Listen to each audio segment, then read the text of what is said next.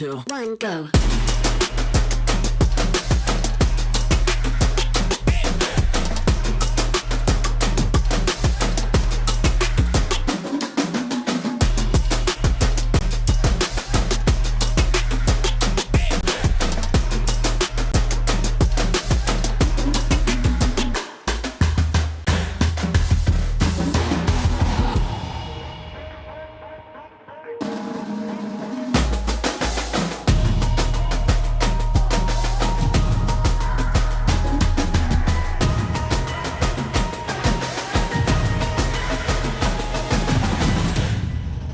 3, 2, 1, go.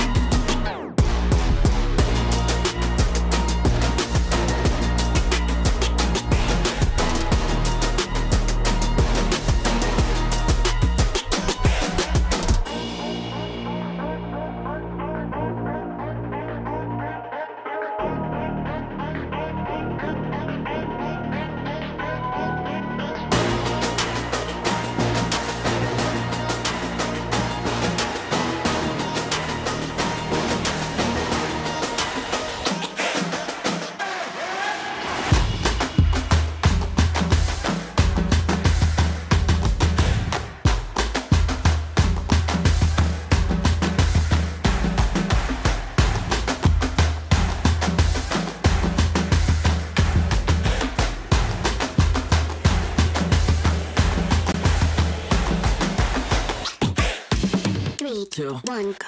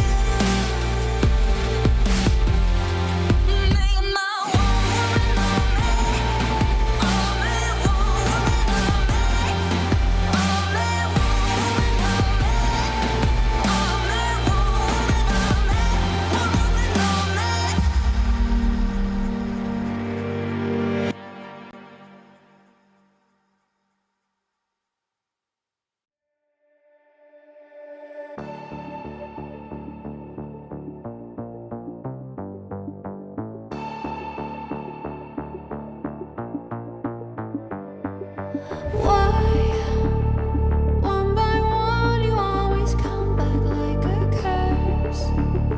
Lurking in the dark, your soul is blind. You lie, time and time again, and I am not your fool. Not this time, 'cause I'm the wiser of us two. I'm the one of light, the antithesis of you.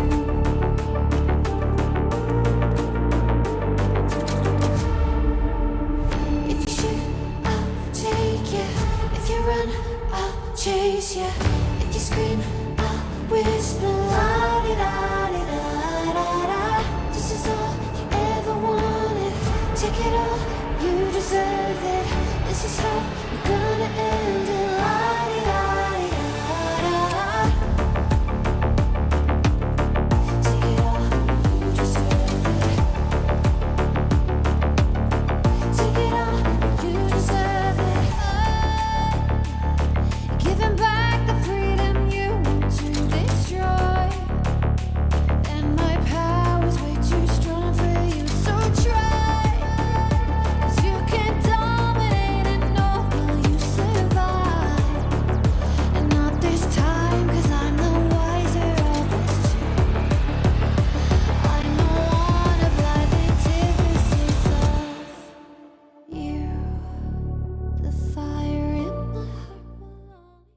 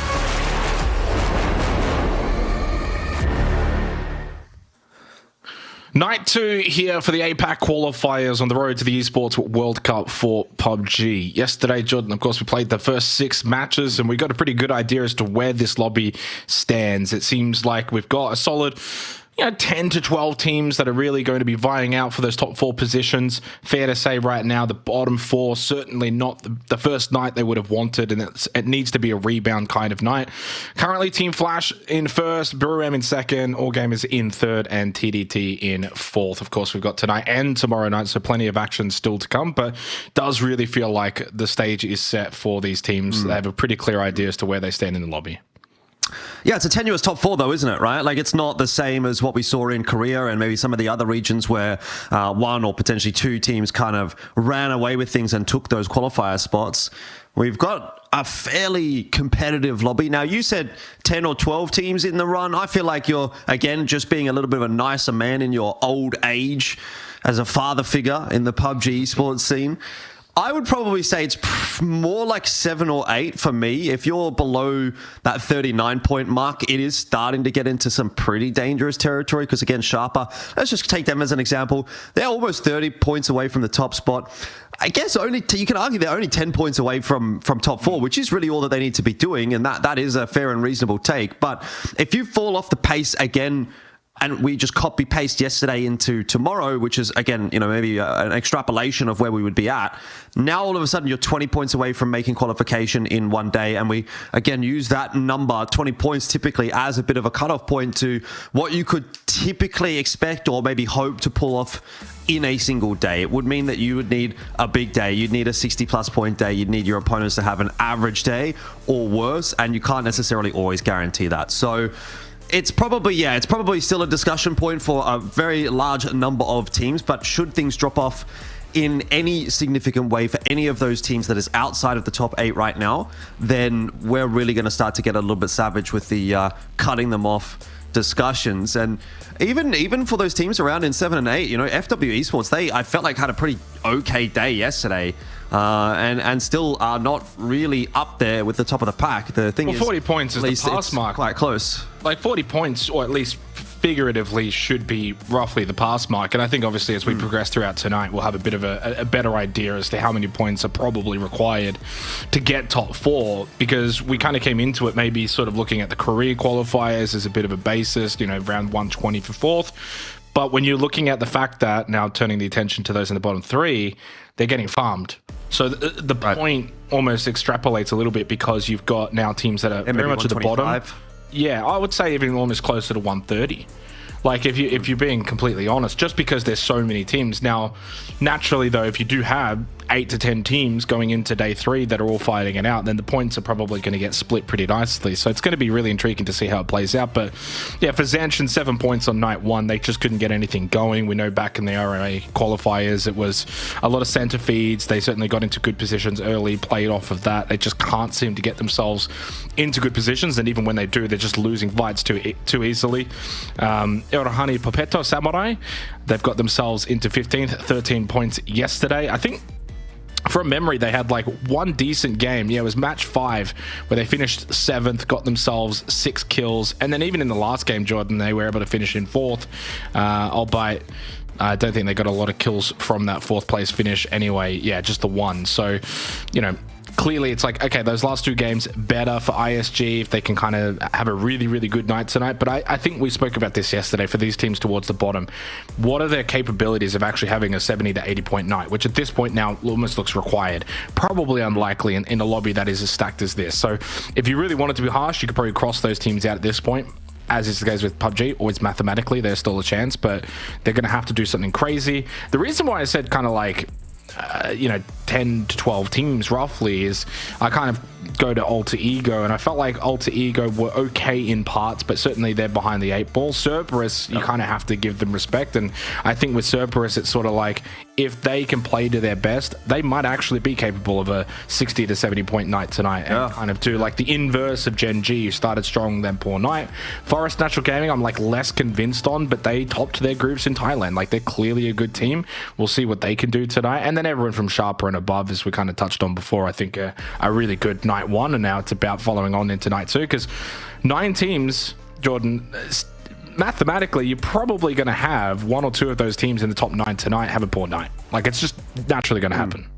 Yeah, definitely. I mean, I wouldn't be too mad if we got to this point tomorrow and the gap between number 4 and number 5 was 2 points, and then the gap all the way maybe down to, say, 9 or 10 would be something in the vein of 10 points. That would actually be quite cool, I think. There would be a very large contingent of teams that are still fighting for top 4 at that stage. I don't know. I mean, Team Flash, do we expect them to kind of go back to back in terms of having 60+ point days? I don't know necessarily that they would have been my pick to be able to do that. I thought they played really well yesterday, though. So just based on the eye test, I think they were able to do it. Not necessarily just from easy games either. Like, they didn't really get hard feeds. They did get some, favorable enough circles, but it wasn't like you're sitting in a compound and you're winning the game and you're getting fed for 9 circles in a row. They definitely had to work for a lot of the points that they were able to get. Buriram was the same. Actually, I felt like those two teams didn't necessarily have a huge amount of circle luck, and they still were able to make it work. So those are, for me, like the pick of the bunch from yesterday, and that's obviously reflected on the scoreboard as well. But we'll see how things change up here today. Today's a new day, and again, that's the beauty of PUBG. Every single day is a new day. Every single game is a new day. There's no follow-on necessarily, apart from maybe in that mental headspace, that mindset. But I dare say for most teams, they're pretty used to that. They've been around for a long time. PUBG's a tenured game now, and these teams and players have a lot of experience in qualifiers and tournaments such as this one. So let's find out how things are going to go here on day number 2. And we need to see a big start to the day for the likes of Zanshin, IPSG, Savage Men, 4 Crazy Rabbits even as well. I thought 4 Crazy Rabbits, they popped up a little bit yesterday, but I don't think that they necessarily converted on the positions that they had for themselves. They were one of those teams which I thought probably should have had a better day than what they actually did based on the positions that they were in sort of the mid-game in a lot of instances. So keep an eye on that as we go through today. And FW Esports going to be dropping here in El Pozo to start things off. They are certainly an interesting team who didn't necessarily pop off yesterday, but were in and amongst it. I'm curious as well, like we kind of talk about the teams that, have kind of like a little bit of a chance, they need a big night, but you also brought up the fact that going into tomorrow, what if there's a world in which, it's a 2-point gap to 5th and then 10 points down to 10th or something along those lines. On the opposite side of it, will we have front runaways? Like, are we going to end tonight and, a Team Flash or a Buriram are so far out in front that with 6 games to go, you couldn't really envision them dropping out of the top 4? I'm not so convinced. Obviously on night 1 alone, it's not the biggest of gaps. So for Team Flash, they're right now 19 points out of the drop zone. Now that's pretty decent, and if you can double that again and you get that to sort of 38 points roughly to 5th by the end of tonight, I think you could categorically say that they're not going to probably drop out of top 4. But if it stays at around 19 and maybe even drops to something like a 10-point gap to the drop zone, then that could be really fascinating, because really what we don't usually see going into a night 3 tournament is all the core spots up for grabs. Like, it doesn't really happen that often because we've got 4 spots available. If you're in first by the end of tonight, it's really difficult to essentially have to say, well, 4 teams need to leapfrog us and we're still getting points. So it's very unlikely then that you're going to be dropped out of that top 4 unless you have an absolute donut kind of night, and there's 4 other teams that really soak up, and they would have to soak up the majority of the points. So for Team Flash, Buriram, All Gamers, and we'll throw in TDT as well since they're in 4th in a call spot right now, you have another really good night tonight. It just sets you up so nicely going into tomorrow. So big games coming up. Night 2 is always a fun one. Kind of night 1, you get a really good sense of the lobby. Everyone feels each other out and sort of understands how the lobby's playing. So that takes a couple of games. Then you get some dominance towards the end of the night, which we saw that with Team Flash, 13 kill win, All Gamers a 14 kill win. And it really kind of then says, okay, these are the teams now going into night 2 that are going to look to put themselves in the best position to qualify. I kind of go in a different direction personally. It's like day 2's normally the eye of the storm kind of a day. So we just sort of reinforce some of the storylines, set them up for tomorrow. Nothing too outrageous necessarily. I like day 3 the best, obviously. I feel like that's always the big takeaway. But you can see Cerberus off to a good start here with Simon T getting up onto high ground, doing his impression of the ladder goat. At least the... Well, I mean, you're looking at it from a broadcast perspective, and I agree with you in that. I think from a player's perspective, night 2's the really, really important one. Like, I think if you can play your best PUBG on night 2, and it goes 2 ways, because night 1, you either had a bad night or a good night. So if you play really well on night 2, you're doubling down and you're putting yourself in the best spot to qual. And if you had a bad night 1, at least then you're rebounding. So night 2 ends up really being the one where it makes or break your campaign. Because you can have a bad night 1, but then if you have a really good night 2, you're back in it then night 3. And if you have a really good night 1, then you're really just, doubling down on that. And then it's sort of like you got this extended lead and you feel comfortable going into a night 3, which is usually so chaotic and everyone's chasing, different goals. And whether it be we're a team in 5th or 6th and we really just need 4th, that's our focus. And if you're in 1st or 2nd, you're kind of out of the fray of all of that, which is really, really good. Forest Natural Gaming's definitely one I want to kind of have an eye on tonight. And they're not the only ones, of course. I think Cerberus as well, being in 11th, Sharper even in 9th, but their point total's a little bit higher. And then Alter Ego. I mean, I'm inadvertently saying the bottom 4's probably out of it. So from Alter Ego up, can they have good nights tonight and keep themselves in the convo going towards tomorrow? Yeah.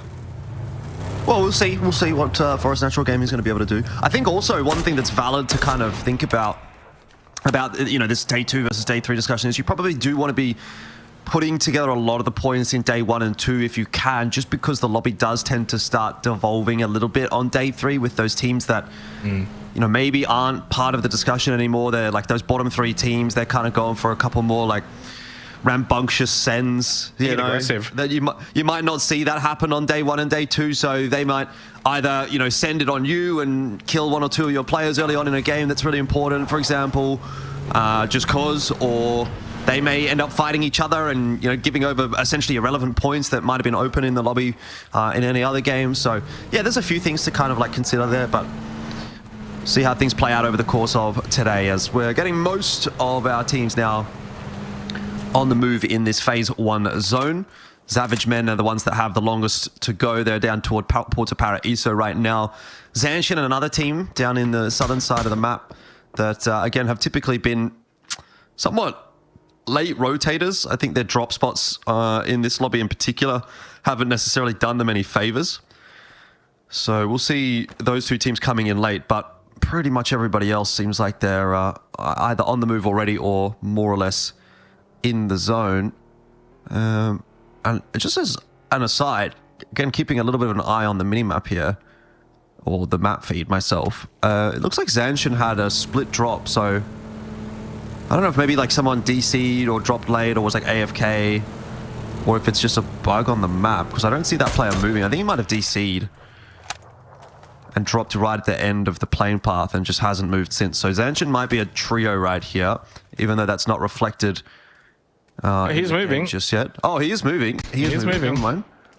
Yeah, so I don't know what's going on there, but hopefully they'll be able to I think it is definitely a case of, to me, it just looks like a classic case of either some kind of issue and just getting dropped off at the end of the plane. Yeah. The other 3 are going to E-pick up, actually, speaking about Zanshin. So they're on the south side of the map. They're going to just E-pick up. And I think their best course of action here, Jordan, would be go all the way north, go to Crater Fields, get... I just call him E because I don't know what the TWOT stands for, but get E to then wrap really hard up north and then meet you at Crater Fields. It's the safest way to kind of then get back and Converge as 4. So I'll be curious to see if they do that. If they end up just trying to drop center here as a 3-man, E picking up with the zone already pretty filled up towards this phase 1 circle, they're just going to die, and then E's just completely by himself. He is moving and he is on the road. He's also blue, but it is phase 1. You can tank the phase 1 blue for quite a long time. I mean, even into phase 2, sometimes we have some games, depending on the circle, where teams don't even enter the zone until after phase 3, and they're just in the blue that long, so you can survive it. My concern will be for him, though, 1, does he have a vehicle? And then 2, how many meds does he really have? And how long has he been looting? So that's going to be kind of curious. We'll catch back up with him at some point. For now, largely irrelevant. TDT making their way in. E-Arena, again, as well, a team that I think we need to be keeping a bit of an eye on today. They had a really, really bad start yesterday, but they came good in the end. They had a couple of good final, well, I would say like the final 3 games were much more favorable for them than the opening 3. So as they started to find their feet a little bit yesterday, they were able to jump back up into a pretty reasonable position on the standings. And it looks like they don't have a bad setup to start things off here today either. You've just got Lyrics here kind of playing the anchor position at the back of the troops. doing a bit of scouting, playing that high ground, keeping an eye on things, while the other three are a little bit more further forward inside of that zone. Look, probably they're not going to cop a super hard feed, although with zones like this, you do every now and then kind of see it pull out toward that sort of western highway, and there is a possibility that that will happen again. I'd say the largest congregation of teams is more towards the southwest of the current zone, so see if they're going to get lucky. You can see that now on your feed on the split screen, the mini-map here. Obviously pretty busy, and there's that one Zanshin member that we've been talking about, out in the blue. Still hasn't really moved, but you'd want to be getting a bit of a wriggle on now. Where's the rest of Zanshin? They're actually kind of out of, it looks like they're out of their E pickup, and they've landed somewhere not super central, but we'll see what happens with this zone shift. Hey, that's pretty good for Zanshin. Yeah, I mean, they should probably go El Pozo, if I'm getting honest. Like, you're a three-man. At this point, you play as a three-man. If he catches back up and you can somehow get to four, that's great. But you just play this out as a three-man now. And honestly, that's a dead center El Pozo for Fates, too. It wouldn't be that horrible to kind of just send it in there. If you kind of stay out in the open where they're at, just near Crater, there's a lot of teams that could be rotating around them, and then suddenly you're at threat of having to fight early as a three-man. I thought they were going to go Crater Fields, and they were pretty close to doing that. So it seems like they had a pretty similar idea.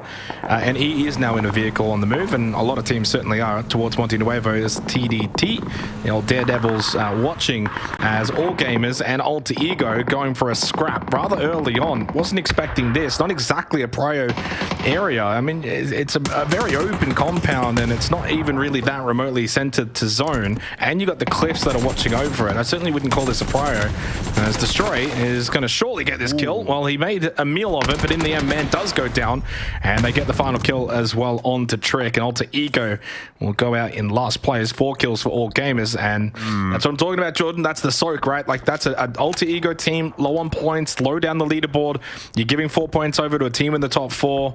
It makes it so much more difficult now to kind of catch up, and they're running out of games now. They really are running out of games. Yeah, that's an awkward one for Alter Ego. They were probably one of those teams that couldn't really afford a bad start to today. They were fairly far down those standings, but it's going to have to make do with it. It's a bit of a sunk cost fallacy in that instance, isn't it? They had a little bit of a stoush over this compound, and then inevitably everyone's all over there, and I think you probably could have gotten away with maybe 2 players alive without fully committing to that fight. But they did commit to that fight, and now they have 0 players alive, and they've got 0 points out of this game as well. They haven't even taken out one of the All Gamers players, who are under a little bit of pressure there from TDT, but will be okay.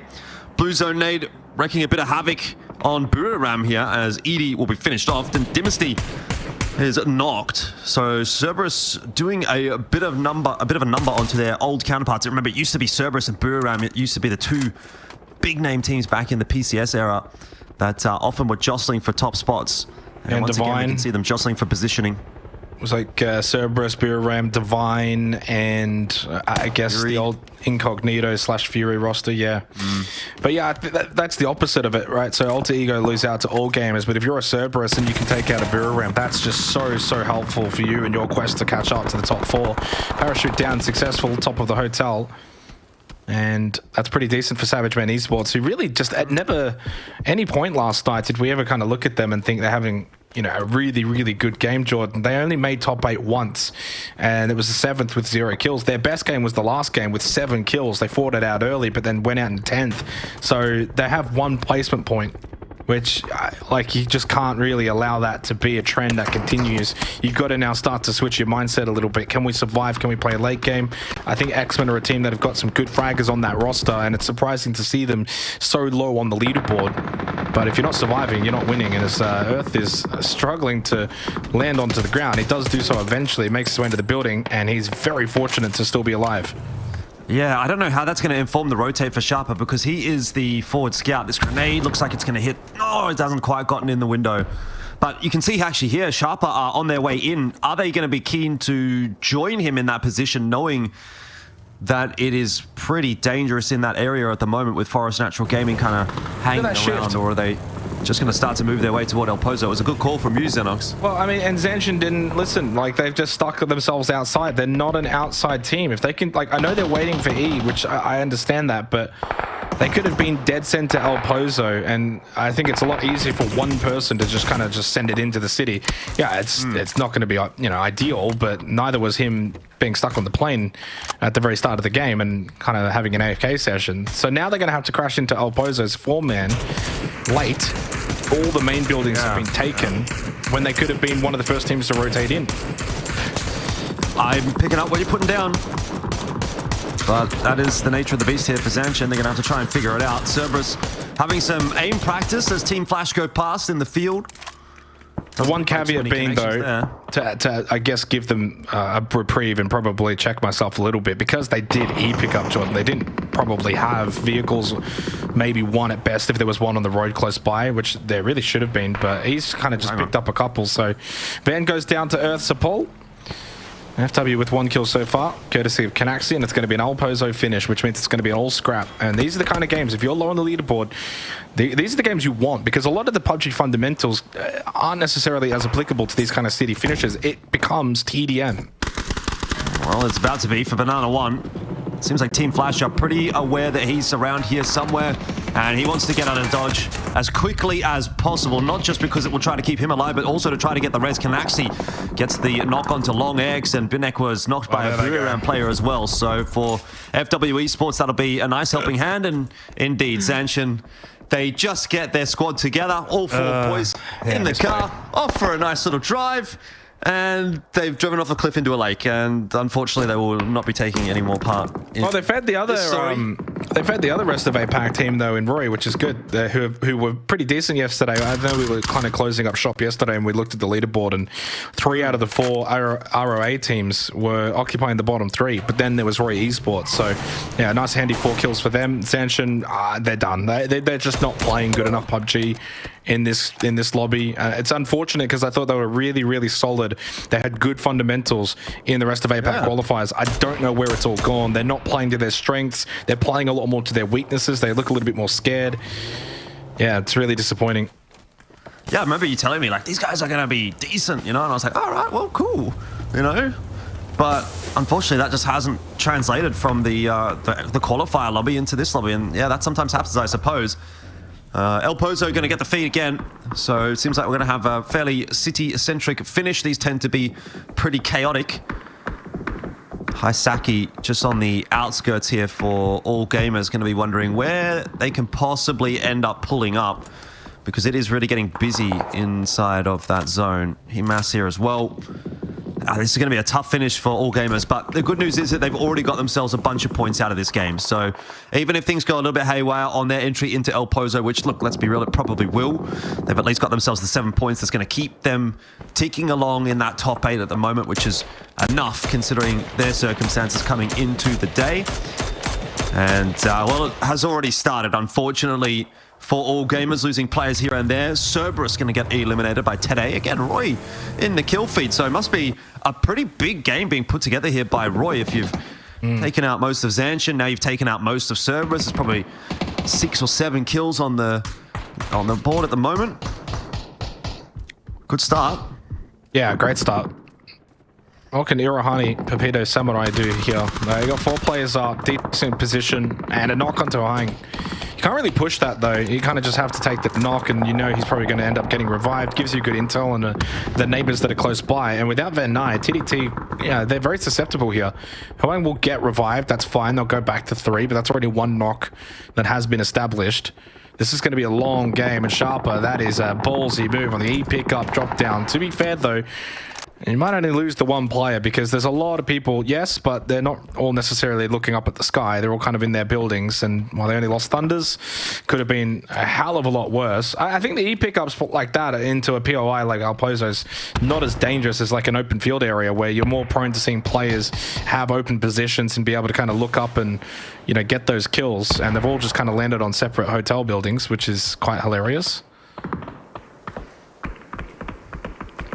Extrazit just trying to try and keep his head down for the moment. Long game still yet to be played. Don't really want to be losing too many players here in these kind of city finishes, because things can go wrong in the blink of an eye, and you do need to have those numbers capable for the res situations, especially later on in the game when it really starts to contract. So this is going to go. Too.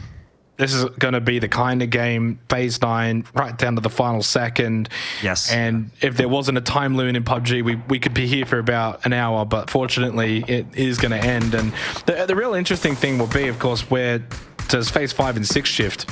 Because right now it's been just center, but do we get one last kind of little shift? Does it go north? Does it go out towards the west? Does it kind of really change the game for certain teams, both good and bad? Or if it keeps centering up, really just going to benefit these teams towards the real center, and it is going to go slightly to the north. And I love that shift, Jordan, because if you actually look at it now, and beautifully timed bringing it up, 50% of their zone right now, no one's really occupying. Yeah. Yeah, this is going to get wild. I mean, all gamers may be able to sort of wrap around this eastern side and play up on the north. I don't know what the likelihood of them finding. I don't think you would want to, though. Like, it's just out in the open, roads, unless there's, I think there's a decent cliff that you could play behind. No, there's no way. Look at that. You can just see from Lambau's position. Yeah. He just had a quick look at it, and it doesn't look too suitable. No, you definitely want to just be staying. You just want to be staying in El Pozo. That's not playable. Unless you can find a ditch, like if you can get there and there's a certain there might be a ditch, or a big couple of rocks or something, and that's maybe what Flash might be thinking here. We've got vehicles, we can rotate, and with those vehicles, if you can find a decent bowl or dip, you can make a car for. Teams are going to be fighting each other in the city. You'll miss out on kill points, but you might get good placement points. Yeah, it's really going to be a last effort, you know what I mean? Like, you're not going to go there unless you don't have another option, and for Team Flash, they don't really have another option. FCR are thinking about making that rotate as well. You can see it just out in front of Long X here. ePod is up on that high ground already, starting to try to figure out if it's going to be playable, where they could play. But he'll be getting comms from his team that there is another team headed in his direction, and I don't know if they're going to try and contest it. I don't think FCR want to fight this. They're going to be way too late. They are on the move, though. ePod's already out of there, and now the rest of FCR are making their way up. Team Flash have lost one in transition. There is a little bit of a ball to play with. Are they actually going to fight that? Are they going to fight this? Surely they're not going to fight this. They were in. FCR were in. They could have just played from the western side of the zone, and now they're gone up all the way to the north. Team Flash are losing members. FCR seem to have made the right-ish call, as they've got there without too much of a loss, but they're sitting behind some smokes now as well. This is, I don't know, I mean, it's cooked. I'm not sure. I'm not too sure about this one. Well, that spot as well, by the way, is very much on this northern edge of the circle. So you would imagine as this zone continues to center up, you're not going to be able to stay there forever. And honestly, being in this position does not give you any chance of winning this game. Like, you can't win the game now if you flash. And if you do, then all power to you for somehow pulling off a miraculous win. But I just don't think you can win from that spot. What you can do is still probably get a top 8 placement. You're going to be definitely needing a phase 6 circle shift to maintain a northern direction so that you can stay in longer. But you're just so prone. Like 2 players immediately gone. Yeah, it's so out in the open, even with the smokes, even with a couple of vehicles. I'm surprised 4 Crazy Rabbits aren't getting as peppered, but I mean, I guess they've got this tiny little ridge that's certainly helping them out. But you can see as soon as you peek over it, you're just getting shot. Yep. Yeah, there's not a lot of agency from this position. And it's no longer in. Have to move. And where do they go now? You know, what's funny about that as well is Roy had themselves a 2-2 split in this vicinity. They went for the group up and then lost a couple of players because of it, because they moved early. And all gamers, though, now you do have to group up here. You can't maintain a 2-1-1 split. As much as you want to control so much of the area, you're now prone to the sends and people just rushing into buildings and trying to take space on that eastern side. Yeah, this is going to get really crazy, though, for those teams that were more huddled around the center of El Pozo. Look at that minimap, Jordan. Look at towards the southwest of it. Look at all those colors. Like, how are you feasibly going to fit all these players into the next circle? You just can't. So now it's just going to be an absolute bloodbath. And whoever can come out on top will come out with a lot of kills. Going to have to be fighting your way into some buildings. Probably you're going to have teams sharing buildings. Someone on the top floor or on the roof and another team on the bottom floor playing the ground. Those types of situations, but it's going to be getting across the roads initially that's going to be the problem. I was going to say, I want to see how Team Flash and FCR negotiate this one, trying to come down from the north. Well, it looks like it hasn't gone well for either of them. Team Flash have been eliminated, and FCR have lost a couple of players down to just ePod now, who was the one player that sat back and anchored and did not move. The position that they were trying to take is very easily cleaned up, and there goes FCR as well. So we were pretty on the money with that call, that was not going to be a long-term position. Maybe it was going to be playable to sort of, take a placement point type mentality should the zone come north, but it didn't go north, or it didn't go hard enough north, that once they had to move, they were just done. So rough one for both FCR and Team Flash, but it's patient lobby thinking. will be happy to see Team Flash out. It's patient thinking. We spoke about this a little bit yesterday in comparison to like the Korean region, where they would have been far more disciplined. You got vehicles, you're on the south side, everyone's more center. It's like you can kind of just wait to see, creep up, get in, see what the next zone pop does. But instead, both teams just kind of sent it. And they sent it into an area that was just clearly never going to work. And by the way, Roy got the double res. They got 2 knocked when they went to group up as 4, but I guess they got both revives, which is really good to see. So they got 4 up, 7 kills. Good spot in this zone. This could be a really, really big game for the RA team. As Scappy going to be knocked down by Reyes. And this is where it's going to get incredibly congested now. Everyone's rushing into buildings. They don't know, is it safe? You don't have the time to scout really anymore. As I said before, it's literally just team deathmatch at this point. Good bit of practice to start the day. Get yourself warmed up. E-Arena getting the finishing blow there onto Exquisite, so keeping themselves in the kill feed for the right reasons at the moment, though Nurans will need a bit of a pickup, and that doesn't look like it's going to be forthcoming. As he's sitting inside of that smoke, bleeding out. Lyrics is going to eat a grenade as well. Jacob 1-2. So just as they start to come into focus here on the broadcast, it seems this might be a little doomed for E-Arena. Zizzy may be able to struggle through a couple of revives and keep E-Arena in the discussion for a moment longer, but the zone shift has gone away from them again.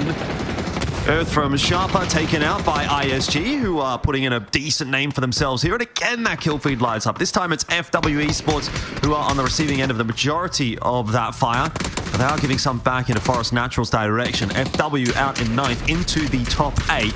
Placement points on offer. And that big talking point that I want to get into actually is ISG. They were better yesterday at the back end. The last couple of games of the night, I thought ISG actually started to look like they were coming into the conversation. And again, to start off today, 3 points off of the kills into the placements. That'll be another one onto John, as that's going to be finished off by Runax. And so all of a sudden, ISG are slowly but surely beginning their climb. They've got a long way to go, but given this is only day 2, game 1, they have got the time to get themselves back into a position to at least push for a top 4. Yeah, I don't want to take anything away from the good teams here that are doing well and got themselves into good positions, but they've benefited from the zone. I mean, if you're in an Pozo city finish and you don't have to move and you can stay in your buildings, you're naturally just going to have a good game. It's just you running out in the open, on the road, in the smokes, getting bombarded with nades, trying to hide behind, pieces of cover. Like E-Arena have got 3 players back up. Like, they're doing as best as they possibly can, but they're up the creek without a paddle. What more can you really expect from them? And in the end, once they have to push out into the open, dead immediately, and that's no fault of their own. And these are the kind of games I wouldn't really look at too much if I was playing in this kind of match. You scrap and you fight and you try and have a good game as best as you can, but that circle keeps moving away from you. You have to go out on the road. There's only so much even the best players can do and the best teams can do. Look at All Gamers, Roy and ISG. They've not had to move at all. No moving. I mean, All Gamers are still holding basically a 4-man split where they're all just split out, controlling the eastern part of this zone. They got 10 kills. They haven't had to move. They've had no pressure behind them, north or south. They've just been able to look inward into El Pozo. Now, you can give them, of course, the absolute plaudits for putting themselves in this position, playing aggressive, looking for kills and spreading out, and all of those things are never taken away. But they've also benefited, certainly by the way that this zone has planned out, but they've maximized the benefit, and that's what you need to do in PUBG. There's 18 games. Likelihood is 2 or 3 games you're going to get lucky. Maximize that luck. Yep. Got to take it as it comes. And All Gamers, I got to say, have had a pretty decent game here too. 11 points out of the kills at least, plus whatever they're going to get in terms of placements. And the way that they had to work their way into El Pozo was actually not super easy. So shout out to AG one time. They are in the running to jump back up into a top placement position. Going into the final game of last night, they were in first.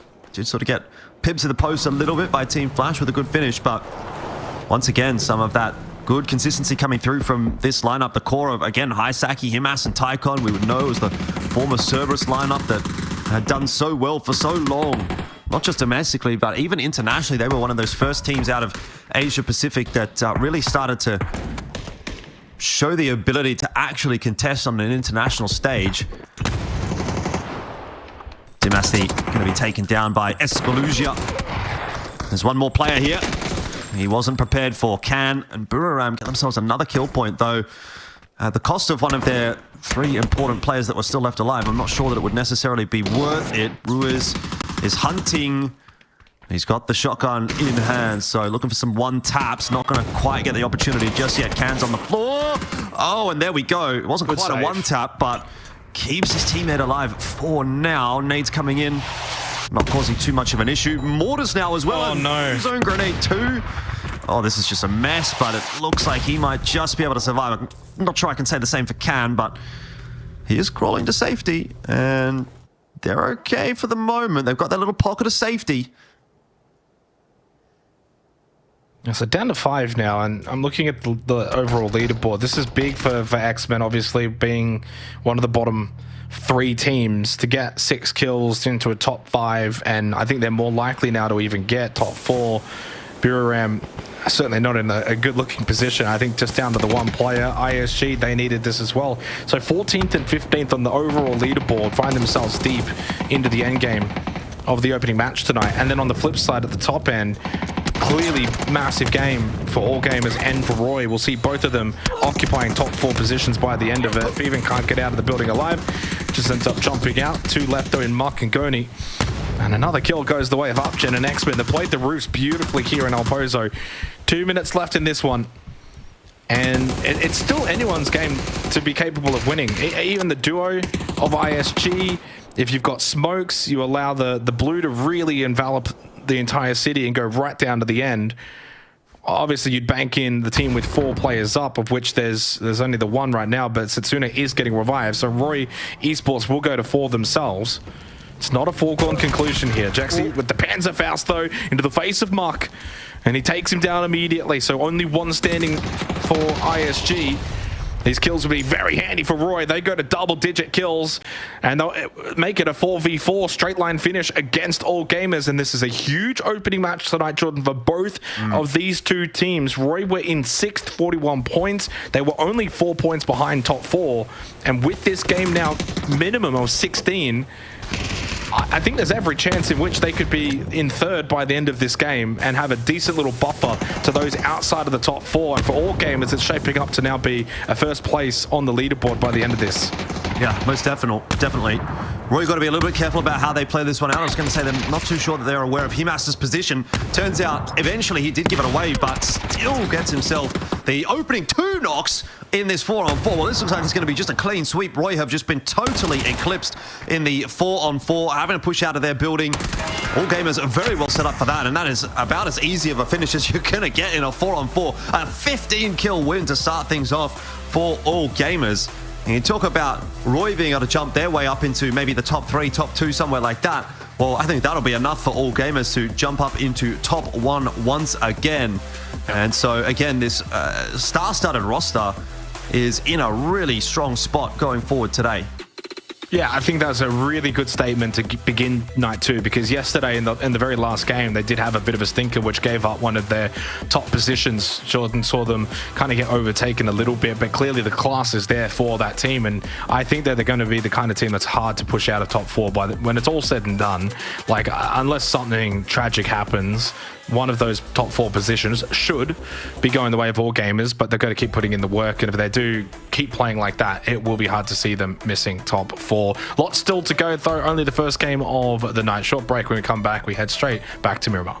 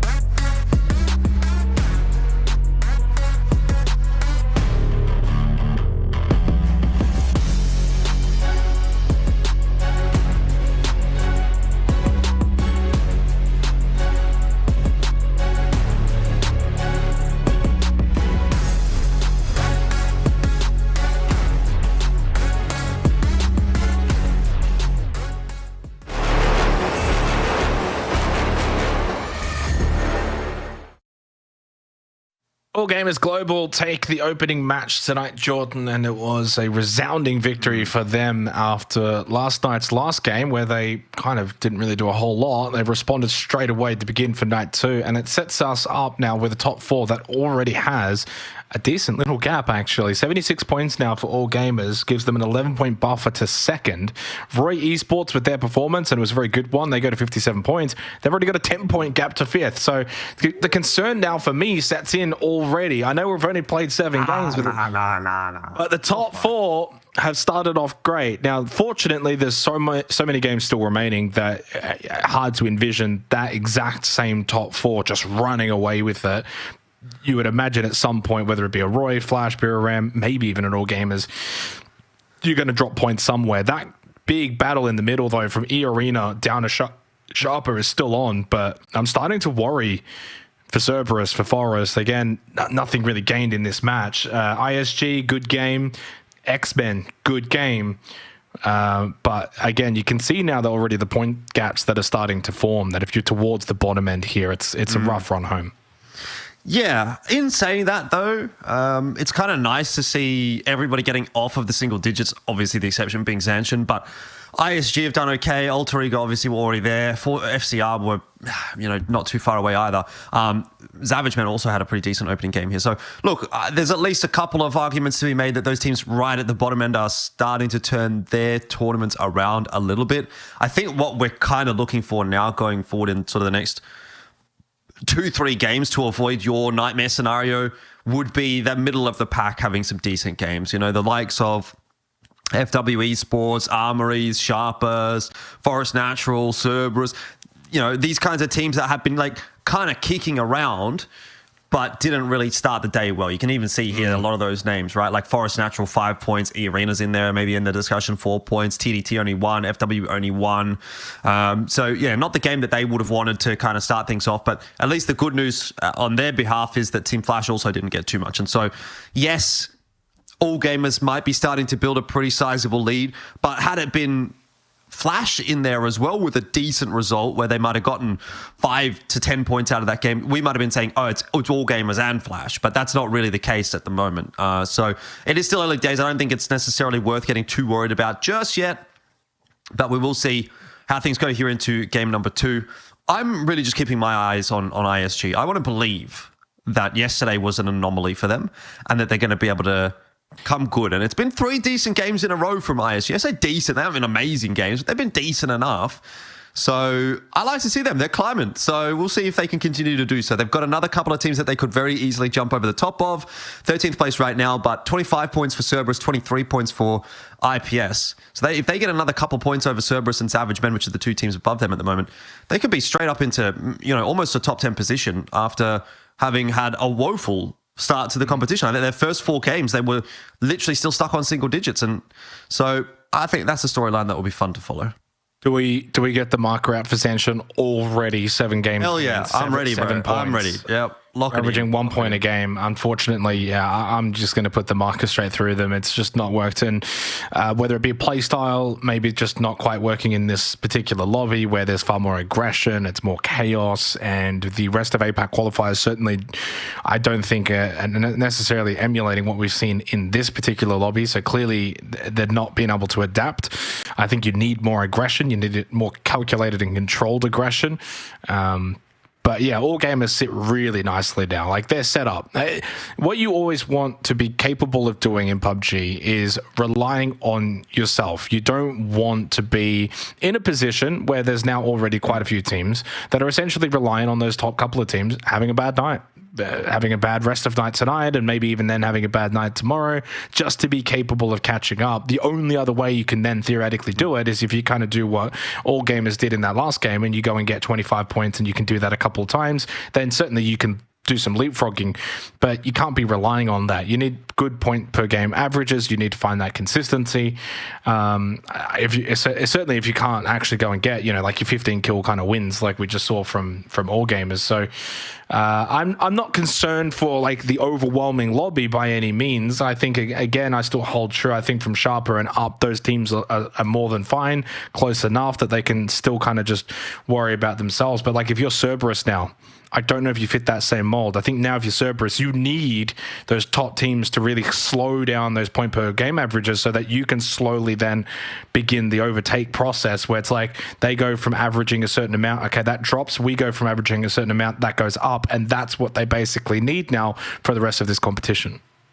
These are the match stats from the last game, by the way. So you can see 15 kills and the win, obviously, for All Gamers. Huge game out from them. That's why they've gone rocketing up the standings. I want to touch quickly on that conversation that you're having around the current day Cerberus roster. And again, I think it is a little bit of a bait in a sense when you look at Cerberus and you go, oh, this is Cerberus, right? Like they should be one of those teams that really makes their way to the top end of it. But, if we go back in the history of what this core of players rather than what that team has done, the results aren't necessarily as impressive. They, for the most part, were like that BN United / Genius Esports core that we kind of got to cover during the PCS era. And if you remember, they did win a PCS. They won PCS 5. But beyond that, they really didn't do anything more than just be kind of like a middle of the pack team, like a top 9, top 10, top kind of team.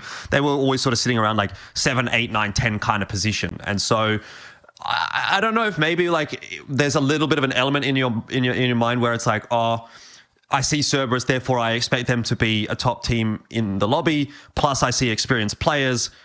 But how good on an individual basis or on a team basis has that team typically been in terms of their overall placements in a region like this one? Yeah. I would say a top 5 position would actually be a pretty solid result for Cerberus here. They're not a team that I expect to be winning necessarily. Is it possible? Yes, they have shown in the past that they can definitely go on runs and they can win lobbies like this one. But just in terms of their consistency of, are they one of the best teams in this region? Look, they're definitely in the top 15 or the top 10, but are they in the top 5 overall when we're talking about historical teams? Probably not. Is the All Gamers global core in that conversation? Definitely. Himas, Taikon, Haisaki, we've talked about that. That core being the previous Cerberus core. They have been world beaters in some instances. They were able to win a PGS event. So I think you're kind of comparing apples to oranges in that sense. And so Cerberus is one of the teams that I actually have slightly less faith in. I have enough faith that they're going to be competitive, but I don't have the faith that if they go dropping down the scoreboard, if we would swap All Gamers and Cerberus in their positions right now, I would say, look, Cerberus are probably going to win, but I'd have more faith in All Gamers coming back from the position currently that Cerberus are in than I would the current Cerberus, if that makes sense. So it is a little bit about that where you have to kind of think and take into context, what have these teams and players done in the past, and are they likely to be able to replicate that again? And I don't know that in the case of Cerberus, you're going to say, yeah, we're going to lock them in for like a really, really good shot at the top 4, given how things are going for them at the moment. So I think 11th is probably a little bit under par for them, but I don't think missing out on a top 4 would be like, oh, that's shocking as far as the result is concerned.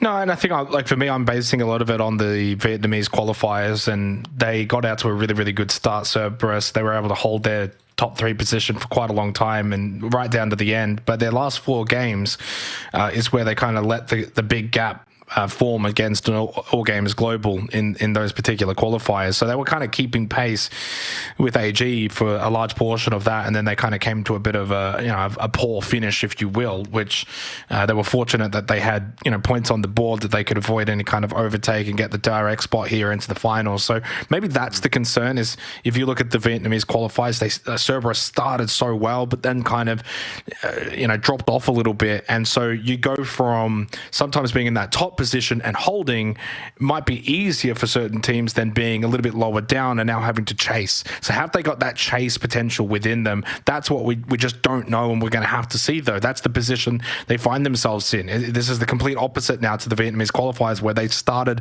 so strong, got early wins, they had good points to begin with, and then they were able to just hold that top 3 spot right to the end.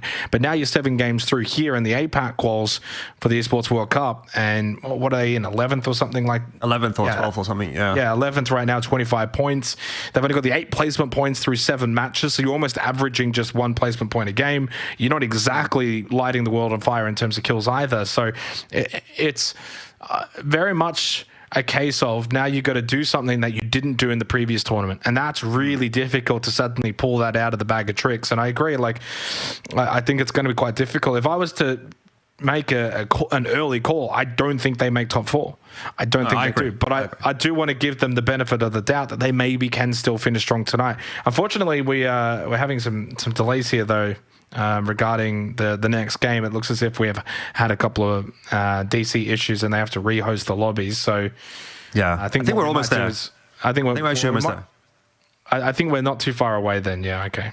Yeah, we're like 1 minute out as far as I know. So we'll see. Hopefully that next lobby doesn't get cancelled. But yeah, no. On your point of who makes the top 4 here.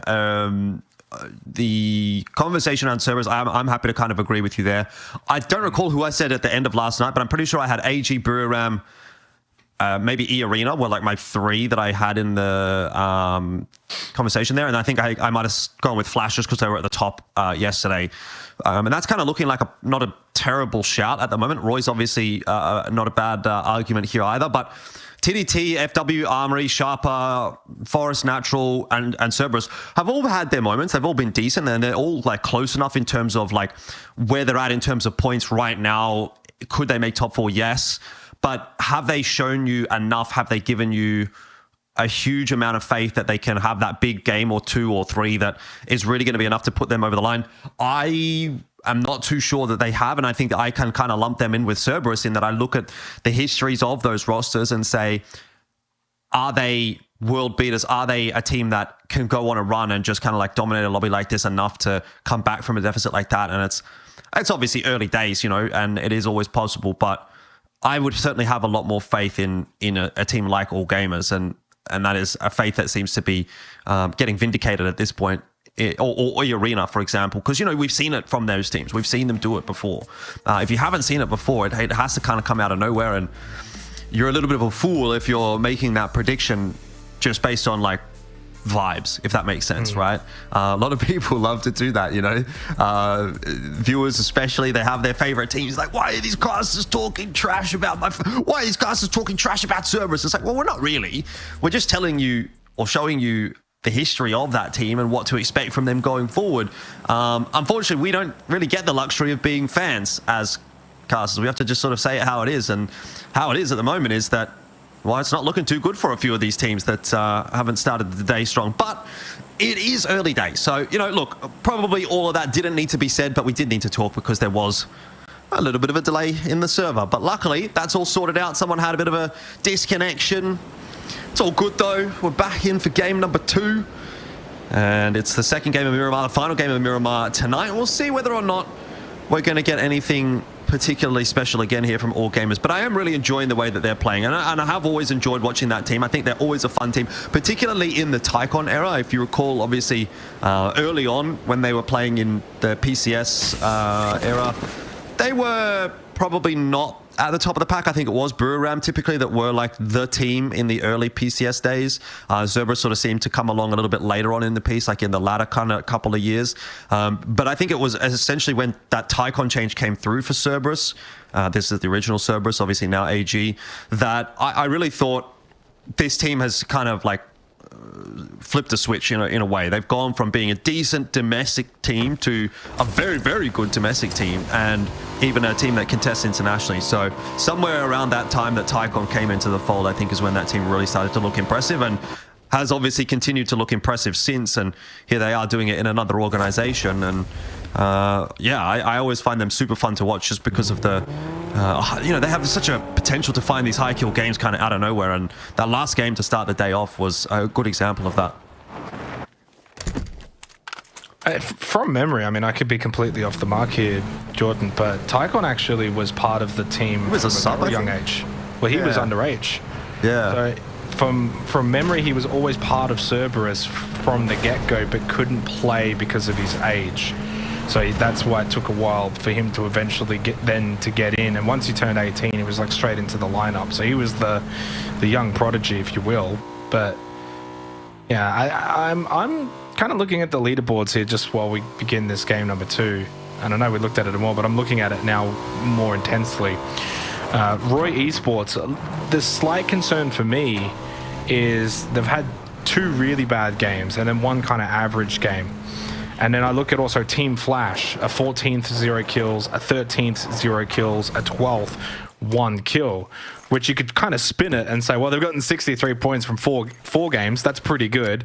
But they've also gotten 1 point from 3 games. So it kind of shows there might be consistency issues with those 2 teams currently in the top 4. I know that's nitpicking a little bit, but what I'm trying to do is almost keep that gate open for the teams below and say, well, these 2 teams aren't going to be runaway favorites. There's a chance they have these kind of, donut games, if you will. Even Biram, an 11th with 2 kills, a 9th with 4 kills. But if 9th with 4 kills is your arguably second worst game so far through 7, you're doing something quite well in terms of consistency. So Biram's consistency has actually been overall better than Team Flash, but they're only 2 points above. So over the course of an 18-game tournament, I'm looking at it and I'm thinking, well, statistically, Biram's probably likely to outpace Team Flash, especially if Team Flash don't work on their bad games and some of their really high-end top games come down a little bit. And all gamers, they had a 12th with 0 kills, an 11th with 1 kill,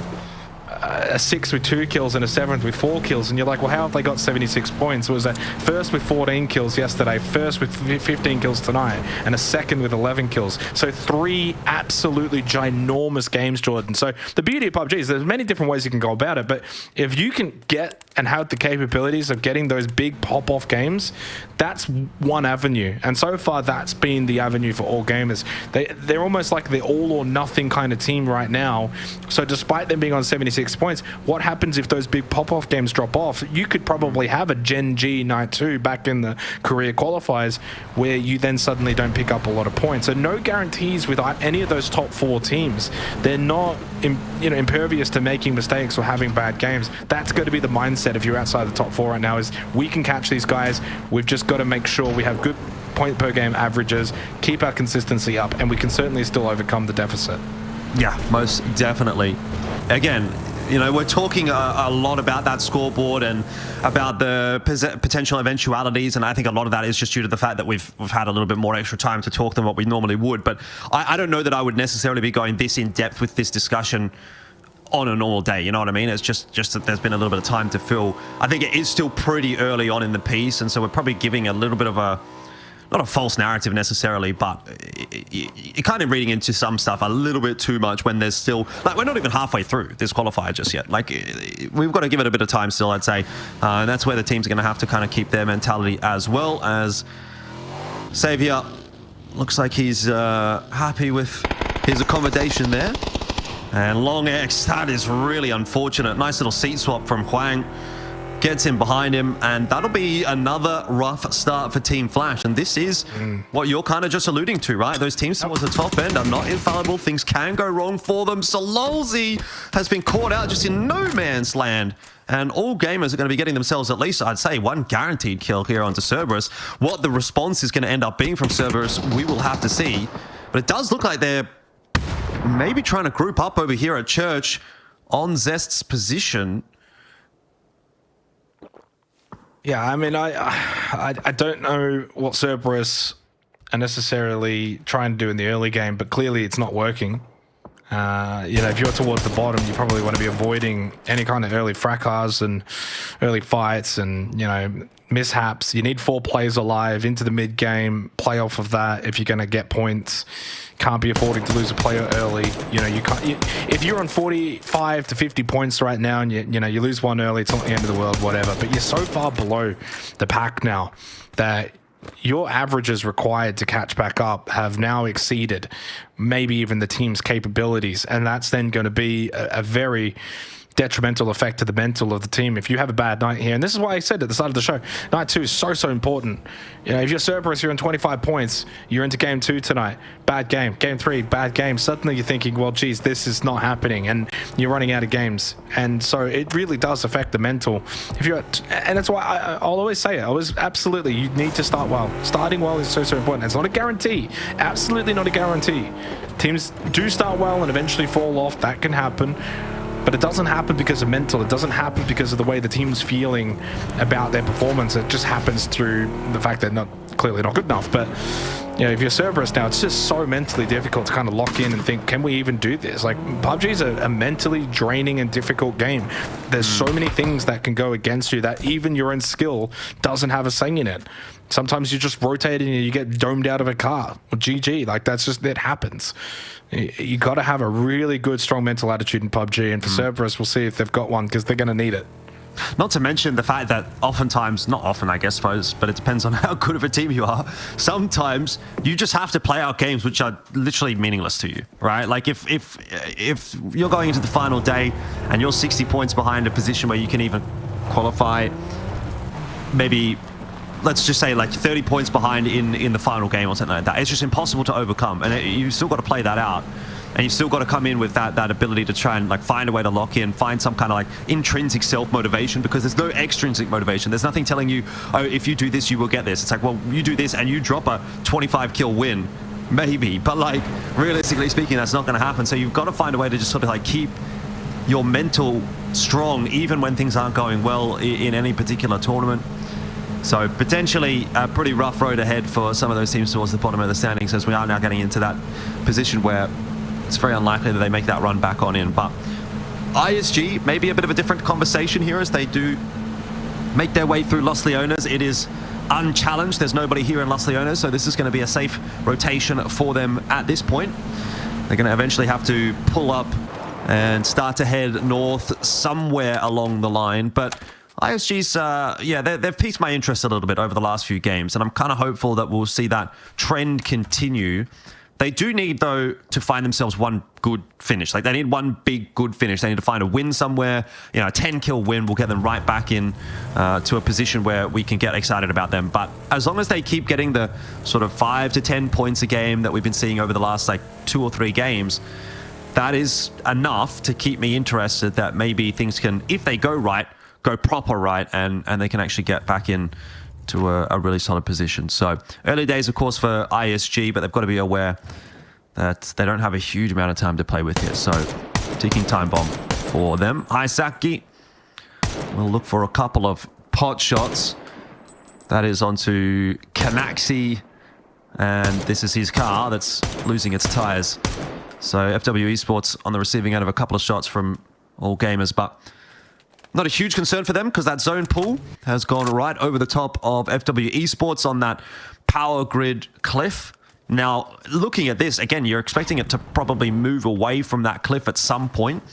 So most of the teams down in towards, you know, that Cantera side of the circle, Minas Generalis side of the circle, will be feeling pretty good about things. And one of the teams that is fairly central there is Cerberus. They lost a player early on, but 3 players from a center circle position at this stage of the game, things are not looking so bad for them. And Zanshin as well, a team that we've talked about struggling a little bit. But he did say, Xenox, that they have had a lot of success from, you know, more central positions. They've got a central position this time around. Let's see if things are going to pan out. Obviously, it can still shift away from them, but hoping that they can convert on this game as well. Yeah, I mean, this has got to be your bread and butter if you're Zanshin, because that's the way that they won their games, got their most points in the rest of APAC qualifiers, center positions, being able to also push out, get kills from that later in the rounds. A bit difficult on Miramar to do that, and I'm not expecting for Zanshin to go and have a high kill game. If it does kind of center up on them phase 3-4, honestly, you're so far behind now that, let's be honest, you're not qualifying for EWC, but you can get some really good practice in what is essentially the strongest lobby that you're going to get in all of APAC with the Vietnamese teams and the Thai teams. This is a really, really good opportunity to learn, grow as a team, come back next tournament, you know, PGS qualifiers and such, that you can kind of take a lot away from this, a lot of learnings and experience gained for a team that's, I think, still pretty fresh in their development coming out of the Philippines. That there's clearly good signs for the future off of the back of the rest of APAC qualifiers, but clearly so far, you know, the step up in quality here in the APAC quals is proving to be a little bit too much. But these are the games you've got to really lock in and say, okay, how good can we get in terms of points from this match? It needs to be a decent haul. If it shifts away from them, then, you know, all of those kind of discussions and subjects do change a little bit. Better for X-Men, at least to start game 1. Benefiting a little bit in the El Pozo finish. And that's the other thing as well. Like, I mean, for all gamers, they've had 3 really good games, Jordan. One of them, though, is an Alpozo finish where they're on the east side by themselves. They capitalized, they maximized, and they're set up nicely for the rest of this tournament. But that means that out of the other 6 games, they've only had 2 really good games, and the other 4 pretty much average to bad. So even though they're first right now and have a decent little buffer, again, no real guarantee. But when you look at the names on that roster, you're going to probably expect them to continue to do well. And you can always play probably better when you're winning because you got that inner confidence. You know that anything you're doing right now is working. Yep. Well, I'm very intrigued to see where this next shift is going to go in the next 30 seconds, because that will be a really, really big deciding factor for some of those teams that we had been speaking about toward the bottom end of the table. I mean, ISG also coming up from the south. They are going to run into FW Esports up near Power Grid at some point soon. And I can't imagine that's going to go well for them. Shots coming out from Canaxi, you can see there on the mini-map. And that is going to turn ISG around. Leo from Savage Men just keeping an eye on Alter Ego. We'll be hoping for the pullout toward the west, which is what he is going to get. And as expected, it does move away from that cliff around Power Grid, which is fairly standard. So right over the top of Cerberus. Yeah, top of Roy. Definitely. Not awful for Sanchin. I know they're not dead center, but they can kind of hold their location for now. They'll still be able to play out of an okay spot. You know, you don't want to be kind of FW right now. They got really unlucky with this pool and no longer get to play the cliffs just north of Picardo. ISG have to go for a massive rotate wrap as well, coming through San Martin. Not ideal. 4 Crazy Rabbits around Hacienda del Patron. Not ideal. I think the rest of the lobby, though, outside of the teams I just named, not completely awful spots. Maybe All Gamers. It's actually going to be a really good game to watch for All Gamers, Jordan, because they're not in a great spot. They got a crossroad. They're out of the zone right now. FW is kind of pushing down that hill, going past them now towards Cerberus and Armory Gaming. So keep an eye on them, because you're not getting a feed this game. So what can that stacked roster do out of position? And if it's a big game, again, from a spot like that, I mean, I'll hand them the ticket myself. Rotations coming through. But not a whole lot happening for Alter Ego, who were already in a position that actually has ended up being really quite favorable. Depending on how this continues to push westward, they can maintain their position up here on the high ground, get a lot of info, perhaps get some pot shots into Minas Generalis if it really starts to pop off in there. FCR back again in the kill feed for the wrong reasons. Neb1's gone down. Sharper looked like they're going to be doing a bit of a number here onto FCR. That push in coming from the northern side has just not worked out. And kind of stuck between a rock and a hard place as well, because Sharper's on one side and then ISG on another. There's nowhere really comfortable for FCR to go, and it just seems that their eventual downfall is continuing, although Extras has been deleted by Minvo. Earth coming across here as well to try to help out. Minvo up in the anchor position. Isn't going to be able to do too much to save his teammates here, unfortunately, though. The res did come through. Oh, my goodness, what's happening here? Sharper, this might be a little bit ambitious. Indeed, it is a bit too ambitious. Jedi's gone down to Lambau, who will duck back into the cover of the smoke. He's a smoke criminal, apparently, and it's all going wrong on both sides here. FCR have lost 1. Sharper now losing 1 as well, and I imagine that both teams are going to get stuck in a battle that they don't really want to commit to. So this is going to be a real mess on both sides. There's Tipalui with the knockdown onto E-Pod at least. They needed that one, Sharper. E-Pod not finished off just yet. Minvo from a distance and with a bit of help from Lambau, they're able to get the knockdown onto Thunders and he will be finished off really quickly. But Minvo now the only one standing for 4 Crazy Rabbits. Deep blue towards Hacienda. Not a good spot and not going to be a good game for the Rabbits. Big zone pull up though onto Roy Esports. They'll love this. Could be back-to-back big games.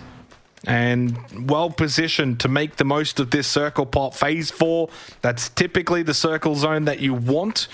They could control a lot of space and will need to be wary of teams sending it in their location. FW actually did a decent job of rotating off of the Picardo cliffs to get over across the road south of Graveyard. Now just outside of Cerberus. Lyric's finished off by Dynasty, so E-Arena lose 1. Scappy's going to be run over by Zayu.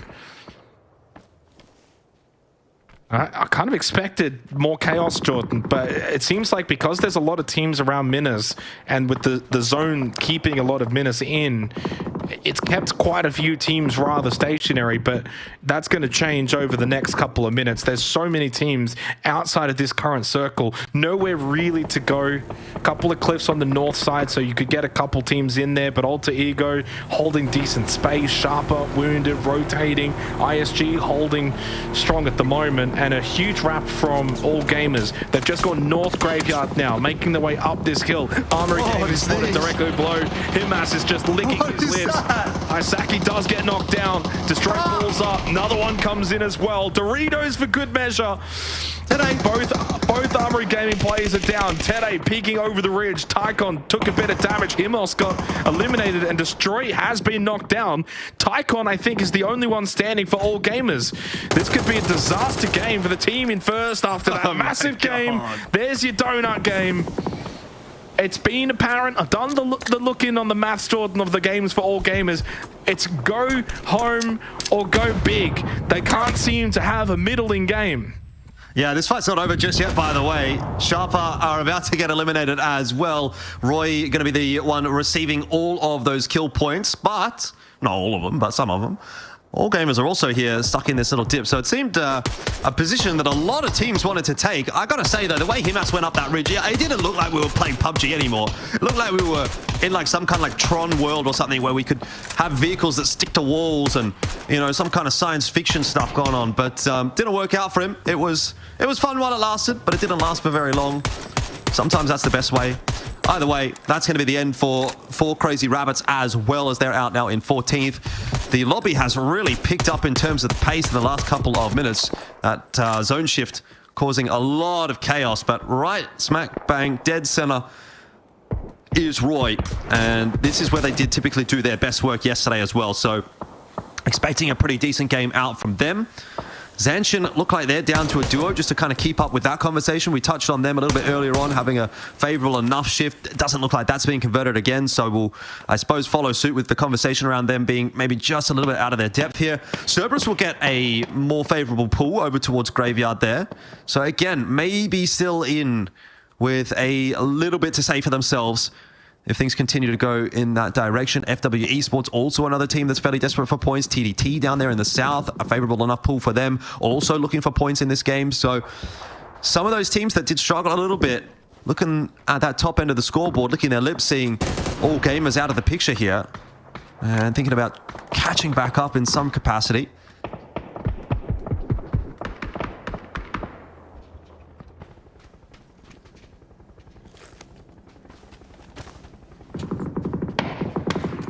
Still think there's a good chance for Cerberus to get decent points out of this game, and with them as well, FW. Graveyard's still kind of in this circle, but they're going to need one more shift.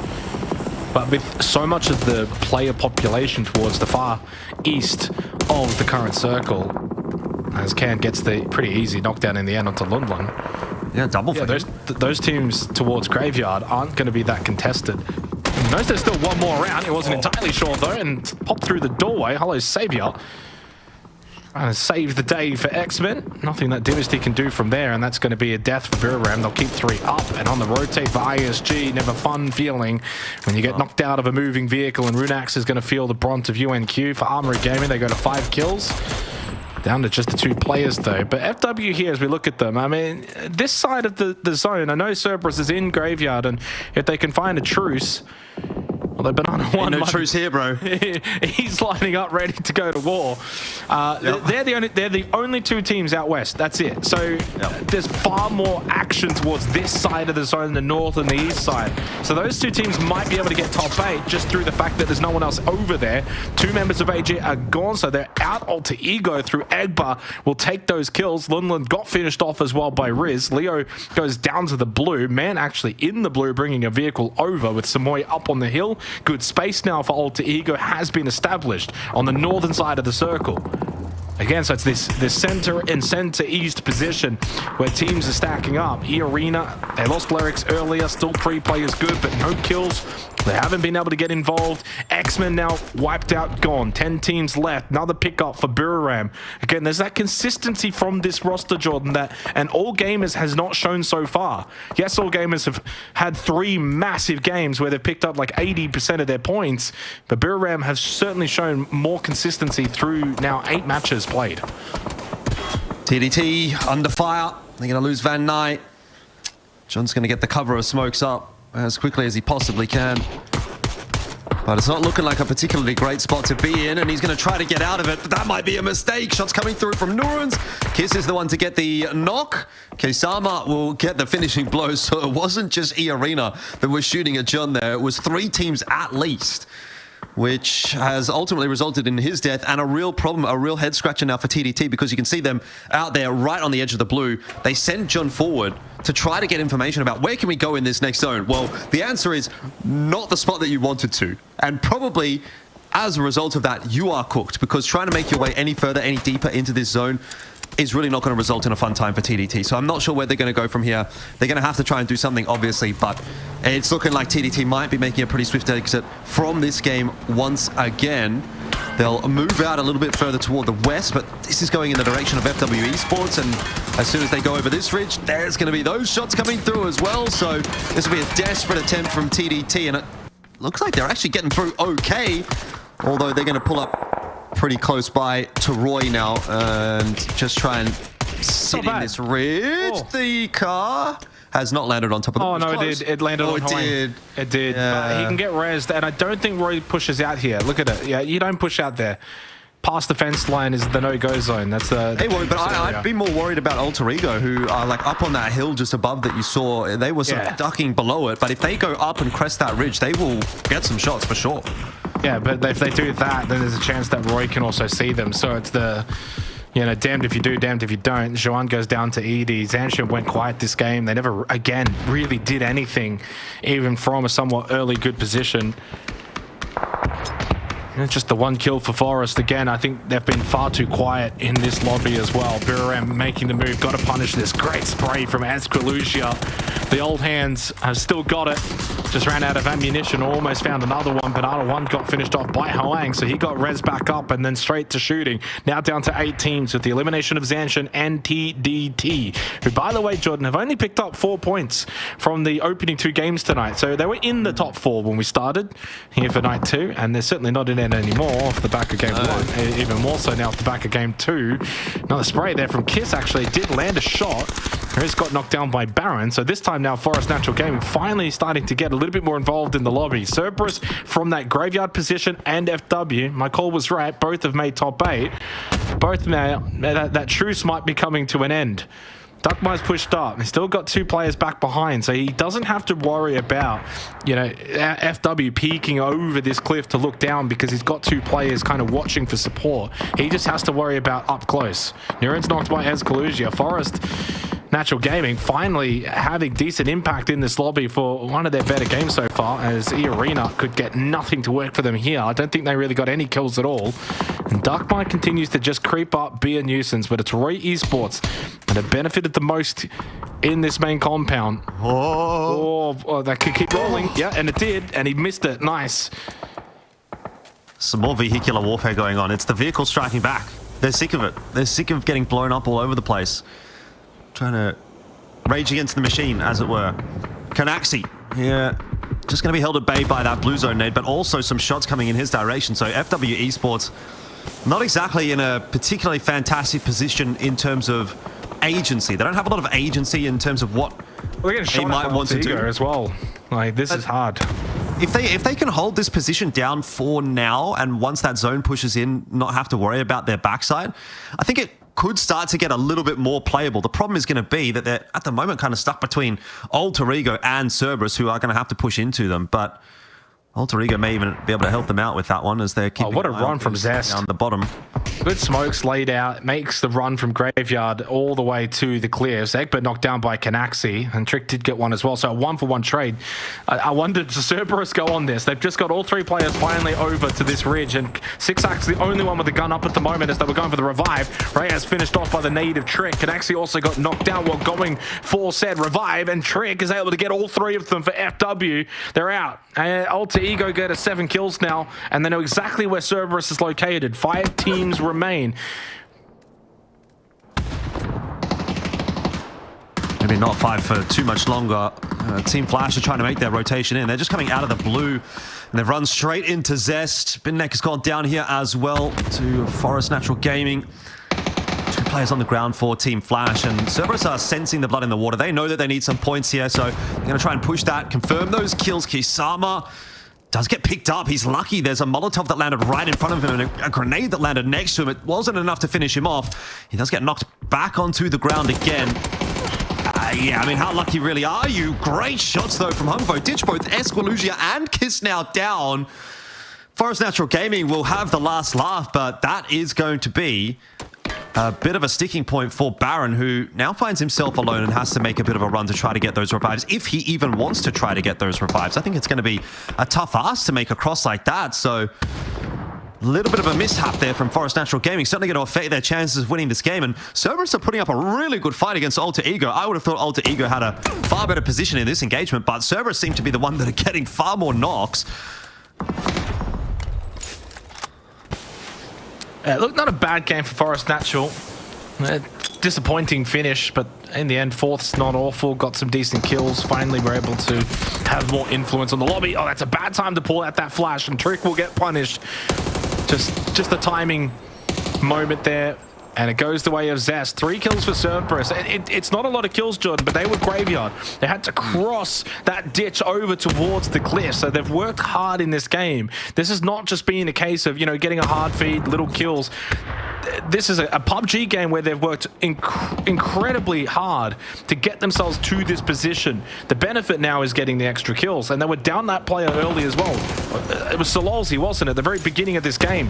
So they've been a 3-man since the very beginning of this game. They had to push out of Graveyard, cross over. They're into the top 2. They can win this game now against a Roy Esports team that has not really been in the thick of the action. If Cerberus win this game, it's a really good showcase. Again, you can win games as a 3-man, but now they lose 2 quickly, and it's all just down to Zest in a 1v3. Still a great performance from Cerberus. Roy will happily take this result. It's only a 4-kill win, but you take it. It's 14 points. They didn't have to really do that much. You move on to the next game, and All Gamers Global got nothing from this game. So you catch up a little bit to that team at the top spot of the leaderboard as well. If you are Roy Esports with those 14 points, they go to 71. It's only a 5-point gap to All Gamers after their huge win on game 1 of Miramar.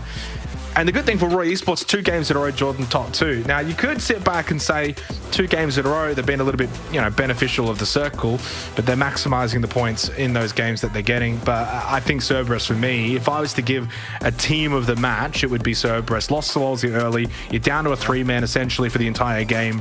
To get to second, 6 kills, and playing out a Graveyard and then having to cross out in the open, lay the smokes, play the cliffs against FW. A really solid game. I mean, they were certainly battling some demons in that game, weren't they? So to make it into a top 2 position, I think is a really good shout from Cerberus. So I'll agree with you on that one. The other team I think it's just quickly worth shouting out before we go to the break here is Alter Ego. I mean, they were in there. They were in the thick of things for quite a long time. They were fighting well.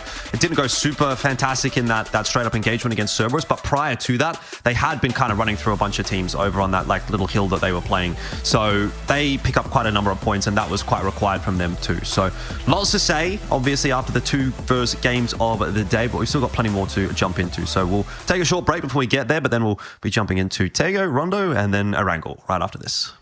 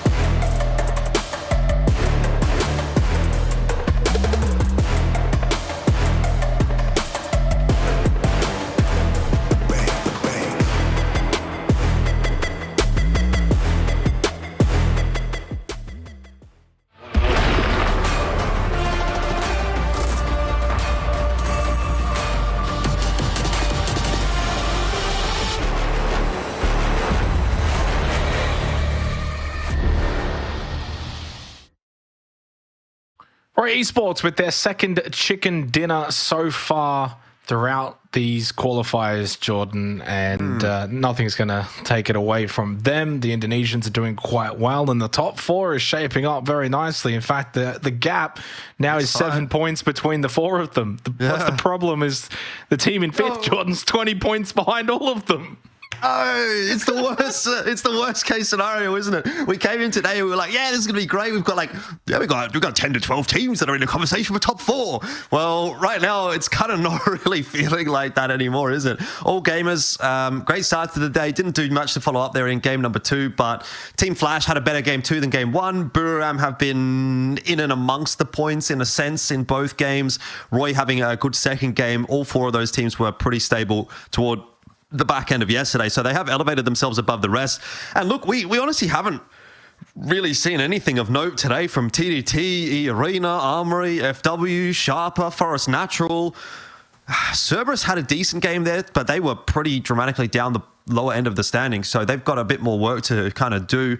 Alter Ego also a decent game there in the previous one, but also kind of trying to play catch up really at this point. So it hasn't necessarily resulted in a tightening of the top of the pack, again, unless you're counting just the top four, which is all well and good. But with the 4 qual slots, we would have hoped for things to be a little bit tighter towards that 5, 6, 7 position. But look, again, it's still quite a lot of time to play. And going back to yesterday as well, I don't think we can really draw too many conclusions just out of the first 2 games.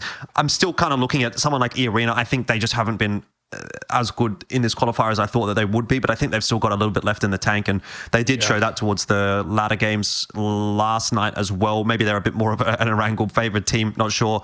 So if they can pick things up at the back end of today, they might join that conversation once again. But here's where things are starting to break down. Roy, top of the pack there, getting themselves the 10 placement points, get that win. Alter Ego and Cerberus, our 2 respective shout-outs at the back end there, were pretty nice work on their respective fronts as well. Forest Natural had an okay game, but again, they're kind of trying to really play catch-up. So is 10 points a game as a catch-up game going to be enough? Well, probably not, because 10 points a game on average from here, how many games have we got left? We've got 4 today and 6 tomorrow. So we've got 10 points, 10 games. So that's what? They'd be on about 140 points at the end if they would maintain 10 points a game. So, that may be enough. It might be just enough, but it is. And look, I think typically if I go back and try and search my brain when I was doing those big mega spreadsheets, if you remember, Xenox, what the average points in any given lobby would be for just like a decent sort of average team, I think it was around like 6 to 8. If you're getting 6 to 8 points on average, that's a middle of the pack kind of a score. 10 to 12 points on average is like a really good result. 10 points a game over 18 games would be 180 points. And that's where we kind of saw, for example, Gen G ending up. So you're going to need almost a Gen G-esque performance for the rest of this APAC qualifier. I'm not really seeing it. I'm not really seeing it at the moment, but that's kind of what's going to be required. None of the top 4 right now are averaging 10 points a game. The closest being all gamers, who are essentially like 9.8 a game. But it's a really good way of kind of looking at it and say, well, if the top 4 are not even averaging 10 a game, how do we expect now to suddenly go and average 10 a game? And to do that basically from now, coming up into match 9 all the way until the end, it's probably just not going to happen. My concern is very much that top 4 have just really got a nice healthy little buffer, all 4 of them equally as well. It's not like the number 1 spot has got a buffer to 2 and then a buffer to 3 and then a buffer to, like, they're all basically, it's single digits. It's 7 points. It's nothing. I mean, essentially Flash, Piram and Roy, 72 and 71 points, they're essentially just tied anyway. And TDT you kind of touched on already, but they haven't really done anything so far tonight. They came into tonight in 4th on 45 points. They were 6 behind All Gamers. They were 10 behind Buram.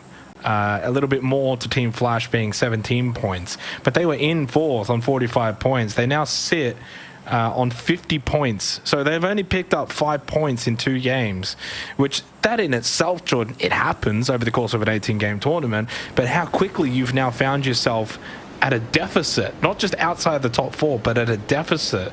And then it doesn't get much prettier from there, because if I'm going to be honest, like I look at the teams outside the top 4, we're at the halfway mark now. This is match 9. We're at the halfway mark. Do we think an E Arena, an Armory Gaming, can get into the top 4 based on what we've seen right now? Well, that's the caveat that would certainly concern me. If you're going to say It would have to based on change. what we've seen in this that's qualifier, what has happened here. yeah, that's not ideal at all. Where are they on the map? Let me have a quick look. It looks like they... Hang on. My map feed is on 480p, so I can't actually see anything. Okay, they both landed terminal. It looks like. They both landed terminal. They tried to contest each other terminal. Yeah, And that's obviously not gone well for FCR. So I don't know why all of a sudden that didn't happen for X-Men. I think X-Men are the ones who came out second best there, from what I saw. Or maybe I am cooking in the kill. Yeah, I mean, look, my sleep schedule's a bit all over the place at the moment, so I might not be reading things correctly. But yeah, I mean, I don't recall that happening yesterday with a terminal hot drop, so that's something to make note of. But just to jump back to what you were saying there, you know, if what you're asking about like TDT or E-Arena or Armory, for example, and the caveat is based on what we have seen in this particular qualifier, then I would have to say no. But based on previous track record of the core of that E-Arena roster, I think it is possible, surely, to be a top 4 team in this lobby, even from the position that they're in, right? Like, this is still a really, really good lineup. You know, all the success that they had back in 2024, there has been that one roster change with Nurans coming in earlier this year, but, you know, it's still the core of a roster that did really, really well, even internationally towards the 2024 period, right? So, you know, they played both PGS 3 and 4, and they did really quite well in actually PGS 3 and 4. So that was about 12 months ago, but, you know, is that team still here? Like, can we still expect that from E-Arena, or are we going to get a little bit more of maybe what we've seen throughout this qualifier so far? Maybe it's starting to eventuate in the more negative sense, but I still want to have that hope, you know? Well, I'm definitely putting a line through Zanshin, 4 Crazy Rabbits, ISG, Savageman Esports. You know, I'm going to be a little bit more savage myself here in this particular qualifiers and say that bottom 4 is just done. They're all 25 points and below. The gap is already excruciating, and the top 4 are picking up consistent points that I don't think anything outside of... and I'll probably exclude Zanshin from this, but for those 3 teams just above Zanshin, you essentially need like back-to-back wins just to get yourself back in the game. And I just don't know if those teams can win in this lobby really at all. And then from Alter Ego and up now with, you know, Alter Ego's on 36, Cerberus is on 37. Both teams, those 2 that I'm talking about here have actually picked up 13 to 14 points each in the opening 2 games, which is not bad. Like that's actually a pretty decent, you know, kind of point total in terms of your average is close to 6-7 points a game. That's pretty good. It's just that they both had a very average day number 1, so you're obviously playing from behind, you're playing catch up. But if either of those 2 could go and get, you know, a 10 kill win, suddenly that skyrockets you up towards, you know, single digits on the leaderboard. You then do that again at some point and you can close the deficit. So I wouldn't count those teams out yet, but they're going to have to do something really, really... And that honestly goes for everyone that's pretty much...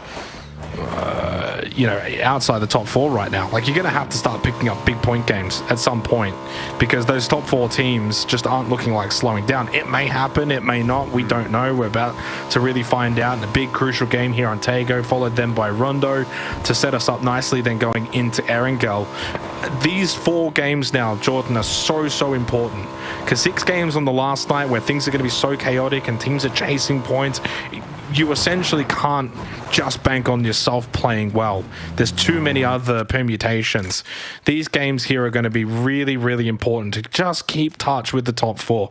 Don't have to overcome that 20-point deficit straight away. You got to chip at it. You know, you just got to keep looking at it 5 points at a time, and we'll get there. And we've got enough games to be able to do that. This is not like there's 3-4 games left. If there's 3-4 games left, I'd basically say you need to win the next 2 or something. But there's enough games left. You can just slowly chip away at it. You don't have to go and get all your points back straight away. Oh, no. Another death for Zanshin early. Roy has fed on them, I'm pretty certain, in all 3 games. Or close to it. Definitely last game. Yeah. And so far this game. Looks like the rest of Zanshin are going to get away okay, just from what I can see here on the map stream. They took a bit of a detour. So just a bit of an awkward timing on a rotation where both teams kind of rotating through the same portion of the map, running into one another. It's gone poorly, obviously for Zanchin. It's not the end of their game, but it's put them in a really, really big spot of bother because they've got a 2-1 split, and it's a big... No, it's even a 1-1-1 split, actually, I should say. They're all over the place. So, yeah, it's going to be rough. They're going to take a little while to get themselves locked in position. Same can kind of be said for Buriram. They've got a pretty drawn-out rotate here, but they're actually looking pretty hot to trot.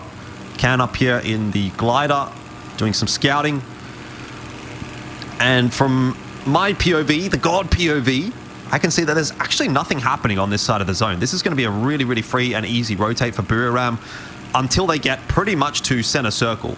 So, again, most teams gambling that this is going to continue to go south and then maybe a little bit out towards the west.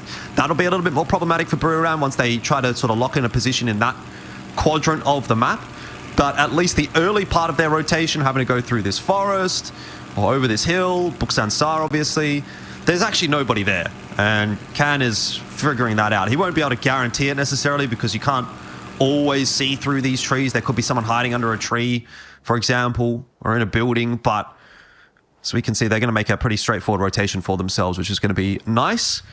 And Buriram keeping that scoreboard ticking over today has been a nice welcome sight as well. Team Flash with a 2-2 split right now between the North and South Islands. I'm sure that that's not going to be persisting for too long, as there's no real reason to be on the Northern Island. Maybe just doing a little bit of extra looting for those last couple of players. Send the initial 2 over to Fishing Camp, do a bit of scouting. Kisama looking to figure out what's happening along this cliff, and it looks like Team Flash recognize that they're going to be one of the later rotators into the zone, so they're not going to try to play for a priority position here. They're more or less expecting that they're going to have to play edge, so already starting to think about that and already starting to try and clear their extremities. The only team that they're really going to have to be aware of is ISG, so nice work from the observing team to move over here. This is going to become relevant in a second for Team Flash. ISG are the last rotators. And I had a lot of positive things to say about them after that first game, Xenox, but second game didn't go well for them. And this game, it's looking rough already. Zone has shifted away from them. They're going to be late into the next circle. I don't see it ending super well here for ISG.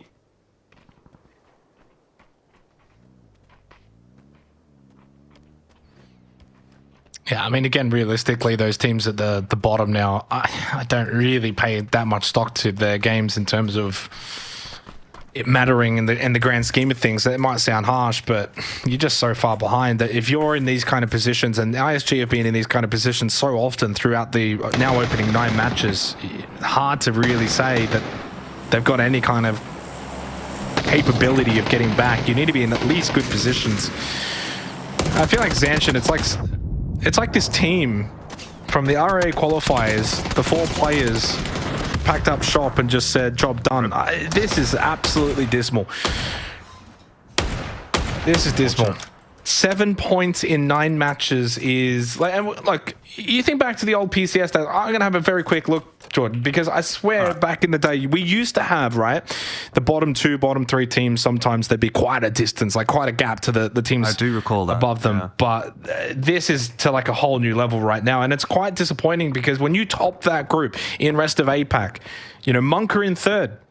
I can tell you right now for certain that Monk would have been able to get more than 7 points by now. So you're knocking out teams that are, well, not knocking out teams. Of course, they had a chance in the play-in rounds, etc. But obviously Monk couldn't due to conflicts. But yeah, it's really disappointing that you go from so great and just so confident and playing good positions, being in the right spot, circle shift here to whatever the hell is happening. They're in bad spots. Yeah. They're not winning fights. They have no confidence. They're playing really bad. They're making poor decisions. Everything that could go wrong is going wrong for Zanchin.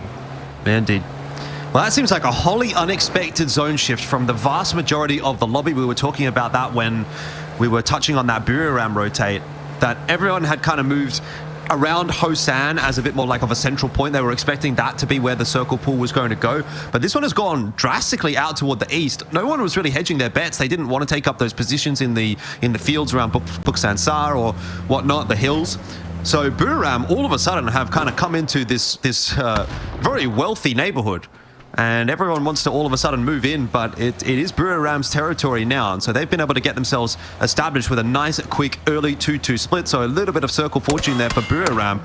and see if they can convert this game in any sizable way, as the rest of the teams are now starting to really scramble for that positioning. We're following FW Esports here, and they are on their way into the center of the zone. I'm not sure where they're going to pull up. It kind of looked like they were heading in the direction of at least one of those Buriram 2-2 splits, but may just decide to hold up somewhere on the hill here. Roy having to move as well. ISG pretty close by to them, so you've got to be careful on these rotates. Everybody's moving, everybody's running into one another. But it actually looks like not too much craziness has occurred here. No, Yeah, I had a quick look at the huge old amount of days, losses. and none of the teams that finished last had a start like this. Like, this is just really, really bad. That's the first for everything. All game is good spot. Expecting them to, again, it's like, can they have an average game? That's kind of what it's strange to say, but it's kind of what I want to see from all gamers. Can they have an average game? Because their best has been absolutely sensational, but no one's anticipating them to play at their very best every single match.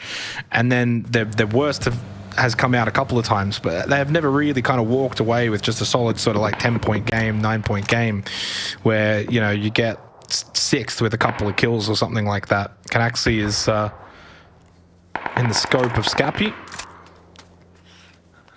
And like, you know, we talk about these point deficits of the top four, and the funny thing is, sometimes you forget that, like, if TDT go and win this game and they get like a 15 kill win, Jordan, they're probably in almost the top four. At least it becomes the top 5. So it can change really quickly. It's the beauty of it. And I really don't hope that happens. I hope it changes quickly and we can get a couple of teams to join that top 4, make it a top 5, top 6 at the very least.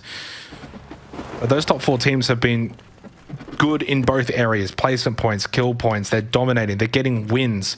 4 of the 8 wins have come from Roy and All Gamers, 1 from Team Flash. Buriram, the only team in the top 4 that hasn't won. The other winners round out the entire top 7, TDT, E-Arena, and Armory.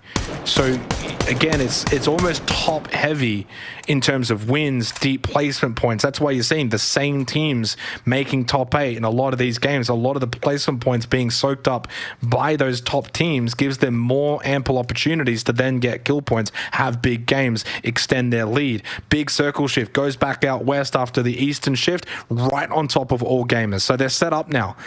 These are the games that they've been dominating. They make the most of these kind of circles. Buriram will recall that 2-2 split, group up just a little bit to the eastern part of this zone. Cerberus will wrap in on the north side, where you've got 4 crazy rapids. Sharper and Flash, I imagine, will come to a bit of a head-on. It's that south side that scares me, though, Jordan. If you're around that south side of the circle, E-Arena, Daredevils, FW, Forest, Alter Ego, Roy, maybe even then ISG, that's a lot of teams trying to push out across a road into open terrain, only really trees for cover, maybe some rocks in your vehicles. It's not a great feeling.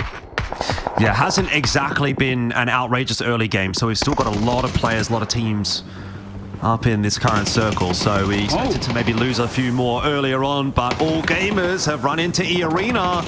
Destroy, you're going to get that knock on a Jacob. Oh, Norrens is going to go down as well. Hang on, this might turn back on its head. All Gamers, no way! E-Arena are going to get deleted. They got the opening knock or 2, and then Well, they sent Destroy it. just kind of destroyed them. Coming out of Buksan, E-Arena just sent it past a couple of teams, walked straight into All Gamers. They got a bit of help from a third party, but it wasn't enough. And you're right, they did get an early knock in that exchange. Roy Esports just wiped out, annihilated indeed by Forest Natural Gaming. FW also wiped out. So 3 teams gone in the span of 30 seconds, just like that. Essentially, there is your space that has now been created for this Phase 3 circle. It's a very open area, and that's the reason why we're seeing so many more confrontations at this point. Only the 15-minute mark. You can have Miramar games, Jordan, that reach the 18-minute mark, and there's still 64 alive. We're down to 40. It's the beautiful nature of Taego. It's why it's definitely up there as probably my second favorite map, to be honest, only behind Erangel. But All Gamers did quite well. They got crashed on by E-Arena. They got the initial knock. E-Arena got one back, and then behind them was Sharper, starting to kind of third party, but from a distance, never really pushing. So they had a lot of pressure on them all of a sudden out of nowhere and handled it really well. And there's a reason why they're in first right now, because they're winning those kind of fights. Not to be rude, poor old Zanshin are copying it right now, but if they were in All Gamers' position, they get wiped there. They just die.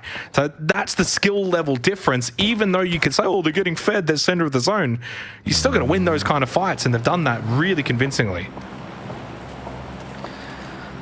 Hey, you can only beat the teams in front of you. You can only take the circles that are given to you. You got to convert on them.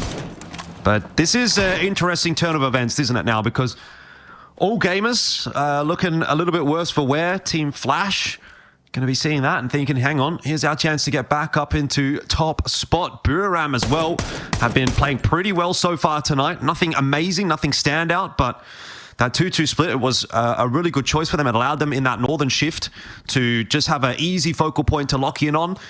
Next shift here into phase 4 hasn't exactly favored them necessarily, but they do have a playable position to work from. So I'm looking at Team Flash, I'm looking at Buram, I'm looking at TDT to see if they can manage anything out of this game and get us back into a bit more of a top 5, top 6 kind of a discussion rather than, yeah, all gamers is just going to run away with things. And Team Flash are going to move quickly after that zone shift as they move into the compound that Sharper have set up in. Now, it was a little bit of a split from Sharper. They don't have all of their forces down on that low ground position, but close enough to be able to have some kind of an impact. And honestly, at this point for Sharper, it might be better to just not take this fight because this isn't even inside of the next zone. So you don't want to be overcommitted to this one. You don't want to be getting stuck into a long drawn-out battle.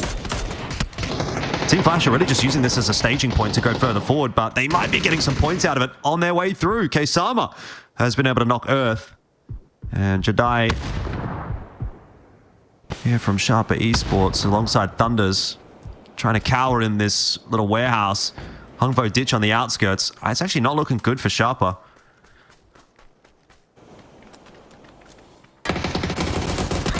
Or Benek. Okay, big win for Thunders, and he got Long X as well behind him. A little double. That's just what they absolutely needed. And Hungvo ditch down to 5 HP, looking for the seat swap, and that vehicle about to explode. It wouldn't have mattered. And stayed in the vehicle, was going to blow up anyway. Big knock from Jedi, and this is a huge turnaround for Sharper. Oh my God. And they get all 4 of them even as just the duo. Huge wipe for Sharper Esports against Team Flash Jordan as well. A team in the top 4. It goes a long way in the grand scheme of things. Those are the fights that you need to be winning if you're going to climb back up the rankings. And you can at least take them out. Lower their kill points, lower the placement points. They get none this game, Team Flash. So that's massive for Sharper as a duo to make the most of a rather awkward situation. Yeah, that's just a straight up 2v4. That's a real mishap for Team Flash. And if they want to be the team that walks away in first place or walks away with the top 4, they've got to be doing better than that. Obviously, they have a little bit of a buffer zone over some of those other teams that are sitting in sort of 5th to 8th and whatnot, but it's not going to last long. If that's how they're going to be giving up situations, they'll be disappointed by that one. All gamers, on the other hand, are, even though down to a duo, still getting some points. Destroy up to 3 now. He's got a Panzerfaust, so if anyone decides to try and crash his position, they might be getting a bit of a rude awakening, and that may be what's awaiting FCR if they decide to push their way in. We'll see what this next zone shift is going to do. Where that pool's going to come through, it's going to continue to go south. This is TDT's game. They need a big game here. They are currently the team that is sitting in 5th place. They are 21 points behind Roy in 4th. But a huge opportunity on offer for them to get back into a top 5 discussion. We change it from a top 4 to a top 5 discussion if they can pull something off in this game.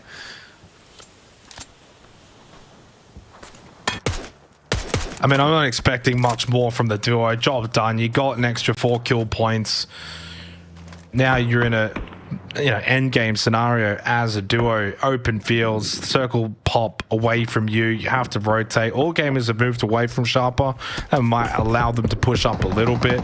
And it's this northern part of the circle as we've kind of just panned over. You can see all the player tags, all the players in this vicinity.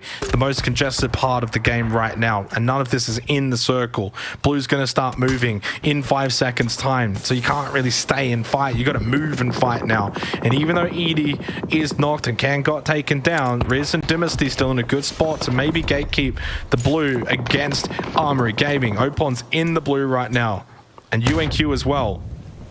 And there goes Cerberus, wiped out by 4 crazy rabbits, and Upchen also getting one as well. Riz takes a nade to the face, does get a tag onto UNQ, and a headshot as well. Good peeking from the rock, finds himself the kill, down to 6 HP. Will he have time to get this first aid kit off though? The blue starting to take over his position, and seems like he was able to just get it off in time. Birem Still no kill, though. That must have got stolen at the last second. I'll take you with the 2 kills. They got the western side of the Phase 5 circle. AWM on the moving UAS as Edie did go down to the blue from where we panned away from BRM earlier before. Jedi's found another kill for Sharper.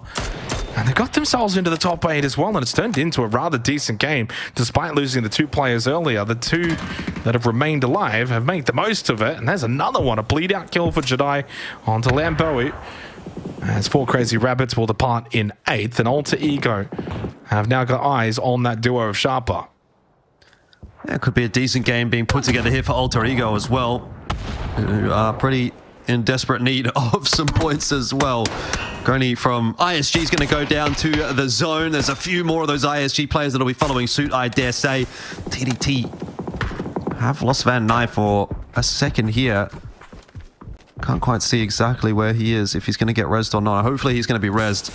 It should be. It looks like all 4 players from TDT in the same compound, so I think they're going to be okay, but a couple of other teams I can't necessarily say the same for, and this is getting a little bit messy for TDT. Every time they take a peek, there's multiple teams that are looking at them.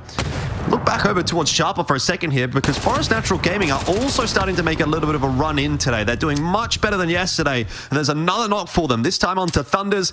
That will be very unlikely to be picked up here. It's just Sharper down as a duo, and Jedi is looking a little worse for wear. He's also maybe got to be a little aware of someone from ISG out there in the blue. Sharper's done. Top 4 secured for Forest Natural Gaming, TDT, Alter Ego, all those teams on the chase. Very happy with the proceedings, but maybe not super happy to see All Gamers in there with them. And this is the game that you would think is going to start to put All Gamers a little bit out of reach even of the rest of the top 4 pack, because they should have been knocked out earlier. They were a duo, they were center circle, it was looking messy for them. But not only have they managed to maintain those 2 players up into the top 4, but they've also been getting a kill point or 2 on their way through. And the rest of their main competition inside that top 4 has already made early exits. So this is about the middle of the pack catching up and the tippy top of the pack starting to run away. Yeah, 100%.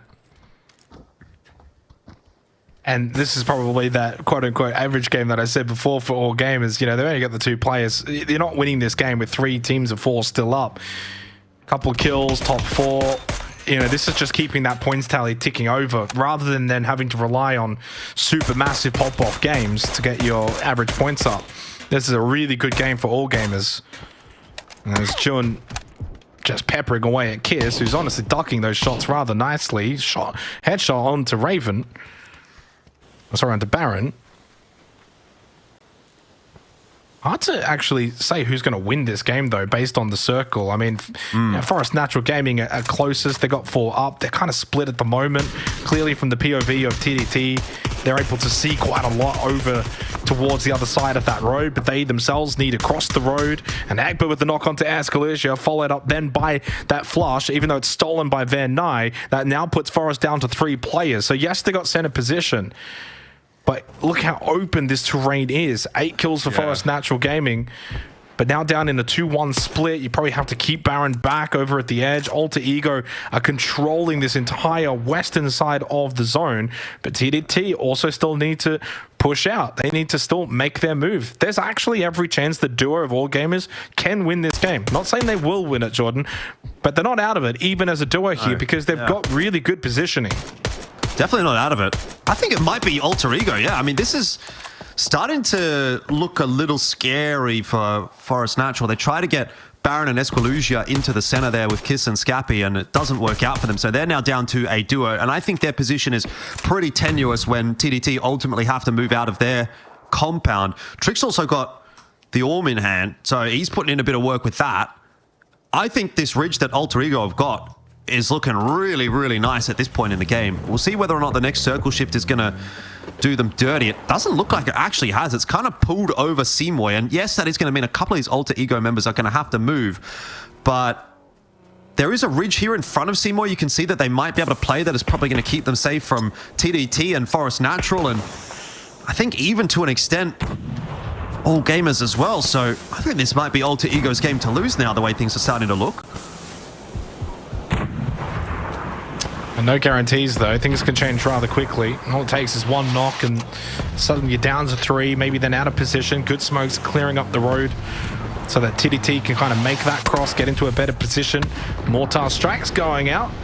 Van Nye got taken very, very low. Right at the rock now is Kiz. How is he even able to play this though? Alter Ego right at his back. If they can get a peek over position, he should be dead pretty quickly. And Scappy going to get knocked down by the nade of Jun, looking to then send a second one over to get the flush.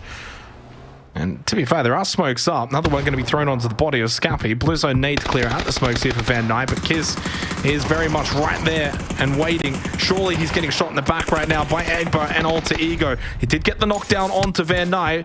Jun actually was the one who got the kill onto Kiz, and with his nade, takes out his teammate in Van Nye.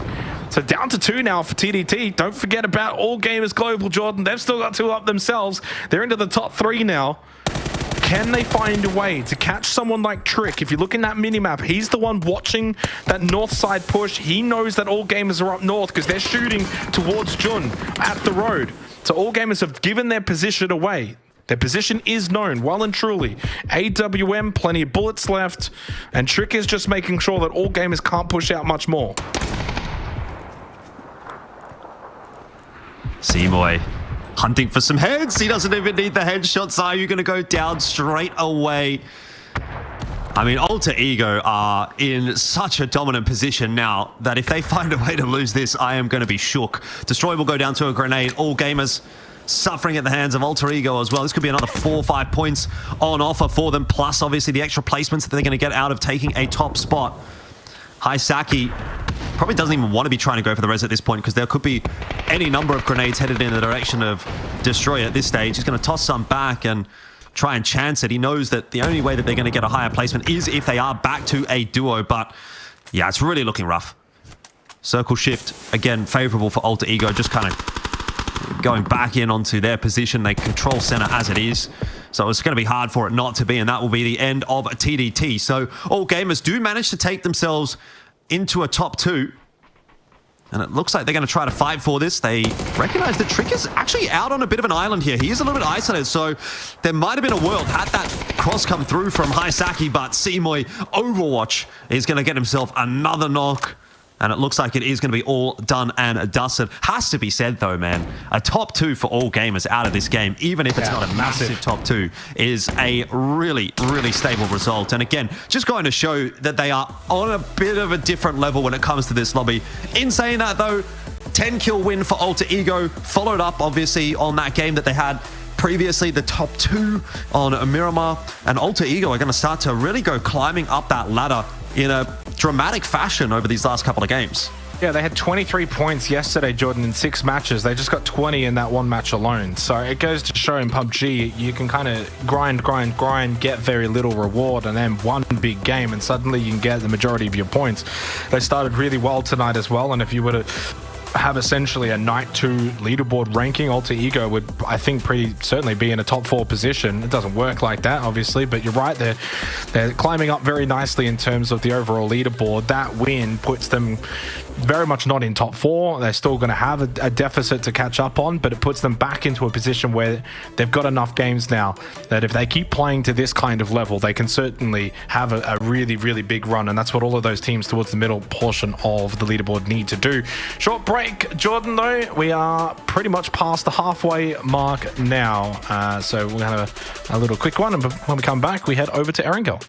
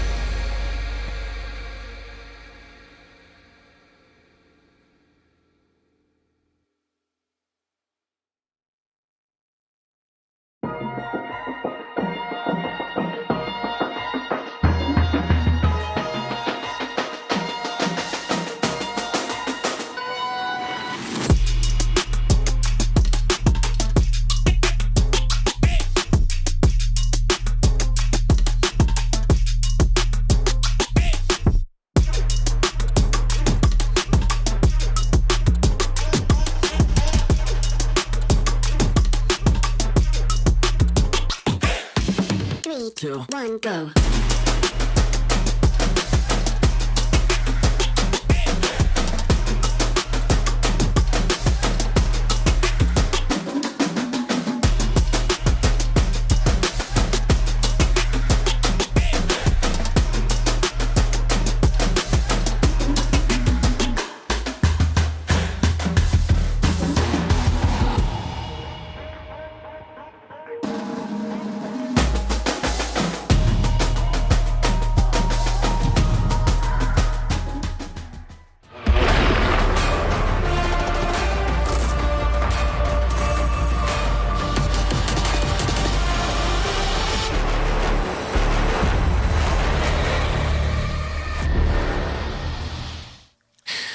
Well, I went a little bit early before the break, Jordan. I said Erangel. I was wrong. It's Rondo, of course, coming up next. We had a little halftime break, and as we head into said halftime, it means that we are also halfway through the entire tournament, and we can get a bit of an idea in terms of, extrapolating some of the data and having a look at see where teams sit, through 9 matches now played, 9 to go, and it's pretty much shaping up that you're going to need, roughly around the 140-point mark apparently now for the top 4. All Gamers, another decent performance from them, finally able to just have, a nice solid sort of middle kind of game, finish second, couple kills. You take that as duo. Team Flash 76, Biram 73, and Roy 72. Before the game had played out, though, they were all pretty much around the same kind of margin. Roy only picked up 1 point. Flash were only able to pick up 4 points, and Biram the single point as well. So what that has meant is at the very least, TDT, Alter Ego now as well has joined the pack, but that pack below the top 4 now, they've been able to just kind of chip away at it, which is what I was saying going into Taego. Yeah, I mean, I guess we're in a point now where it's actually kind of interesting to start talking about overall results from today.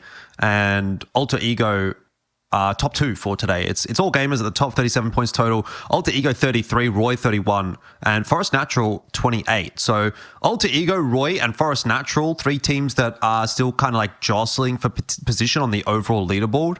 It's kind of cool to see all 3 of them having decent days. But the problem obviously is that all gamers have had a game or day here where they're at the top of the pack. Yesterday they were second or first. They were first after the end of yesterday as well, right? So they've had 2 days so far where they've been at the top. So that is really starting to like balloon out a little bit in terms of I don't know that they're going to be falling out of, certainly not a top 4 at this point, but even top 1, the way that they're looking, they are looking just eye test wise even a little bit better than most teams just in the fragging department and the decision making as well. So they're in a really good spot, but yeah, it's actually starting to get a little bit more interesting towards the middle of the pack.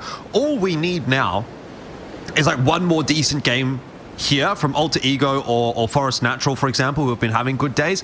And then we're kind of back to where we were at the start of today where, yeah, there was like a bit more of a 7 or 8 teams in the discussion. But we'll head into Rondo and see how things are going to play out here. As once again, all those teams drop in onto the map. There wasn't any crazy contests over Rondo yesterday, so not expecting there to really be much going on here early on in the game again. Biram going to get themselves nicely set up with a couple of vehicles early on in the piece up there by Bailey. And a quick cursory glance at the map feed here would indicate to me that, yeah, it's probably going to be once again a little bit of a slower start to Rondo as we have become accustomed to over the last couple of weeks. Yeah, I'm just having a look at some of the number stats as well. We just saw very briefly Biram. It's Riz who has got the most kills so far through 9 matches, tied with Himas from All Gamers. So that's a really good sign for Biram and for All Gamers, 2 players that are performing exceptionally well.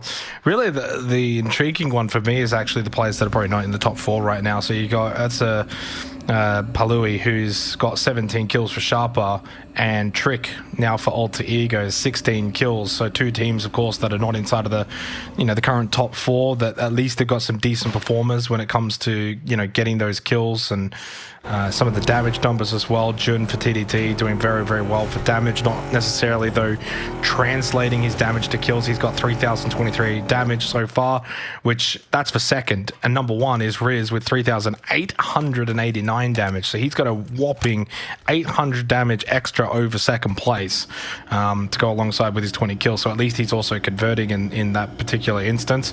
Damage numbers overall, actually, Alter Ego is the one to watch, Jordan. Of course, they had a very, very good game. And I think that what they've been able to do so far tonight has been really good to see. A team that on night 1 was 23 points, a really average night, 6 kills and a 4th place was their game 1, and it was their best game, and then everything after that was really, really average, and they weren't picking up points.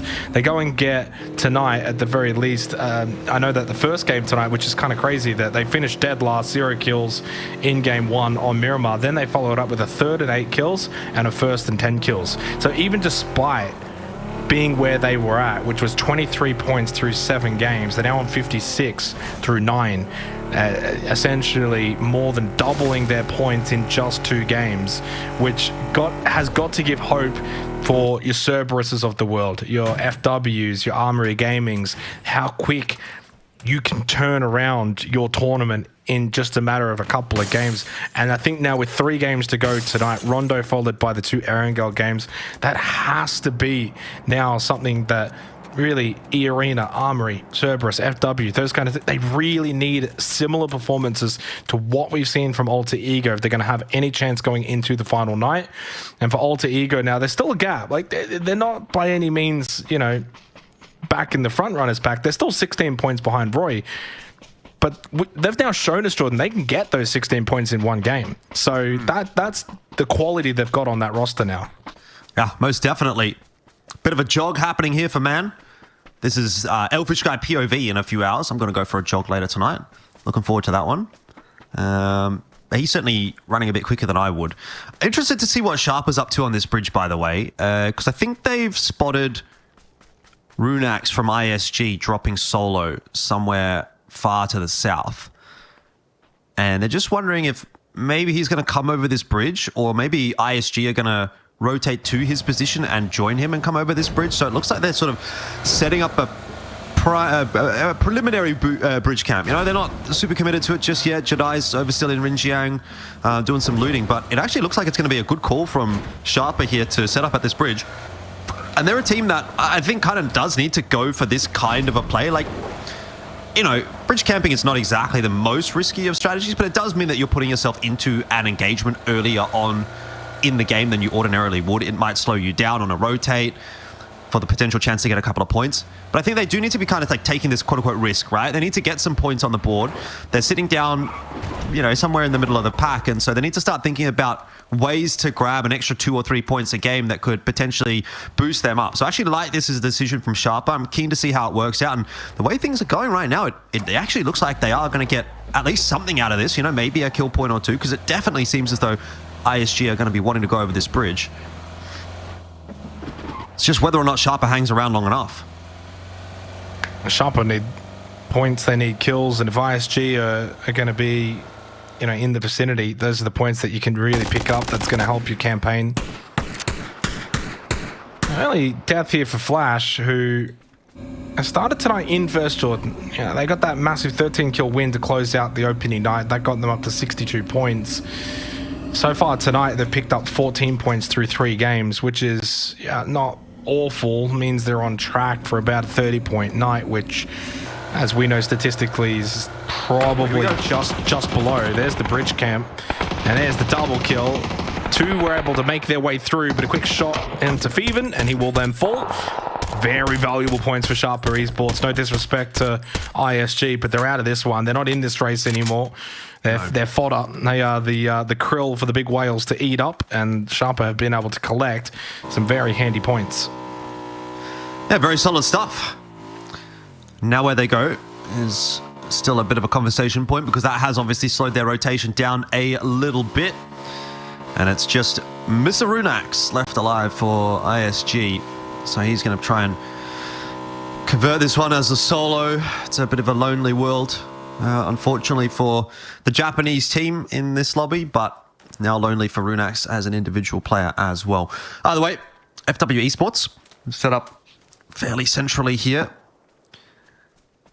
Where is the other couple of fellas? Okay, it's a bit of a 2-2 split, not a super wide 2-2 split. You can See Canaxi and Banana One just down the hill here from FW Esports. So just going to try and hedge their bets a little bit with a bit of a north-south split. Or is it a 2-1-1? It's a 2-1-1 actually. Banana One is out to the west a little further from that position that we did just see. So just trying to cover a fair bit of territory here early on, FW Esports. And again, that is a bit of a risk, but probably a risk worth taking at the moment, considering FW are one of the first movers. They are also in a position, again, on the standing, similar to Sharper Esports, where they kind of have to make some greedier plays to try to take a better position, get some more points on the board early on in the piece, something like that. So they've got to be taking some risks if they want to be making top 4 now in this EWC qualifier, I'd say. Well, having a look at the zone here, I mean, it's only phase 1, but you get a little bit of an idea as to how things are shaping up. And TDT, E-Arena, FW kind of controlling the center point of this current circle. So teams that are not inside of the top 4, which is good to see. Alter Ego are actually kind of wrapping through Rinjiang, which is the same vicinity as Sharper. They're going to be coming in quite late, both of those two teams. Not necessarily meaning they're going to collide. Sharper's quite a bit ahead and will head into the zone first. But for the team that won the last game, it's going to be a late wrap rotate in towards this zone for phase 1. They'll probably get here as it's really phase 2. Armory Gaming able to scout out with the glider, courtesy of Shanks. This is very much up towards the northern part of the zone. It's quite away from the congregation towards the middle. I was kind of just touching on Team Flash before, Jordan, though. I haven't got massive concerns, but do kind of feel like they're just starting to teeter a little bit, going from a team that has shown really, really good quality PUBG to a team that's now starting to just middle out a little bit. By no means are they locked in or safe in that top 4 as ISG feed one last kill over, this time to the Daredevils, and Hoang will collect. And while all gamers might just feed on Zanshin any moment now as well, with Ken's knocked down by Himas. It's a rotating Zanshin, and Himas was able to catch one. The others were able to make their way more towards the center. Just keeping my eye on Flash. I kind of feel like they're starting to just slip a little bit. Yeah, no, I agree. Today's not been phenomenal. Where are they at? 14 points for the day after 3 games. So it's not as if they haven't gotten something, but I think the biggest issue for Flash today has been only the 3 placement points. They haven't really had any success in terms of getting deep into games. They've been fragging okay, actually, but just getting deep into matches has been a little bit of a problem. This one might be a little bit of a better opportunity for them, though, just having seen that zone shift. And again, another kind of interesting shift, similar to the one we saw on Taego, where teams were like hedging their bets a little bit more west, and then the zones pulled out to the east. Obviously, there's some water involved in this one as well. So Team Flash, if they're going to be your focal point here, Xenox have actually set themselves up, luckily, with a pretty good initial setup here. Now, whether or not that's going to end up playing out, oh, they might lose a player. Get out of here.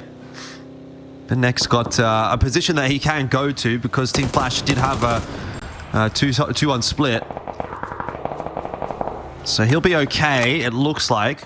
And Team Flash really needs to lock in. They need to make sure this game's going to be a good one for them if they want to keep themselves in the running for a top 4. That's a big shift, and yeah, it just changes the nature of this game again so much. It feels like it's been a tournament that has seen so many of these hard shifts. You've just got to be ready for it. And also a circle like this, phase 2 pop, water on the western side of Jadina City, very much taking up a lot of space. 30% of this zone pretty much unplayable, limits your ability to find good comfortable space to kind of branch out, get information. So you're a little bit more, you know, grouped up as 4, holding certain positions. You see Roy there, they're a little bit more spread, but they're not anywhere near center point of the zone. They're more towards the edge. Alter Ego have just non-stop been on the rotate. Actually close by now to all gamers on the south side of the zone. Everyone up north now inside of the circle.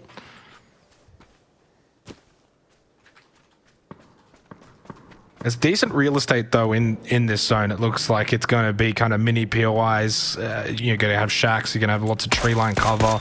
So there is space in this zone. All game is actually split a little bit here, 2-2 split. Hisaki Destroy go in on the north side, and it looks like they won't actually end up converging in towards Alter Ego. They're going a bit more to the south. Roy just going to hold the fields with their split, take space. Minute till phase 3. I think things look rather set right now. As I'm looking at the map feed, I don't really see any collision courses happening in the next minute. Everyone around the center is pretty much just now standing still, firing long-range shots.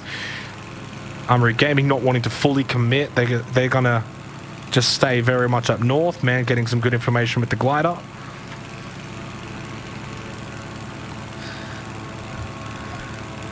It's just so relaxing, you know? I feel like being in a glider, it kind of takes you out of the debacle that's happening on the ground. It's such a believe this is like a peaceful game.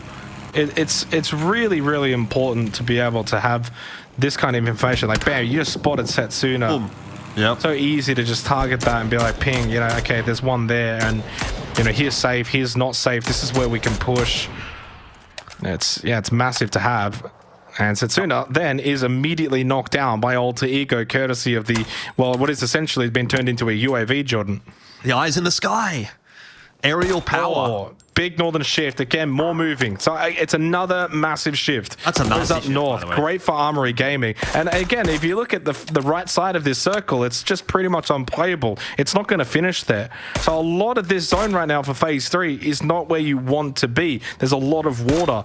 The western side of the water is where you want to be, but it's more open terrain area. There's a couple of little buildings. Everyone wants to move quick early, try and get the best spot before it's all taken, rather than pushing in late in this open areas coming out of Danqing. This is a fascinating circle. Super fun for us. I wouldn't want to be a player in this kind of game. No, not unless I'm someone that's already made a pretty early rotate. Some of those teams are looking at that and thinking, let's go. This is our game. Buriram may be one of them. Team Flash still pretty happy with the position that they found themselves in, and like you said, AG were in a decent spot, but they were kind of fighting up north, so they've ended up dissipating back over to the eastern island there, and that could end up being a bit of a problem later on down the track. Roy taken out in 15th place, so they are our 4th place overall team. And that is going to, again, give the opportunity for someone like a TDT, Alter Ego, Forest Natural to kind of pick some points up here and get back into a top 4 placing. Kills coming through, or knocks at least over onto Savage Men. All Gamers Global moving their way around the pack there too. Where are they going to end up pulling up? I mean, if they go onto the beach here, they're actually going to be in a rough spot. AG, Armory Gaming are on the other side, and so I don't think the beach is going to end up being safe. Shanks is even in the sky, man. Now, Armory have this entire island that you can see in front of you. It's like in the Lion King. Everything you can see is yours. That's beautiful. That's really poetic. But for how long? Yeah, well, my concern though for Armory is they're overcommitting to the other side of the river. Oh, man's got a problem here. The engine's going down. Man down, man down. Mayday, mayday. he's overcooked it. Fortunately, kind of crash landing where the rest of Alter Ego is going to be rotating anyway, and they're going to have vehicles, so he'll be fine as long as he actually can land safely. But I feel like Armory Gaming have just cooked themselves. I'm very surprised that they've gone over to this other side of the river. It's really, really surprising. It's almost like it's free, it's open. This is almost like so great that we have to take it, right? No, like there's a reason why it's free and open, guys. And Shanks has got a knock here. That's on the other side of the river, the main side, the side you want to be on to Taikon. And like you almost want to cross over. It's like, well, why didn't you just go there in the first place? If this goes to their side, they'll be okay. It was pretty much impossible. I don't think it would be possible at all, to be honest. Because that's why I'm so surprised they've made this play. Well, I think they wanted to play that northern side. It's just that there was too many teams up there that they decided, okay, it's not really worth it for us. They were one of the first teams there. No, I understand that. I'm not. I get it, but like they were getting contested, and they thought maybe this is better to just kind of play in for a little bit of a late rotate coming through from the west. But that's a conversation for another day. As FCR find themselves in a bit of a back and forth once again, sort of shotgun here for Neb. He's going to have to get some use out of it. First aid kit coming through. He hears Trick. And an EC streak as well, but he doesn't need to do anything about it because ePod is in there. Minvo as well. The cavalry arrives for the 4 Crazy Rabbits, who will remain 4 for now. Alter Ego aren't able to put together a 3rd strong game. This one is going to be a little bit tougher. I think they're just down to Man now, who was left out on the outskirts of this engagement, and he's got his running shoes on. But they didn't last for very long. So that is 4 Crazy Rabbits eliminating Alter Ego in 14th place. Yeah, it's a rough one off the back of that win, and it just kind of undoes a lot of the work that you've done so far tonight to catch up, and then immediately you just kind of have a bit of a nothing game. It happens. You kind of 2 games of Erangel to kind of keep the pace going, but it goes to show this is the problem with playing catch-up PUBG is you have to be so good so often, and it's just not feasible. Even for the best of teams, you're never going to see the best always just, you know, be perfect. Well, Shanks has had this glider for a while. Armory Gaming can still make the most of this because they got 4 players up. All gamers are kind of pushed away from the river. 3 kills for Sharper, though. They've been pretty good tonight. Shank's gone for the seat swap from the air. AC 130 inbound. And he's found the knock on to Leo. Mortar strike onto Canaxi from Scappy. It's all happening everywhere. He's providing some really good cover fire from the air. But there's also the possibility you get shot out of the glider. And that's man down. As Shanks is going to be eliminated by Dynasty. Yeah, where Boulevard? That was from downtown. It's just a low. It's a low effort game from Armory Gaming. They wanted to try and take the easy route, avoid conflict, but you got to stand ground. Play the north side of the circle. Who cares if teams are going to be pushing into you? You got to fight those. You got to play the better position. You wasted so much time on the other side of the river doing nothing, gliding. It's a very disappointing game for Armory Gaming, and the reason why at this point I don't think that team can make top 4. If they're playing like that, they're not playing good PUBG. You're not getting top 4. It's fun to watch. Don't get me wrong, it's fun to watch, and I think it's awesome that you got a man just shooting from a glider, and it's awesome entertainment, but it's not going to win you games of PUBG.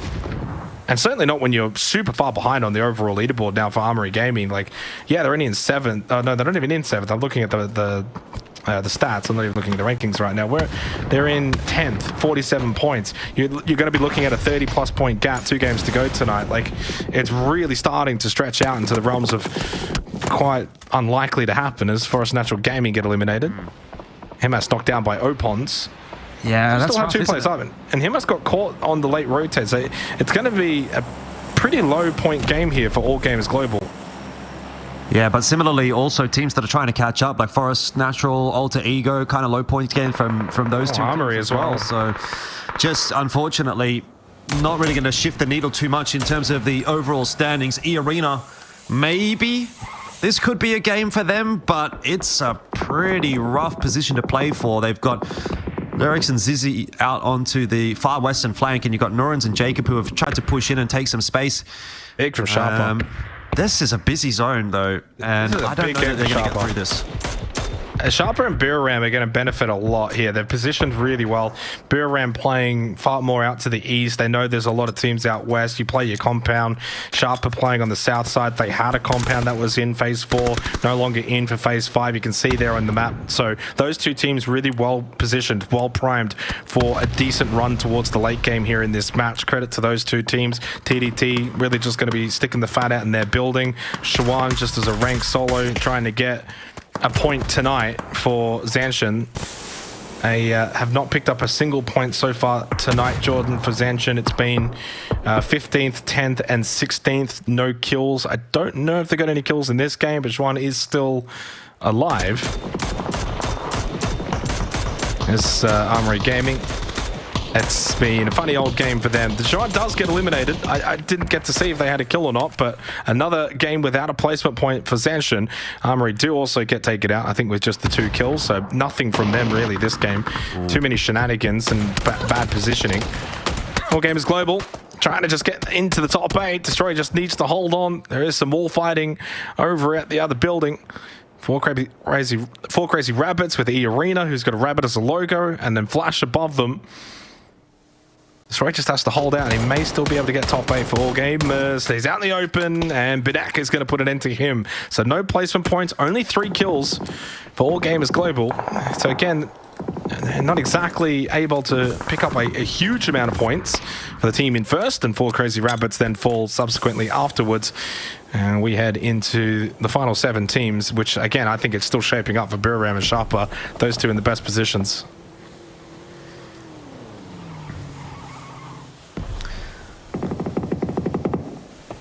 Well, Lon here from Savage Men might be about to put some pain, some hurt in onto E Arena as he pushes forward onto Noren's position. M249 in tow. He won't get more than just the one, so decent trade out there from Jacob. In fact, Jacob's got himself a double, might be looking for a third there as well, as Upchen and Savior are cowering behind their car fort. Shots through again from Jacob. Is he the last man standing here for E Arena? I think he is. I think it's just E Arena's Noren's and Jacob. So Jacob's got to try and get this one done. At least he secures another kill point there onto Leo and Lun. Another 2, in fact. So that is something. But it's not the game that E Arena wants nor needs. They need a bigger one. And like I was saying, this is going to be a tough spot to play from. And it's ended up being so.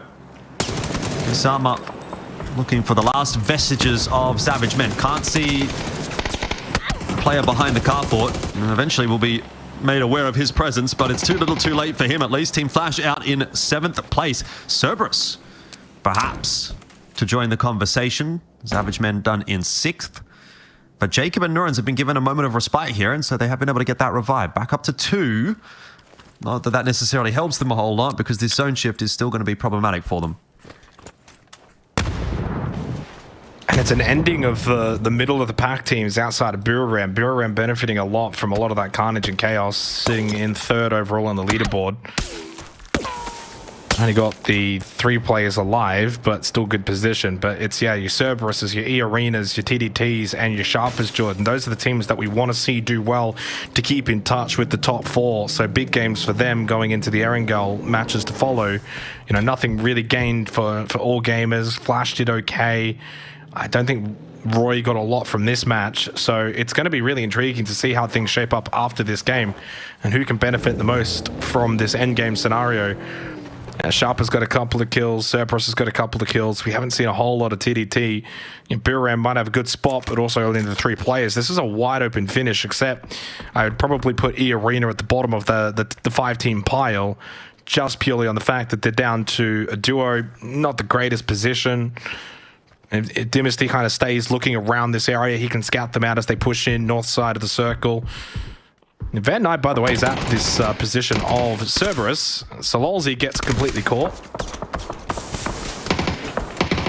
I'm not too sure what's happening here with these two teams. Like, Van Knight is very much just infiltrating Cerberus's position here. Hoang and Zayu need to join up and get into this fray. Cerberus and TDT going at it. That kills now for Cerberus, but they did lose Sololzi. Headshot, moving down the hill, but now Sharper have got angles on this position as Exquisite gets the knock on to Van Knight, who tried to make his grand escape from the clutches of Cerberus. Zest is able to also land a tag onto Zayu, which forces him to just peek back behind that building. E Arena, who were trying to make their way on the north side, got spotted and caught by Dynasty and Coat. Janai will get the bleed out onto Jacob, and now we go top 4. It's 3 teams with 3. Sharp has got all 4 players still up. Knock from Simon onto Van Knight. 3 teams in that chase pack as well, still part of this conversation. TDT, Cerberus, Sharper. And I may have spoken too soon because TDT don't look like they're going to be a super solid shot at this one. Van Knight and Huang now both being confirmed. Is going to leave just the 1 member of Zayu. But Sharper, 8 kills, 4 strong, looking pretty good. I don't exactly have the most favorable zone positioning here, though, so things could actually go a little pear-shaped for them. Cerberus will be thinking about this as a potential win angle. They have got a very solid bit of cover to work with here, and they're trying to camp out Sharper, also assuming they'll be keeping an eye on Biram, and probably not worrying too much about Zayu there from TDT for the meanwhile. He's the lesser of the 3 threats. The Cerberus have got a big passage of play here in the next couple of minutes. If they can find a quick knock onto Biram or onto Sharper as they try to make their way into this next zone, then that could really make their job a lot easier going forward to try to close this game out.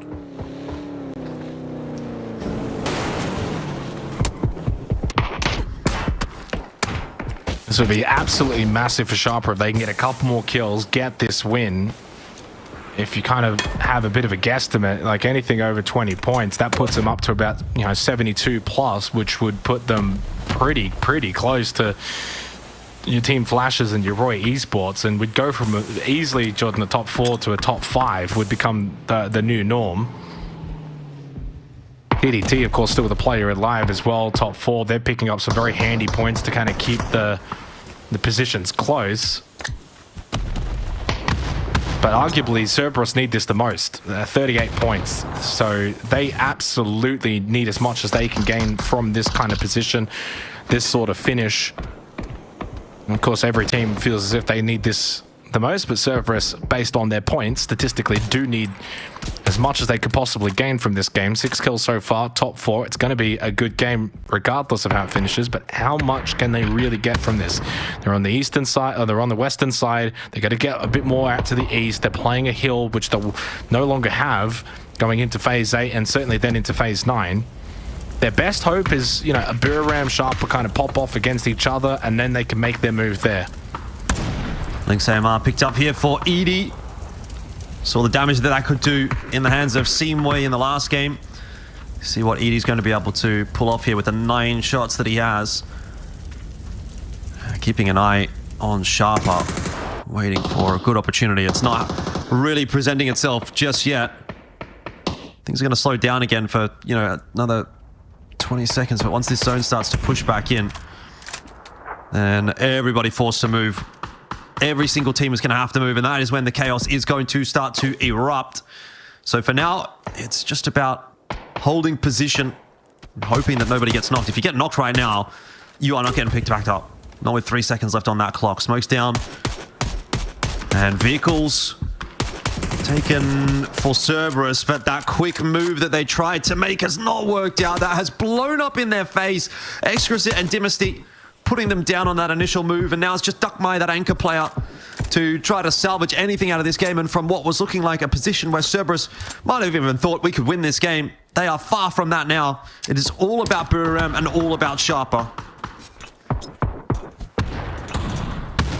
And no smokes for Riz, so that's going to make it a little bit more difficult late game. They need the smokes as we get the overhead. You can see how open this is. Smokes for Sharper is certainly going to help them, and that vehicle as well.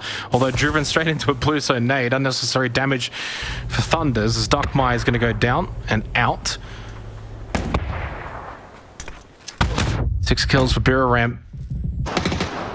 I need the smokes, and I'm not seeing enough being thrown out, which indicates to me they don't really have a whole lot. Zayu Gorns are now down here to the final 2 teams in a 3 versus 3, but the smoke's certainly helping Sharper. And there's a Dorito to hide behind as well for Earth. Expecting maybe a push up, but Biram are continuing just trying to shuffle towards center point here for Phase 9. I think Sharper now are starting to run out of smokes themselves. Big knock onto Edie, Dynasty low, healing behind the bush. They can go for the flash, but you need to make sure that Riz does not get behind or out of that rock and get behind the smoke, which is dissipating anyway. As it will be able to collect the flush, and Sharper in the end, job done for them. Huge win on Rondo, 12 kill win, 22-point performance. They just had an extra ounce of utility to close out an open field finish such as that against Biram. A really fantastic win for Sharper Esports as they're able to pick up quite a lot of their points that they've got. 52 overall. We'll talk about 22 from just this single game. That's going to get them to 74, Jordan, and we go from a top 4 to a top 5 now because of that result. Yeah, we're so back. That's what we wanted. That's what we were looking for all along. Unfortunately, teams like TDT maybe couldn't quite go the distance. Alter Ego definitely not. E-Arena, kept it ticking over, but nothing really of note necessarily. Forest Natural also leaving a little bit to be desired. So a few teams in there that maybe we can still hope to see something from in the upcoming couple of games of Erangel, but certainly at least nice to say we've got one more team to join that top 4-5 conversation, and that is something that we're going to be diving into a little bit deeper when we do come back for the break. First though, a short one, and then we've got 2 more games of Erangel. So we'll see you on the other side.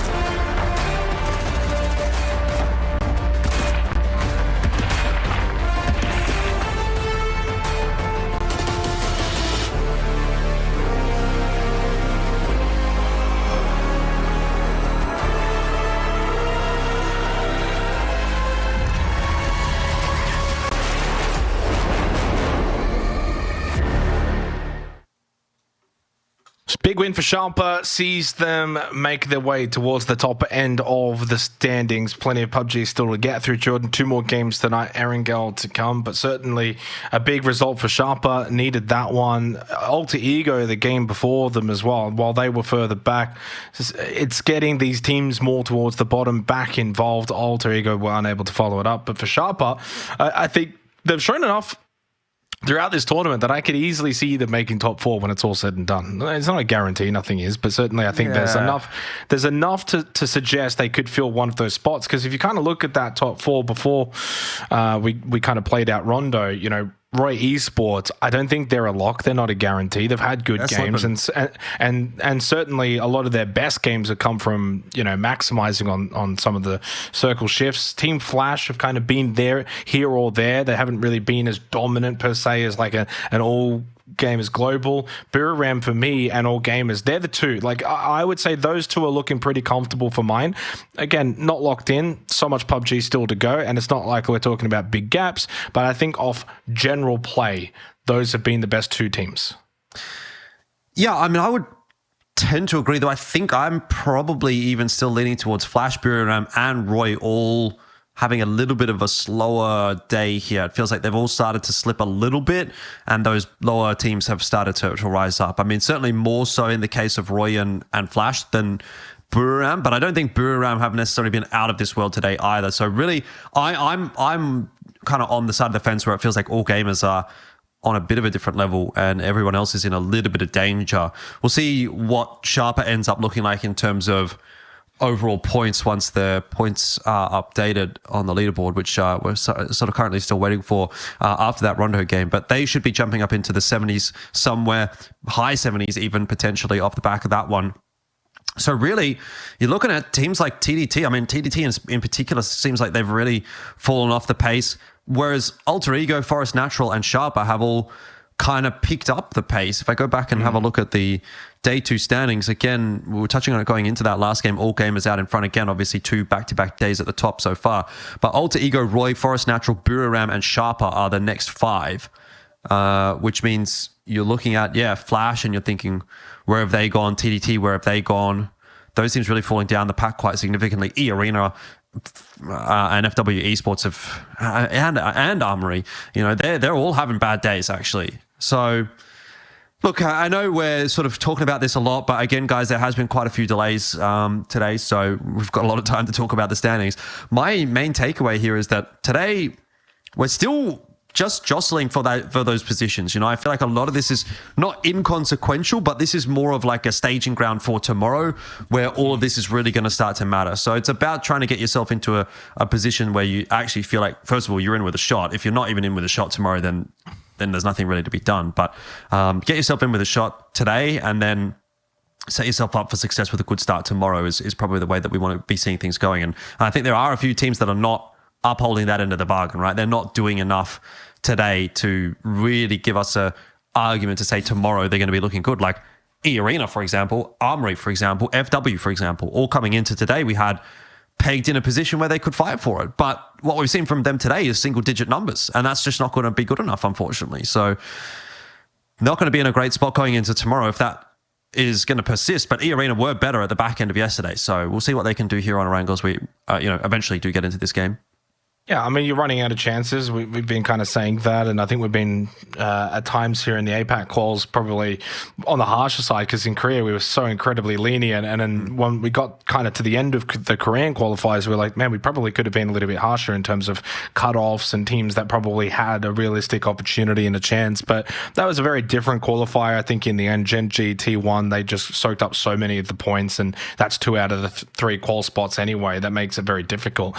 Whereas here you got the 4 spots. The only caveat being we've got not really more than 4 teams that are, really jostling for those positions. It's been kind of a proverbial top 4 over the last couple of games now, and only until we got that Sharpa win has that now changed a little bit fundamentally. So as we head into these 2 Erangel games, you think, well, what's on the other side of it? Well, it's day 3 tomorrow, 6 games to go. Can you really envision overcoming a gap that's 30 plus points? probably not. Like, unless you're winning games and then the teams at the top are not doing very well, which, you know, it certainly could be a possibility. I think all gamers global have like, it's nitpicking at the top 4 because you kind of want to see, if I'm a team that's not in the top 4, what are my avenues and what are my chances of actually getting in? All gamers global have shown they can have big games, but they can also have some pretty bad games, and so that there's still that opportunity when you look at the point gap and you think, okay, what if they have 2 more games where they get 0 points? Can we then overcome that deficit in those 2 games? Could we pick up, say, 20 points and they get 0, and then we try and match them in the rest of it? Then there's a world in which you could, you know, keep pace with them. Bureau for me still has been easily the most consistent team in this lobby, so I don't really see them dropping top 4 unless something crazy happens, because you just don't go from playing 12 games straight consecutively with very little bad performances to then suddenly going into day 3 and you pick up like 10 points on the night. It just doesn't really happen, at least not that often. Roy Esports, I'm a little bit concerned about, because I think a lot of the points they've gained have come from, you know, kind of like circle feeds or good positioning early. That's then benefited by circle pops 3, 4, 5, 6, etc. The El Pozo game, they were able to benefit greatly. Then the second game on Miramar as well, when they played out of the main compound and everyone else is out in the open. Like, you benefit from those kind of games, but are they doing enough when they're out of position? I'm not as certain. And for Sharper, well, they've got themselves an intriguing proposition here over towards the mill base. Zanshin, who have the points easily been the worst team. Yeah, I mean, you've got to be getting points out of this scenario. They're going to be looking for him, that's for sure. It was a fairly hefty southern plane path, and that'd be the reason why we've got so many teams now down on Sosnovka Island in that mill base along the coast. Few teams still looking to stretch up to their usual spots. Savage Men going north, Georgia Pole, Armory around Rozok and Watertown, FCR up towards school and apartments and such. But obviously the majority of teams are in sort of the bottom 50% of the map, the bottom southern 50% of the map. And again, we've got that same circle pool that we saw a couple of times in Korea, which is just like out over the sort of the western side of Sosnovka Island, a little bit of the northern island kind of in around Ferry Pier and Primorsk and what have you. But you kind of know that this is a zone that's going to go down to the military base island at some point. And it's just a case of where do you expect that to end up and where are you going to hedge your bets in terms of how far inland do you want to end up. But for Sharper, yeah, like you say, lots of potential positives on offer in this game, in that they've got, I would say, a really favorable phase 1 pool. Like, normally we would talk about phase 1 not really mattering all that much, but this is one of those instances where getting a phase 1 pool probably makes more of a difference than it ordinarily would if it was, you know, just a fairly central standard kind of a circle. This is a dangerous phase 1 pool for a lot of those teams on the northern island, where if you rotate too late, you get bridge camped, or if you come in on an E pickup, people have already set themselves up in the buildings that you want to get to. So this one can actually make a bit more of a difference than your traditional phase 1 pool, I would argue. And we'll see if Sharper can make any positives come from that.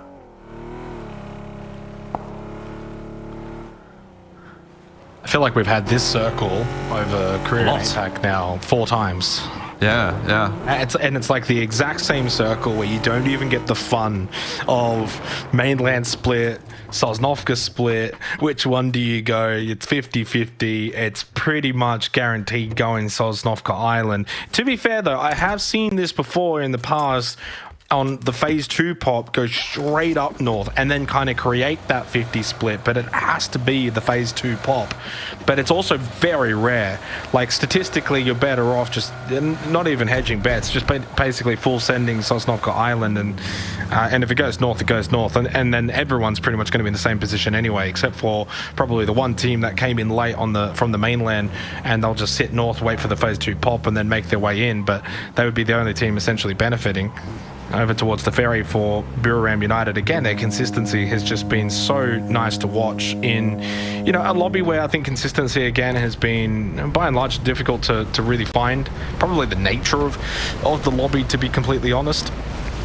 But these guys have been really, really good. And like Riz being one of the top damage and kill leaders as well, is probably a good indication that their consistency is paying off, and a good reason why they've been so consistent. When you're getting so many kills often enough, you're winning fights, you're living longer. It all just goes part and parcel.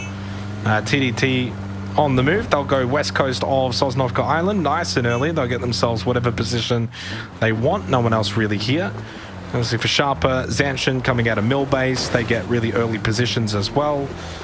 And early positions, like, yeah, this is actually a really good example of a circle where back in the rest of APAC qualifiers, Zanshin would not be guaranteed to win, Jordan, but they'd have a really big game. Like, they'd have a really, really big game. You could play the quads just outside of mill base. You can kind of play a late game. It's very easy to defend the crashes. And more or less, this is what Zanshin did the most of in rest of APAC. Center circle, phase one, cop a couple of feeds, get a lot of kills from that position, win the game. That was pretty much their bread and butter. And so, again, another opportunity for them to essentially play that playstyle, but now in this lobby. They haven't had that many opportunities, but when they've had them in this lobby, they've also not done anything with it. Well, they might do it this game. They did get themselves a knock with a grenade. Doesn't look like that was going to get finished off.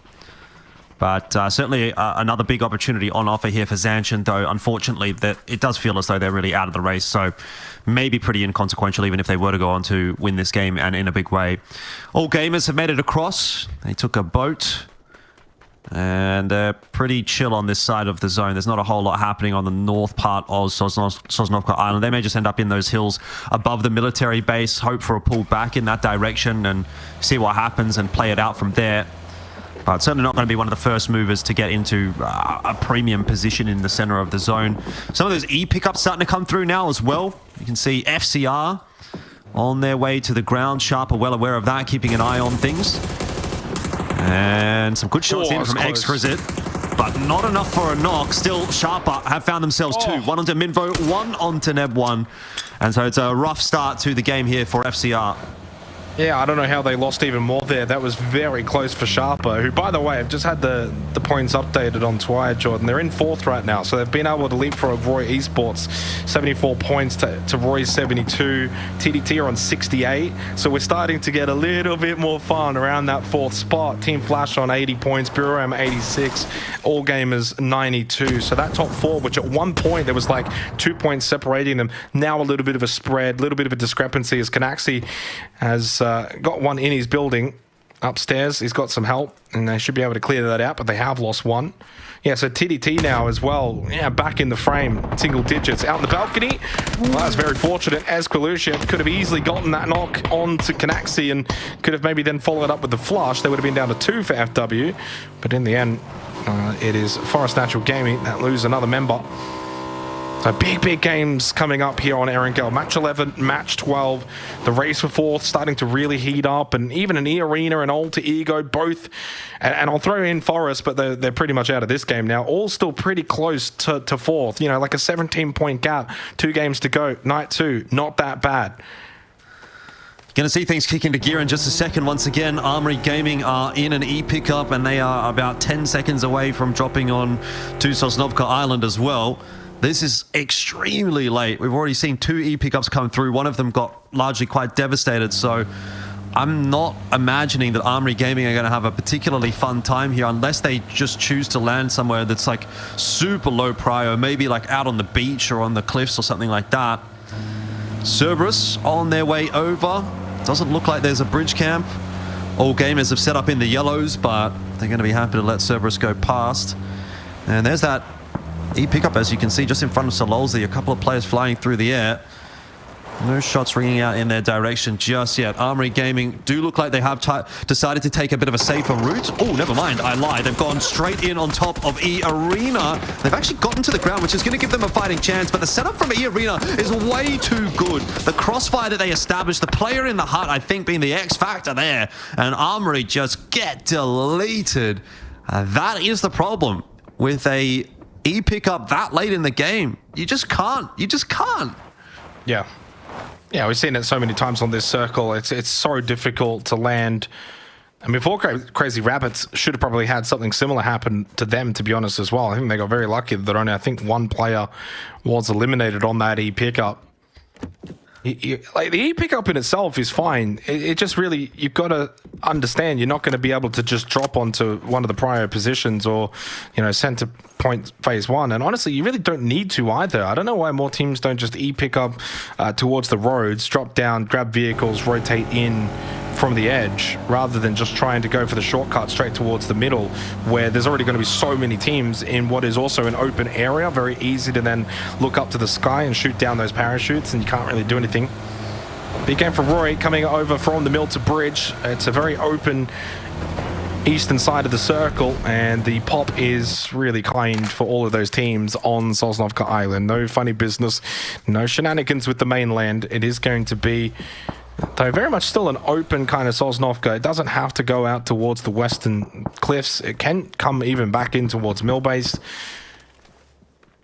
I don't think you're going to see a lot of rotations from the teams already in these positions, Jordan. I don't think they really change anything. It's really now for Roy. Roy can actually play the hills just north of C block, which is a really, really good position to actually play out of on this phase 2 pop. So I think they'll be very happy with this circle shift. ISG in the blue over towards Primorsk, obviously coming in very late. An E pickup for Savage Man Esports over on the cliffs by the yellows. They're going to be coming in, and I guess they'll be looking to drop just to the northeast, surely, once you scout it out and see there's no one there. You can't be, again, looking for that shortcut. Otherwise, you're just going to be feeding.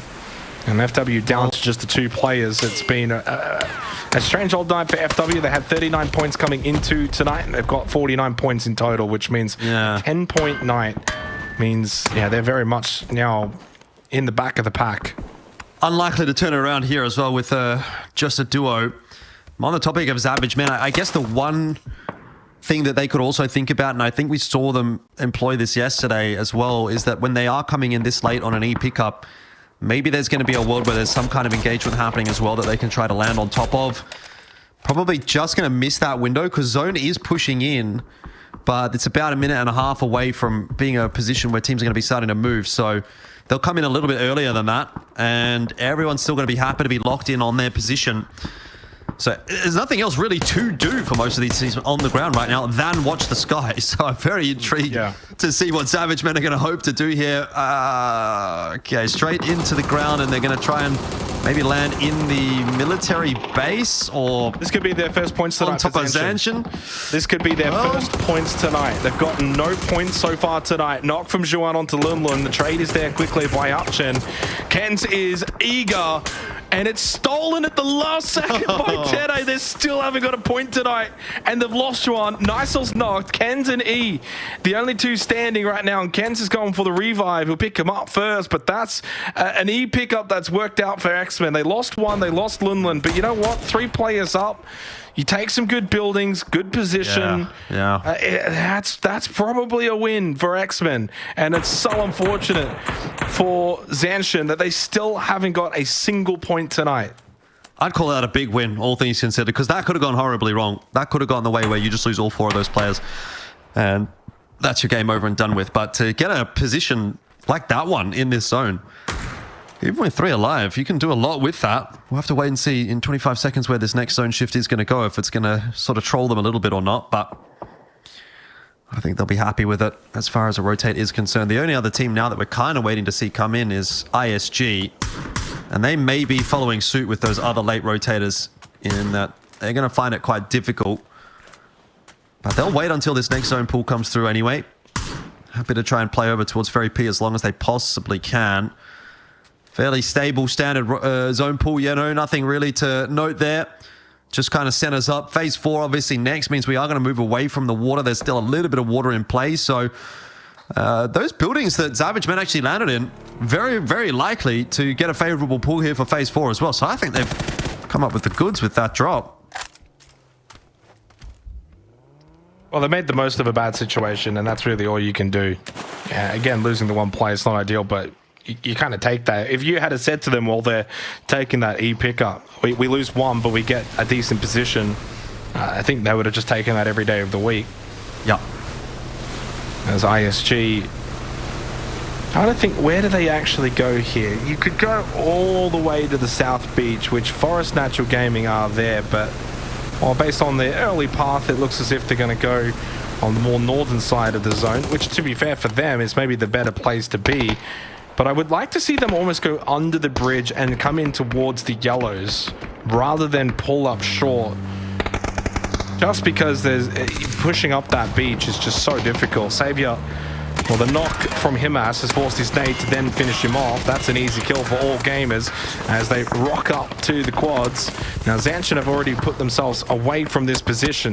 So Savageman Esports, the wonderful E-pickup to get this spot, as great as it was, you're now down to 2 players and you haven't really gained anything for the game as a whole. It's true. How quickly the fortunes can fade. All gamers under a bit of pressure here. Destroy should be okay, though. He's got that first aid kit primed. Oh, he's just been deleted. Bopped in the head by Upchen. Definitely wasn't expecting him on that angle. But again, is there going to be a chance for a confirmed flush? I don't know. Savage Ben under a little bit too much pressure right now as a duo to really lock that in. Leo's holding onto a grenade, but he's a fair way away from this engagement. And Hisaki looking to take some space inside the TUD here for the res. That looks like it's going to come through okay. Tycon waiting for the peek from Upchen. That's really good coverage from all gamers. Nice teamwork. Bururam are keeping it quiet here in the military base.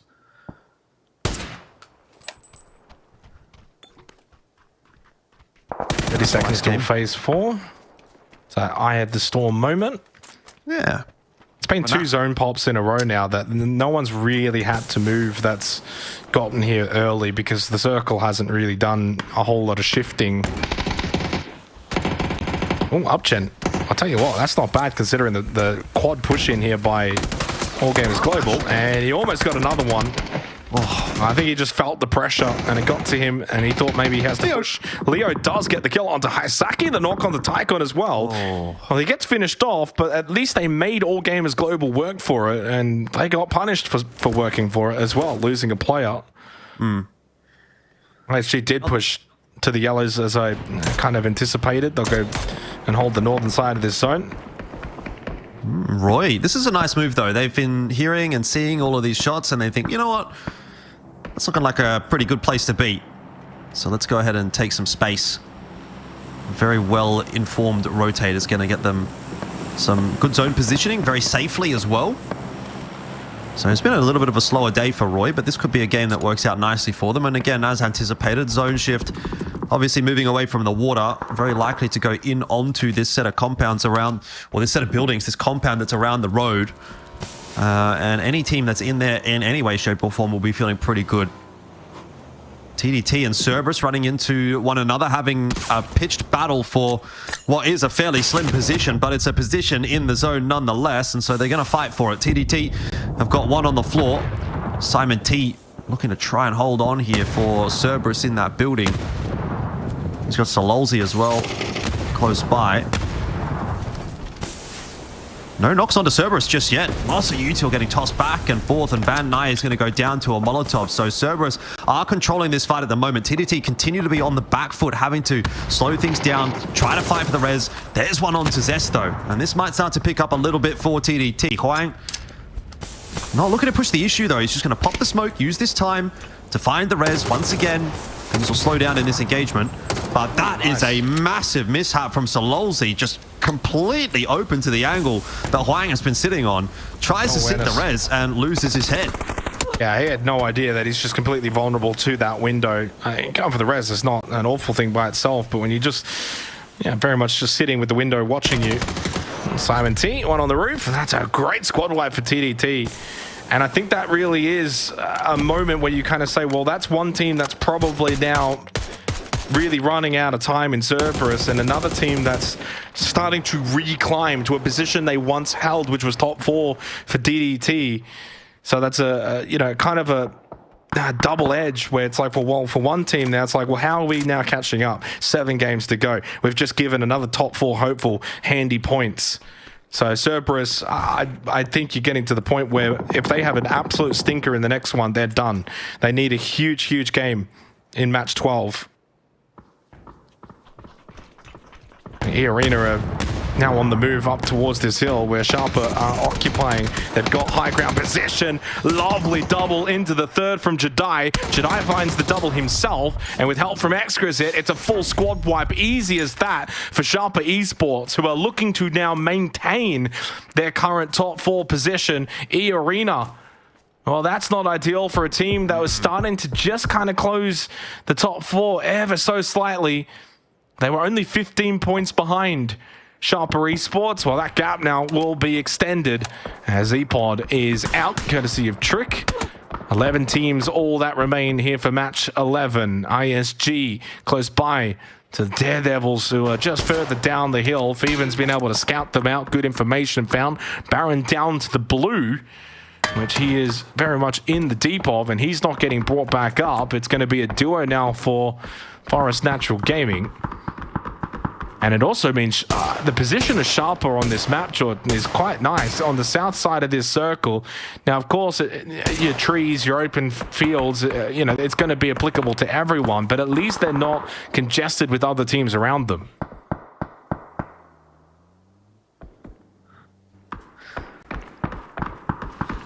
Yeah, Alter Ego, this is a potentially quite ill-fated rotation for them. You can see them up in the kill feed losing Seymour, but there's going to be a few more that are going to follow suit there. Man and Trick also gone. They had multiple teams looking at them. They were trying to push their way out of the military base past Team Flash. Forest Natural Gaming as well, having looks at them. So, rough one for Alter Ego. But yeah, I mean, in the case of Sharper, couple more points on the board this game. I don't know if maintain is the right word anymore, Xenox. I think they're going to try to improve upon their top 4 position and maybe even start to make a run in for a top 2 or a top 1. All gamers, of course, still alive in this game, alive and kicking. So catching up to top 1 might be a little bit difficult right here, but they're certainly going to give it a crack. Buriram on the move. Nice shots in from Dynasty. That's actually a really important kill on Taego, because this would have been a really unplayable position for Buriram had there been a player still up on that hill. But they've got that knock, and it's irretrievable for ISG at this stage. So good it looks spot. like Buriram, with their superior individual firepower, let's just say, are kind of wiping the floor with ISG and starting to lock in a solid position on the northern side of this zone. They've just got a couple more players to find. They've just got to hope that they don't run into Runax, who's kind of like snaking in the grass here. They have spotted out Feven. Well, a bit of a sand as well across the street. Roy Esports very much hoping they could get something from this. Himas did get knocked down, so 2 up at the moment now for All Gamers Global. 5 kills this game. Himas is slowly bleeding out. Need to go and get that revive, but All Gamers can feel the pressure. They probably shouldn't have to worry about that duo of Forest Natural Gaming. ISG finished off Buriram getting the majority of those kill points against the Japanese team. You know, Roy, unfortunately, having to cross this road, never going to be a fun time. Setsuna stayed behind, so only Tede, and he's also going to fall. 7 kills for All Gamers Global. And even though Roy are in a good position going into tomorrow, they do feed points over to the top team. But you know what? At this point, that said top team may well end up staying top. And if their points soaking continues, it's not going to change too much in the grand scheme of things for a team like Roy Esports. Not ideal, but it's the reality. 3 players up, they get the revive, 7 kills into the top 8. It's another good game for All Gamers Global, and they are the ones that are now starting to just pull away from everyone else in this lobby. They're starting to gain consistency too, Jordan. You know, kind of earlier on tonight, it was the big or nothing about this team where, yeah, their best was clearly the best, but they could also have some bad games. Well, they've kind of moved away from those bad games and big games, and now they're putting in some consistent performances. Buriram on the north side, Sharper on the south side with Flash pushing. That's going to be the next big battle. Flash versus Sharper. Zanchin has still got 3 players up. They vacated the quads, and so they've been able to just play a little to the south of it. And they finally got themselves their first point of the night. In match 11, they're finally on the board with 1 placement point. Fantastic. That's rough. I can't believe it. That's so rough. Well, we'll see if they can do any more. Doesn't really look like a particularly fantastic spot to be playing from, though. Down on that low ground, having to try to fight their way uphill. Sharper popping off again at the top side of this ridge. Team Flash. Oh, they're on. Up the creek without a paddle. Is about to grab himself a kill. Let's go. Another point on the board for Zanshin, but they are still suffering some knocks. That'll be Nicel's second knock of the game. I think he got knocked earlier on, so he's going to start to bleed out pretty quickly. Had to leave him. He's spotted as well by Exquisite, landed an attack. Kenzo with the knock on the Thunders. And that's really all Zanshin can do now for the rest of this tournament. They can't make top 4, but they can still shape it in terms of, you know, starting to find some improvement, get involved, find some kills, be a nuisance. And you can certainly take out some of the contenders still. That's the beauty of PUBG. And nice for them to get off the board tonight. It's not a fun feeling. 0 points through 5 matches. But that's going to change now in this 5th one. And all gamers have done a really good job of defending this building in particular. And anything that's been thrown at them, they've dealt with. And they've been having to fight for the vast majority of this game. Ditch eliminated. There goes Team Flash. 10 kills now for Sharper. And into the top 4 with that nade, an underarm nade from Himas. Gets rid of Kiss. And the top 4, it's a little mix. 2 teams that are in, well, actually 3 teams that are in the top 4. Sorry, I completely forgot. Of course, Sharper's rises and their ascension into the top 4 has been so rapid. And as you said, it's not about maintaining, but even improving. But for TDT, this is huge for them as well now to kind of keep pace with said top 4. Yeah. And Team Flash only kind of just got eliminated before as well, Jordan. So outside of Roy, you kind of had like 5 of the top 6 at the very end of this game. It's kind of a shame, though, for TDT that it's not, you know, any of the other teams, just so that they could try to even catch up in a way. Like you say, it's more about keeping a pace here. Unless TDT can now win this out. Yeah, that's true. But TDT, if they want to put anything super meaningful together here, they're going to have to try to find a way to win this game. And actually, just looking at their position in the zone, they probably can win this game from that spot. Like, they have the sort of highest high ground position, like ultimate high ground, if we're to go with that terminology.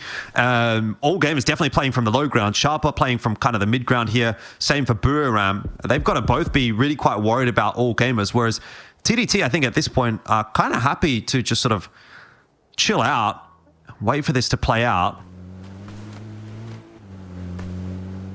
All gamers look like they're probably in the worst of the positions, though, having to move their way up this hill. There's not a whole lot of cover ahead of them, and they have both Sharper and Buriram already kind of like pushing in on their extremities, so they really don't have a whole lot of room to work with either.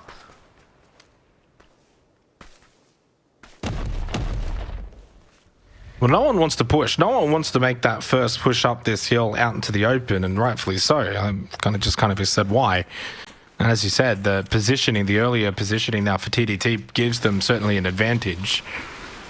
They probably do want to get kills as well, but I think the win will be far better. Not just for them to get max placement points, but to deny max placement points against these other teams. Yeah.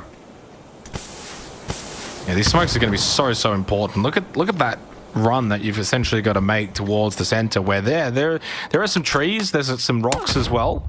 If you can get there, it's not completely awful, but then you're also prone to potential nade spam from TDT later on. Tycon has been finished off rather quickly. That puts now all gamers down to 2. So certainly the team at the weakest position now, and certainly at the bottom of this hill, means that it's going to be unlikely to see them get this chicken dinner. Still 4 up as well for Sharper, puts them still in a pretty good position. It's all eyes on TDT. What do they do from here? I mean, Buriram and all gamers not in a great spot, although Destroy and Himas were able to at least extract 2 extra kills at the end of that. Make, I think, a potential 3rd as well, as Can went down. All gamers will be eliminated, but in 3rd. That is a crazy turnaround. I don't know how they've managed that. That looked like it was so cooked for them, but Buriram must have just overstepped their mark a little bit. That's actually kind of worst case scenario, frankly, I would say, for TDT, because I thought there was going to be a world where, you know, Sharper was going to either have to face Buriram or all gamers, whoever came out of that engagement, but they sort of just finished each other off, and now it's a 4v4. TDT, granted, have taken a little bit more zone control than what Sharper had, but they still have to play out a 4v4 against a team, by the way, that is in really hot form. Sharper looked great in the last game. They're looking really good in this game as well. So they've taken a bit of a slower start to these EWC qualifiers for Asia Pacific, but at least today, they are really ramping up in these final 2-3 games.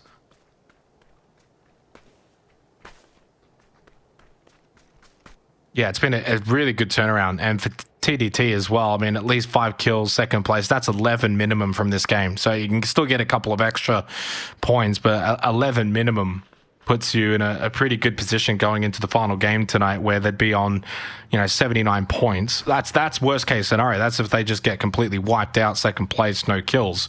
So you would imagine they should be able to, cross that 80-point threshold barrier.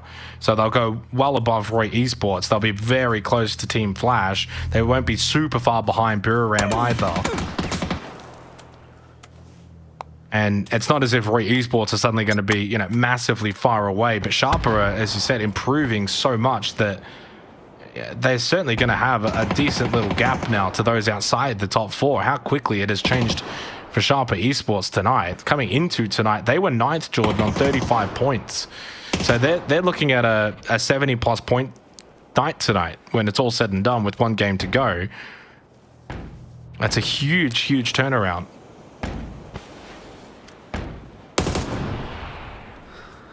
I imagine this is going to take a little bit to probably finalize, but with Van Nuys knock and subsequent elimination, TDT I think are going to end up finishing second in this, because they've also given up now full high ground control to Sharper. Zayu on the edge here, has to win that battle against Thunders, lost it out despite that Molotov knock from Jun on to Exquisite. Still the numbers advantage with Sharper Esports. They got position advantage. They've probably got even util advantage at this point as well. And Huang has to just blow the tires and play behind the UAZ. 2 players to 3 in favor of Sharper.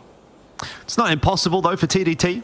Take another nice shot or 2 from Huang and Jun to make this back to even numbers. But yeah, certainly they've got a bit of a disadvantage here. You're just really relying on a nice 3x spray here from Jun, maybe to get a knock. Having a bit of difficulty landing these shots. He is getting some of those taps back and forth. Headshot in, but it's a level 3 helmet on the other side there, so it's not going to be sizable enough to cause a knock, and you can just see that there's just no room to work with here for TDT. Once these smokes fade, they're really in trouble. Earth proning close behind those smokes as well. Hasn't actually really been involved in this fight just yet, so he'll pop his head up at what will, I imagine, be a really inopportune time for TDT, if it's even required. Now that spam coming through into the smoke, they know they've got it down to just 1. Where else could he realistically be? Finishing blow onto Huang, and that'll be that. Sharper will secure themselves yet another victory, the back-to-back, and it's a 15-kill win this time. So a huge passage of play from Sharper this evening, and that is really going to shake the conversation up for that top 4. That's 47 points, quick maths in 2 games. That is disgusting from Sharper Esports, how quickly they've been able to just rise up the standings. And again, it always shows in PUBG that it's always a capability. This is the problem when we say, oh, certain team, is very unlikely. And we always say, usually the caveat is, well, unless they go and win back-to-back games in a row. 2 games in a row, 15 kills. Well, there you go. Sharper's kind of done that.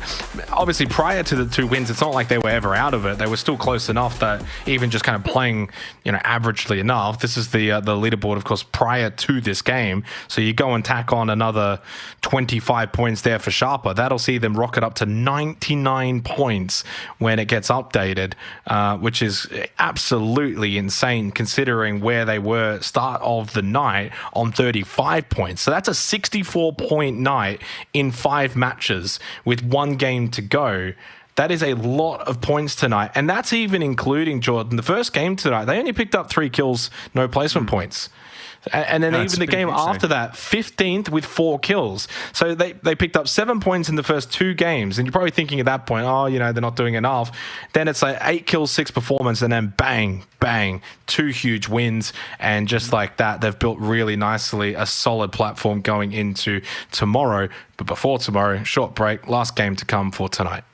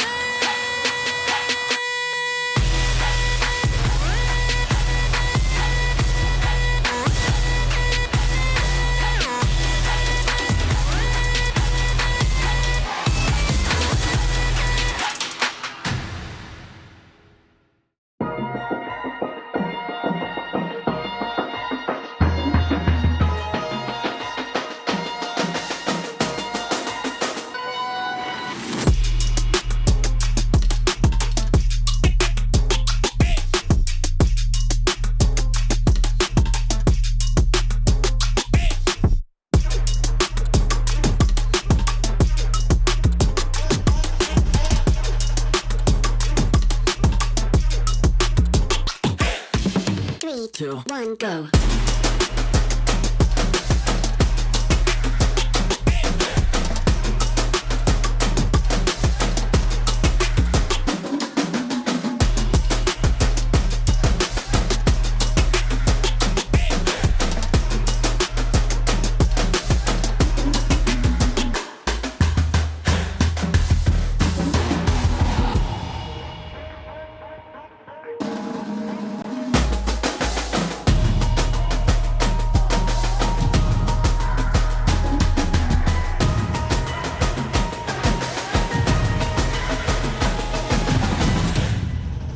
3, 2, 1, go.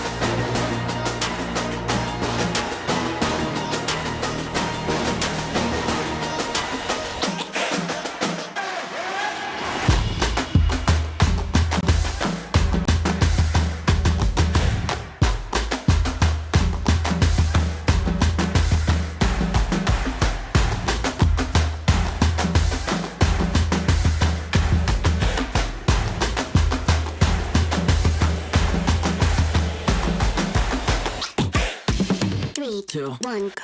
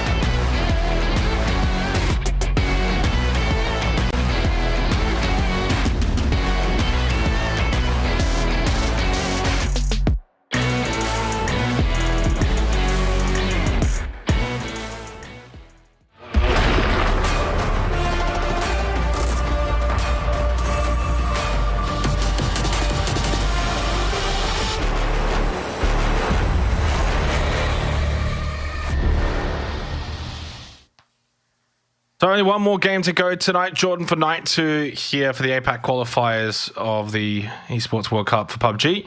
And Sharper Esports, my goodness, what a turnaround. 2 massive wins in a row sees them up to second place, 99 points.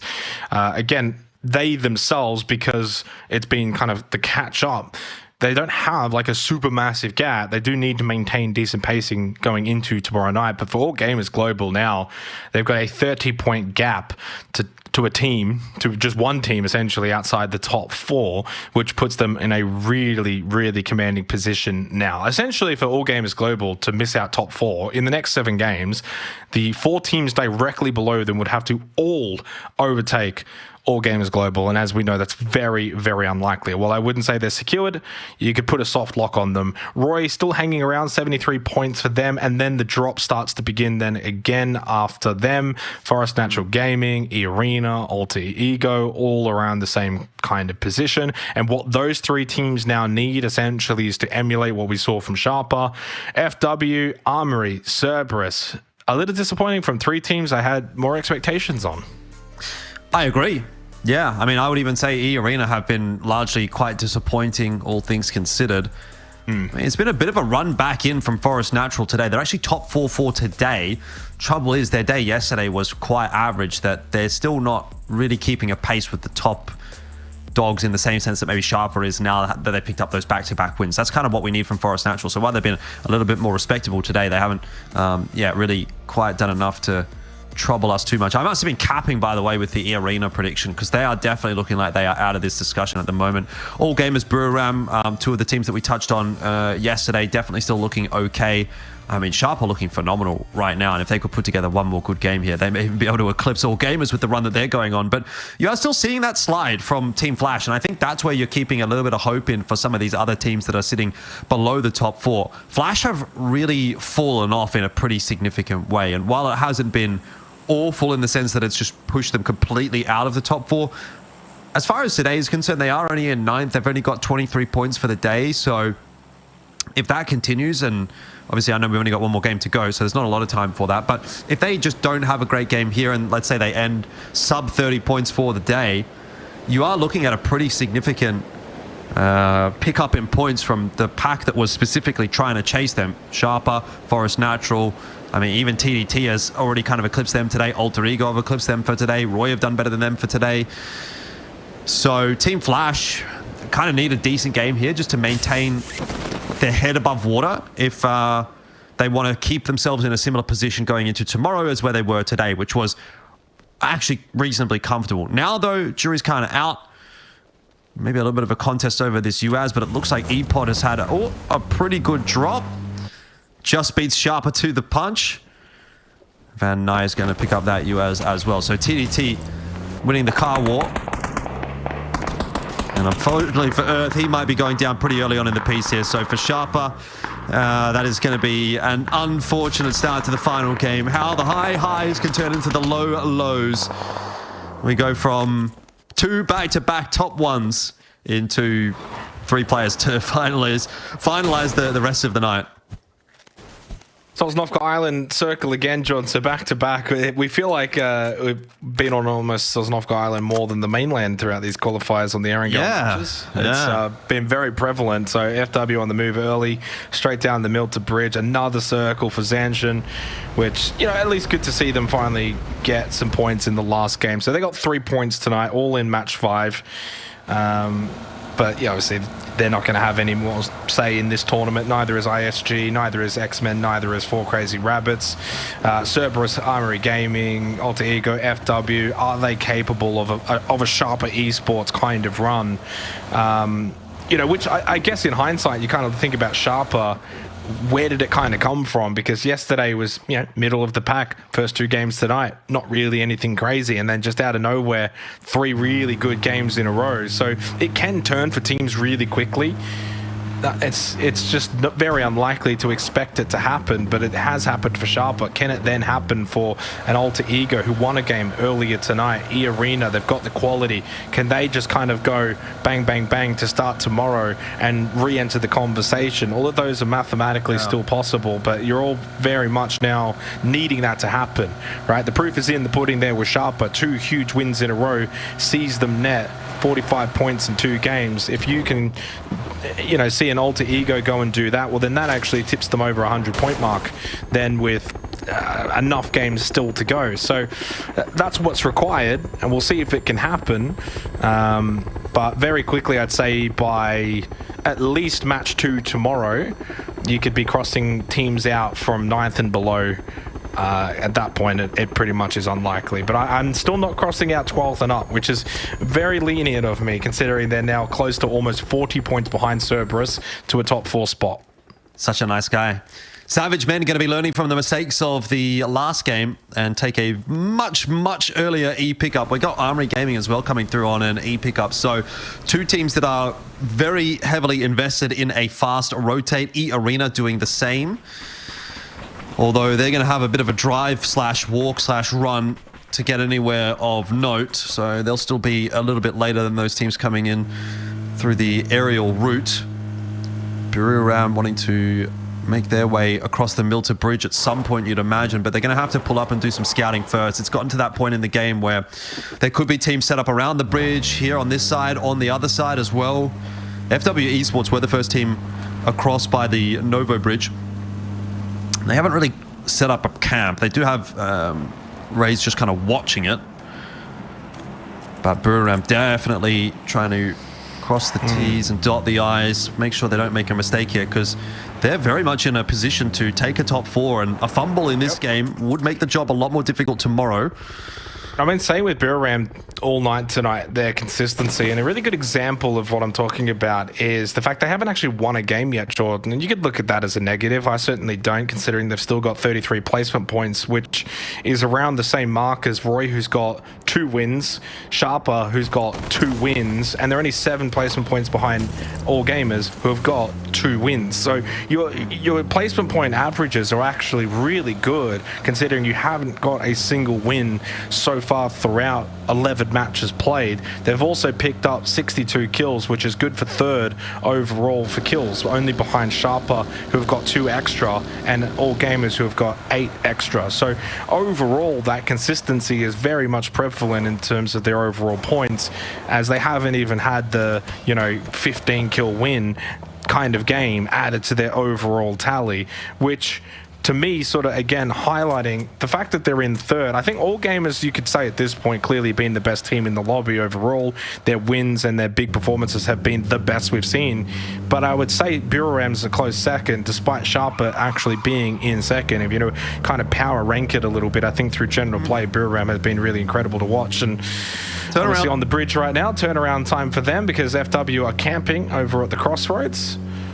Yeah, they didn't initially have that camp, but Buriram took their time and they might have missed the window, which is now going to put them in a little bit more of a spot of bother, because Alter Ego are also kind of joining the queue to cross the bridge. They're patiently waiting their turn here on the Milton Beach. No doubt that they've spotted out Buriram turning around, so they know what's up.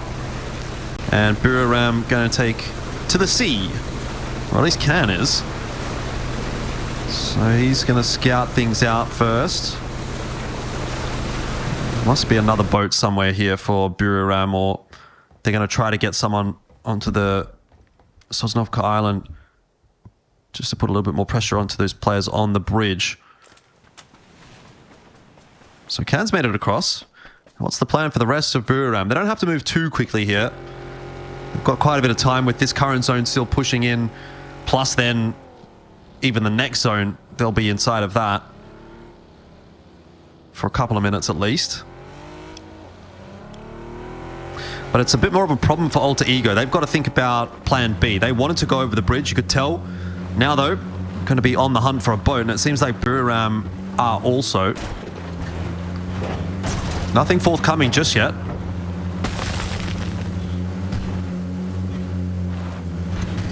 I mean, it's a good example, again, of this Buriram smart heads-up play to understand, okay, there's a bridge camp. You could send it through. You could just go for it. You can, scathe past those kind of bridge camps. I think a lot of teams in this lobby would have maybe just said, screw it. But no need to take that risk when there's so much time. Like, you don't have to rush.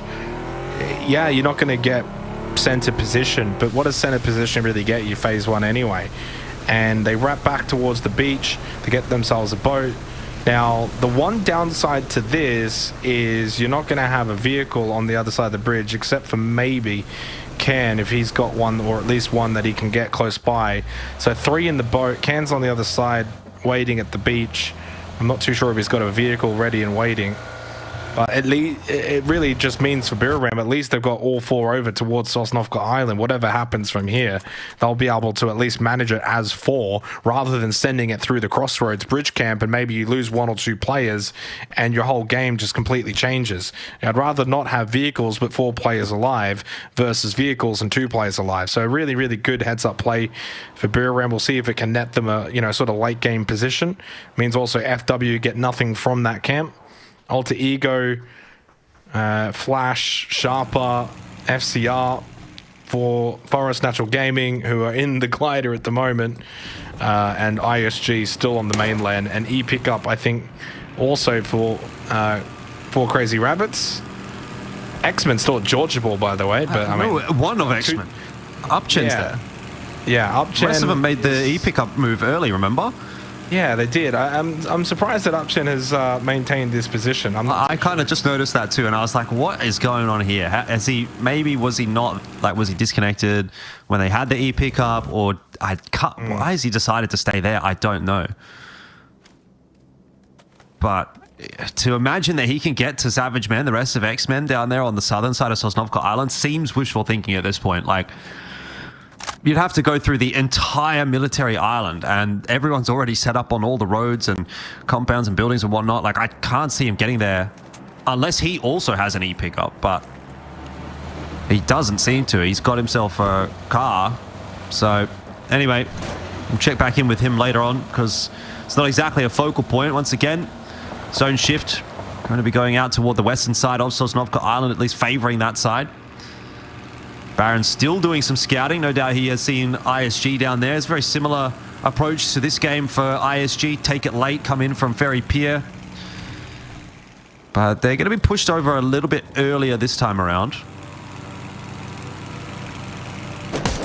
E-pickup coming through for the rest of Forest Natural Gaming. Baron, of course, doing that scouting, has hopefully identified a position for them to land safely. This is probably the way to do it. Let's see how they go. Oh, they've actually decided not to take the E-pickup. They're just going to drive over the bridge instead. So fair enough. They got the information that the bridge is clear, and they're going to go with their vehicles, which is maybe not a bad shout.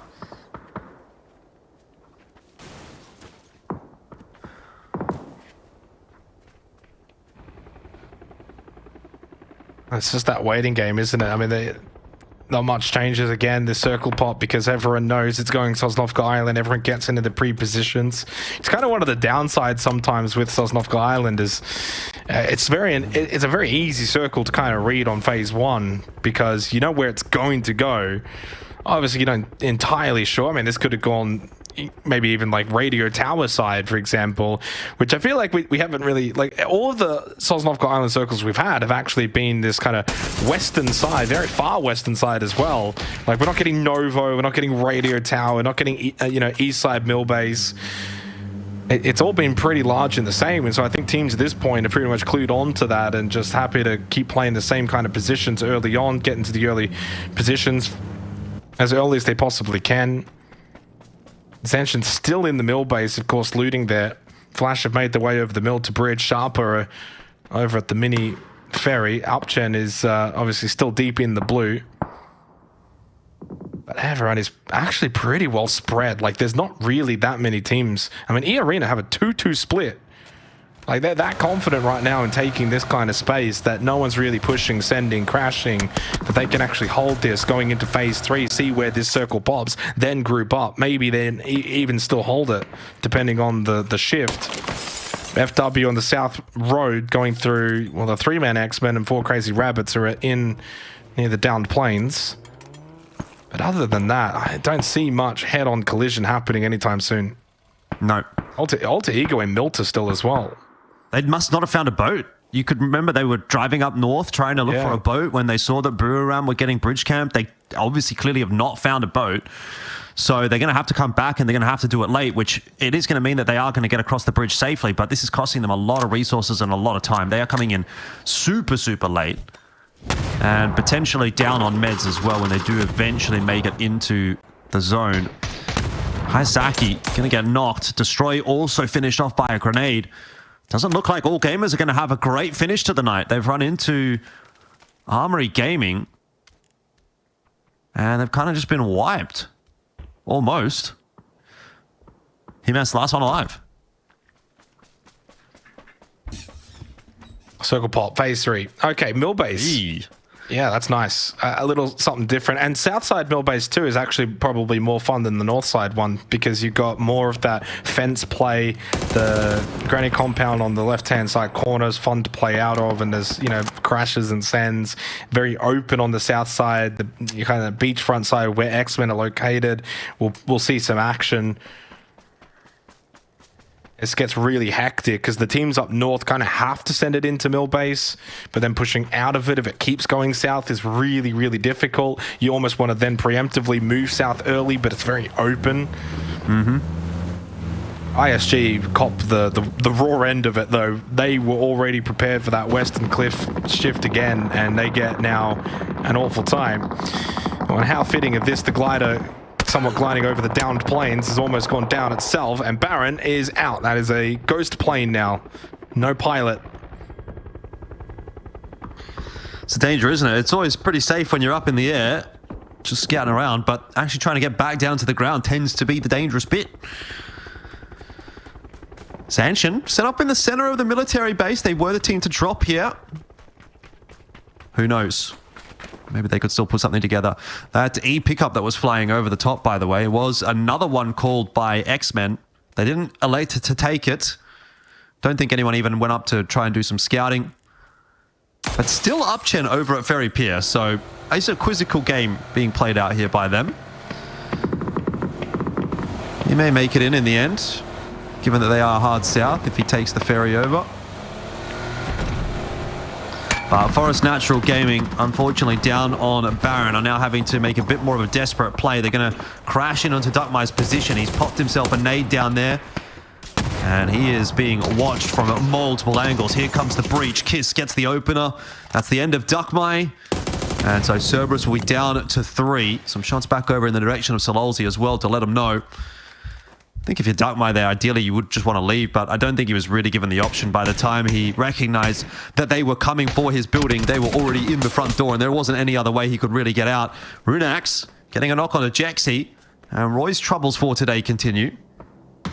Well, the hot team of the night, Sharper, may be wondering, where are they? They've just taken the ferry over to Novo, and they've only just landed now. So they've got vehicles, they'll drive over, they'll be coming in on the eastern side of this zone, presumably more towards the south, where Alter Ego are wrapping in currently through Flash. They will get there, provided they've got good meds, and they'll be a factor in the late game. Yorohani Popedo Samurai, no kills this game, close by to Roy Esports, and Roy need to be winning this fight. They absolutely cannot be affording to lose players like that. Tede caught prone at the tree. Rudax, easy double knock, and Tede goes down temporarily. No one close by for the res. The other 3 have got to go into action mode here. You don't fall away from a fight against ISG. You go head full of steam into it. You got to just back yourselves in as a top team looking to be in the top 4. And ISG are not even in that conversation. Jexy, huge critical knock onto Runax. You still got Fever in here. Up close to the left is Setsuna. He spotted him. Corner of his eye. Peeks up. Knocked down. God, he did get the knock onto Setsuna, but it's a full squad wipe for Roy Esports. And they should be able to then go get their revives onto Setsuna and Tede, which would be all 4 up with 4 kills. That's the result they needed. The arena looking for some as well, but deleted. Jacob taken out of the picture. Good quick trade. So is he going to try and sit the res here? And Roy, they don't look like they're going to be getting out of this with all 4 players alive. I don't know if I can say the same either for Arena either, but yeah, just a messy fight over out on that western flank. Not to mention the fact that the Blue's going to be pushing as well. Upchin's on the ferry as well. Yep.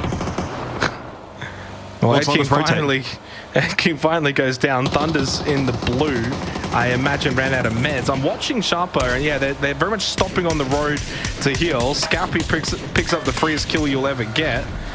And in the end, Roy Esports have been eliminated. No placement points. They did pick up a minimum of 4 kills. There might have been a 5th or 6th in there as well, Jordan, but at least 4 at minimum sees Roy Esports, you know, get some handy points in the final game tonight, but they have unfortunately let throughout the night a top 4 spot that they had at one point very much slip away from them. and will be outside of the top 4 going into tomorrow, which is not ideal. But I think still a team that's been good enough throughout this tournament. They'll be on around 77 points or so. We're not talking a massive gap, as Opons should get a free kill onto a blind Sololzi.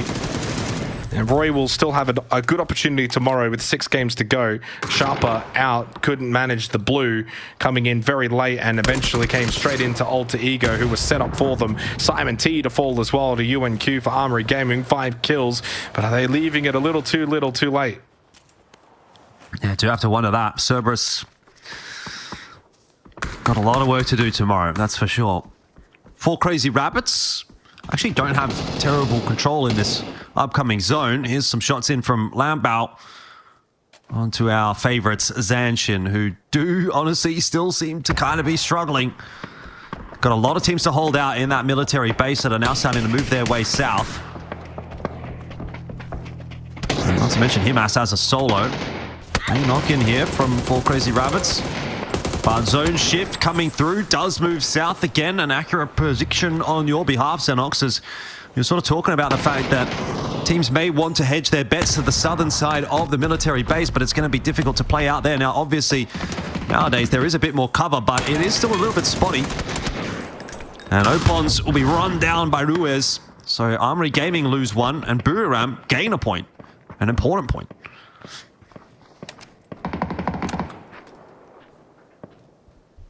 Oh, Riz knocked down by UNQ.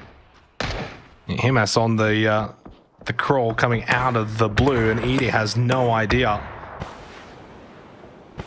Kong also finished off for Armory Gaming at the hands of Riz. He bleeds out, down at 37 players at the 20-minute mark. Just the 1 point for all gamers. They've got a nice little lead, and does Himas think about collecting this kill? Edie has been knocked down in front of him. He's fully aware he's got a lot more crawling that he will need to do. You may as well take the kill before you're eventually probably going to die, and he doesn't even get to do that. UNQ confirms it. Option down to the blue. Couldn't make it back in despite a very long rotate. Niren's knocked down by Lunlun as Armory Gaming have lost their final player. Big pickup for Zanshin. They need all the points they can get to at least save face in this tournament. It's not really obviously any chance of getting top 4, but just pick up some points towards the end. It'll make that leaderboard look a little bit nicer when you look back at it. 3 players for X-Men, as they've really been this entire game, let's be honest, and Himas finally eliminated. So just 1 point this game, Jordan, for our lobby leaders. All Gamers Global will finish on 111 points going into tomorrow. That's a pretty good shout, though. You need just 20, 30 points tomorrow, if that, honestly, to make top 4. They'll be sitting pretty, they'll be feeling comfortable about things. Zanshin on the move to the downed plains. I don't know how much cover this is necessarily going to provide for them. It's certainly providing cover to the east and the west, but not to the north and the south, and he is going to find that out as he does get knocked. But for the moment, it seems to be playable enough for Zanshin, who are keeping 4 alive and might be able to do so into the placement points once again. I've spoken too soon. Nicel is going to go onto the floor. Another finished off as well. Zuan will be finished, and Kenz is the last one standing, or proning as it were in this instance. So ill-fated rotate for Zanshin, and once again seems like they are just going to miss out on as many possible points as they can today. It's been a rough one. Scappy for Forest Natural, fighting through the fire and the flames to try to keep himself alive, is going to be able to get a kit off, or maybe I've spoken too soon. Cross shots coming through. Zanshin eliminated in 9th. They do miss out on those placements. And Scappy won't be long for this world either, as Forest Natural is going to be eliminated at the hands of TDT. That zone is just rough. It's brutal. Seen this one before, and there's just very little space. Not much really in it. And I understanding now they're getting peppered by Banana One at the back, coming out of the crash, or the crashed planes. Phase 6 as well. Like, it feels still like it's early, but yet we feel like we're in an early late game. Still 4 up for FW2 coming out of this position of the mill base. They've got, of course, 4 Crazy Rabbits close by to them, who apparently Larynx has spun out, but I imagine due to the shots from X-Men. He is down, not out just yet. There is a smoke, and Zizzy is close by, but Zizzy also gets knocked. And, well, if your savior, or your potential savior, gets knocked, you may as well count that you're done. And Jacob is now the last one standing for E-Arena. Yet another game where it just never feels like E-Arena are able to get it to all click together. They're always kind of thereabouts. They're in the lobby, Jordan. You notice them, but they just don't have those big games, and they don't pick up enough points to really challenge the top four. What's Xavier going to get up to here as the solo pushing out for Savage Men, just trying to lock down some space. Fan Nai is definitely a dead man. Those cross shots coming through from Banana 1. Jacob will end up getting the kill point. E-Arena do get eliminated though in 7th, so not enough of a game to really put them into striking distance for tomorrow. But FW Esports are a team that have got that on offer. They are 4 up still. They are jostling for control on this northern side up against FCR, who are also 4 strong. But if they can clean them up, they're going to have a serviceable position to play from. Meanwhile, TDT not even trying to hold off Savage Men. They're just trying to book it. They're out of there. They don't want anything. They don't want to borrow this fight. And fair enough, they're only a duo. They know that they've got bigger fish to fry. They've got to get into the zone somehow.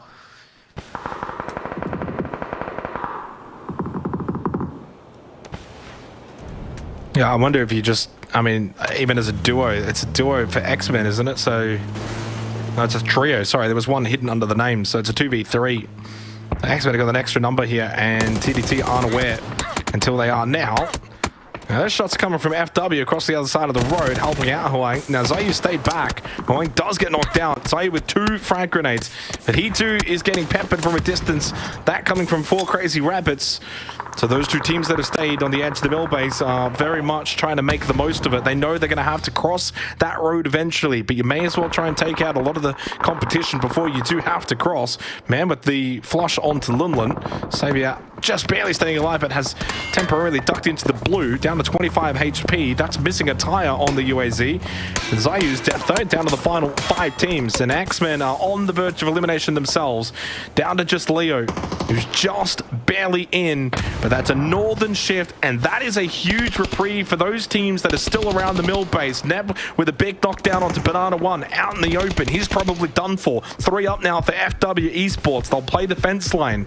This is great for Flash, by the way, with Hungvo Ditch, who's just been sitting pretty in the center point of all of this commotion without really being able to get shot at or lose his life. And Alter Ego will clean up the edges on the outside. So they just got to deal with Leo and Xavier. Once they do that, they're in a good position to win this game.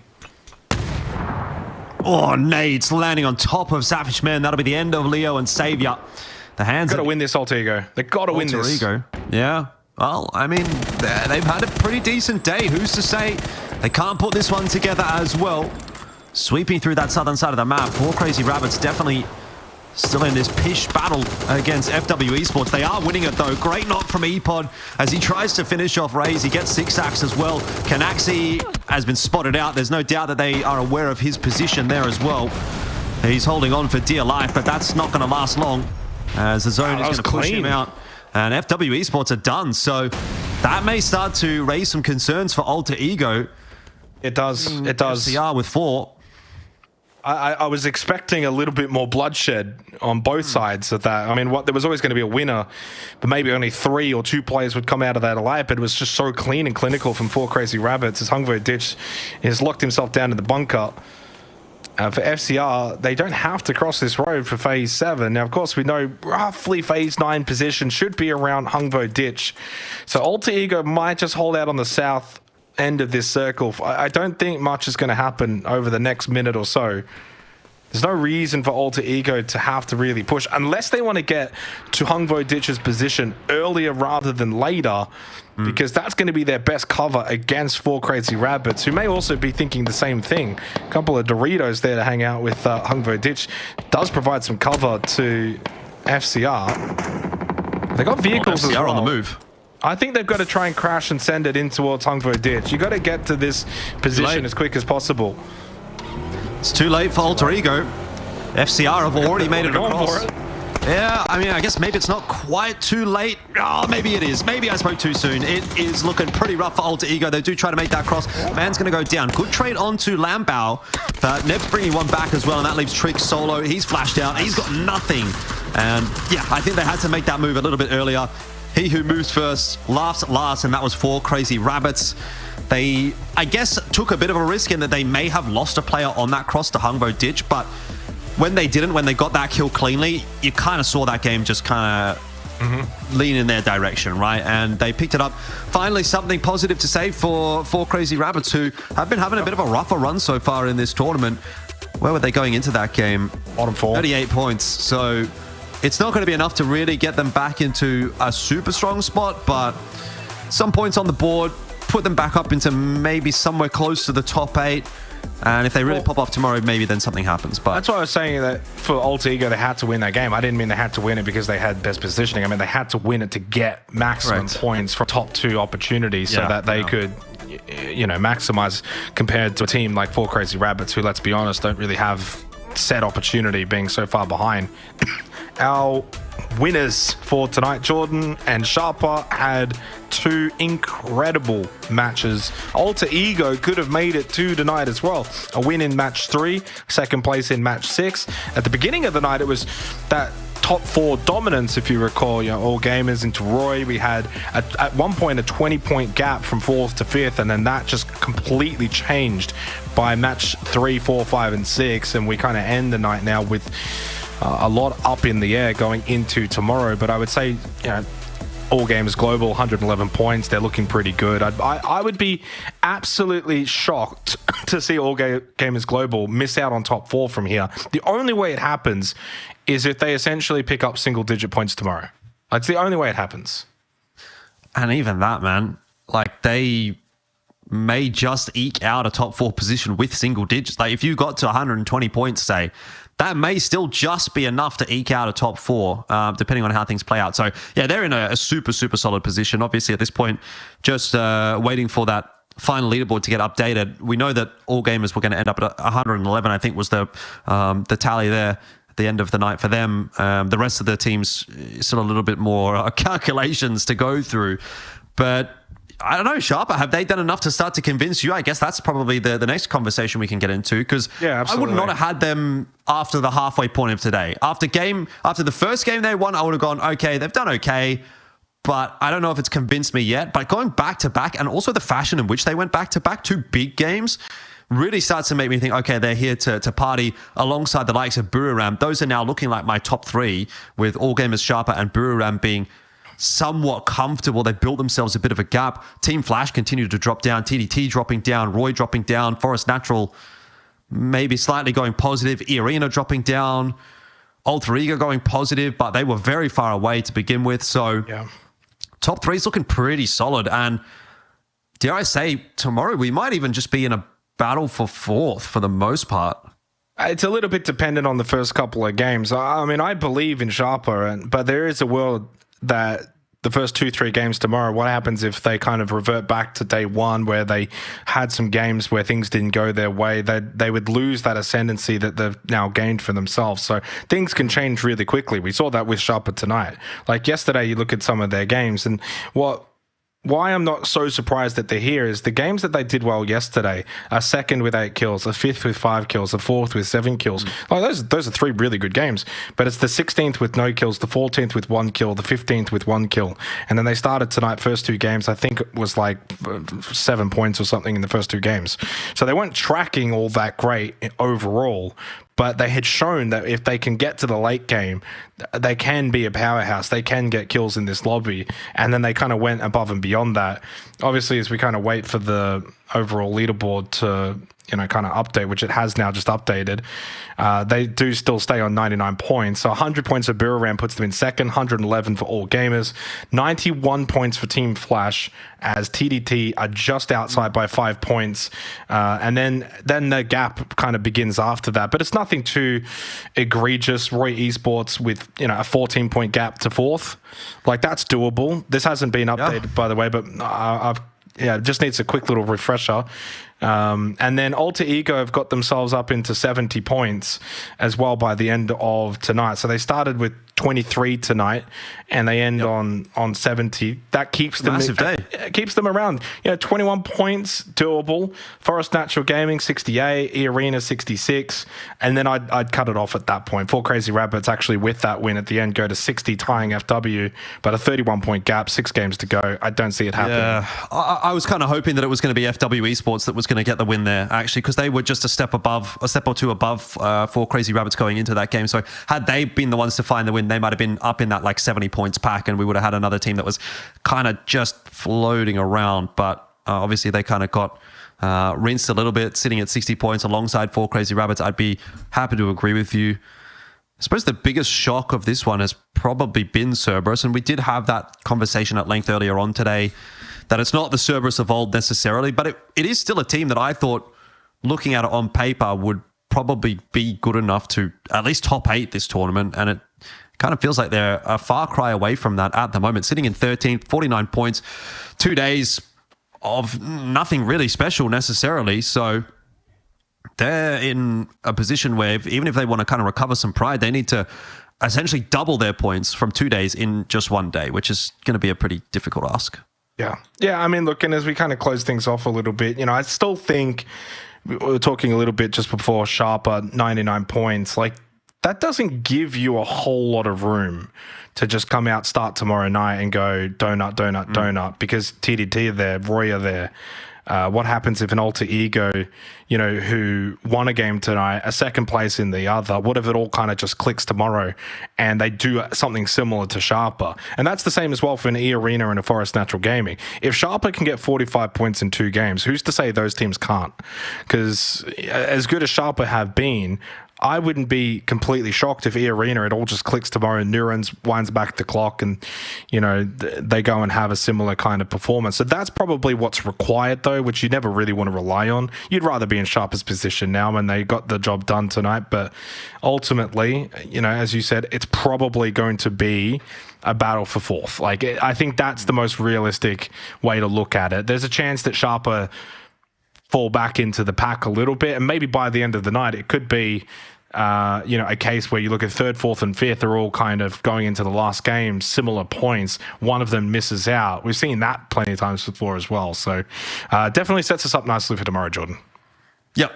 Yeah, nothing more really to add, quite frankly. I'm looking forward to tomorrow. I think there's going to be a bit more interesting of a battle than what we might expect. Yeah, top 2 or top 3 can probably run away with things, but I do think there's going to be some moving and shaking in the middle of the pack. That's just typically the nature of the beast when you've got 4 qualification spots. So should be a good day, and hopefully the people at home will join us. Yep. All right, we're going to wrap up tonight for night 2 of the APAC qualifiers. Thanks, everyone, for joining in tonight. Of course, tomorrow night, same time, same place, to see how things do finalize. The top 4 at the end of tomorrow will be on their way to the Esports World Cup.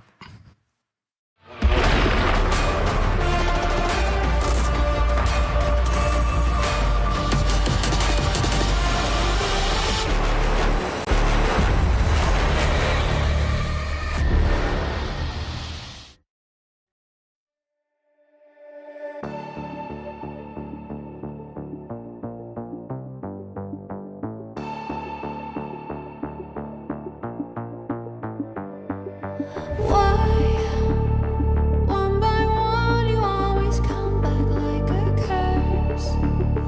Lurking in the dark, your soul is blind. You lie, time and time again, and I am not your fool. Not this time, 'cause I'm the wiser of us two.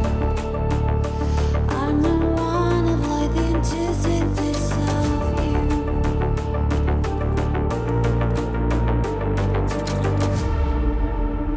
If you shoot, I'll take you.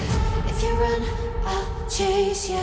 If you scream, I'll whisper. La di da di da da da. This is all you ever wanted. Take it all, you deserve it. This is how we're gonna end it. La di da di da da. Take it all, you deserve it. Take it all, you deserve it. Giving back the freedom you want to destroy.